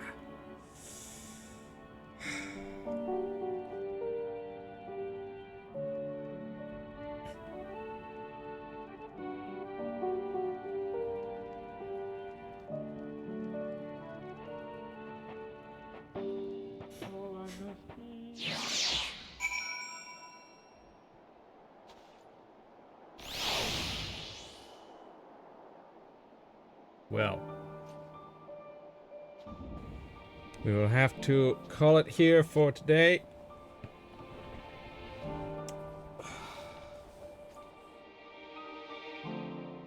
Did get a lot done. Let's see. Alea lacta est.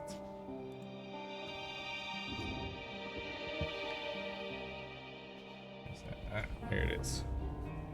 There's 1, 2, 3, 4, 5, 6. There's 6 more quests in this little chain. And then we move on to the level 84 to 85 chain, 86 to 87, so on.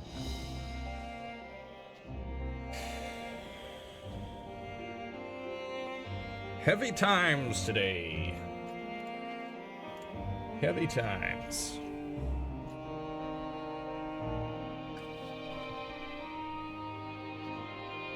But even so, we press on. Man, these people so prideful, refusing to accept aid, still seeing us as the enemy, who would clearly never just offer us aid. You'll be wanting something in return. Oh my goodness. And seeing themselves as the heroes. Which, understandable, but at the same time, it's like, have you not been to Alamigo? Have you not been to Doma. Like, the people there were basically slaves under your empire. It's no wonder that no one else wants to join the empire.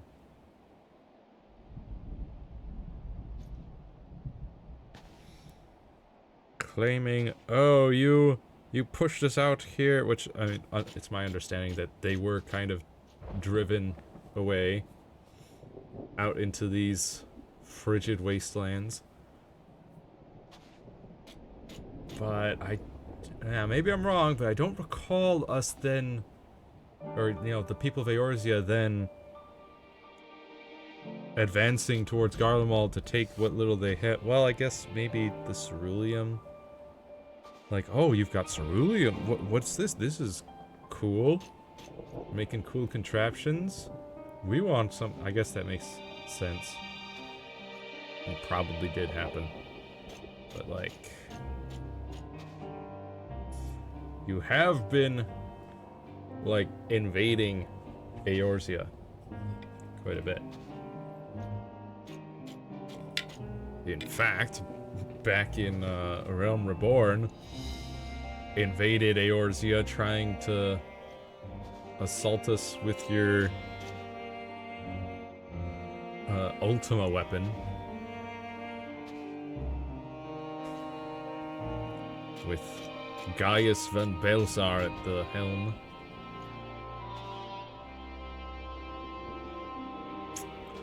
But anyways,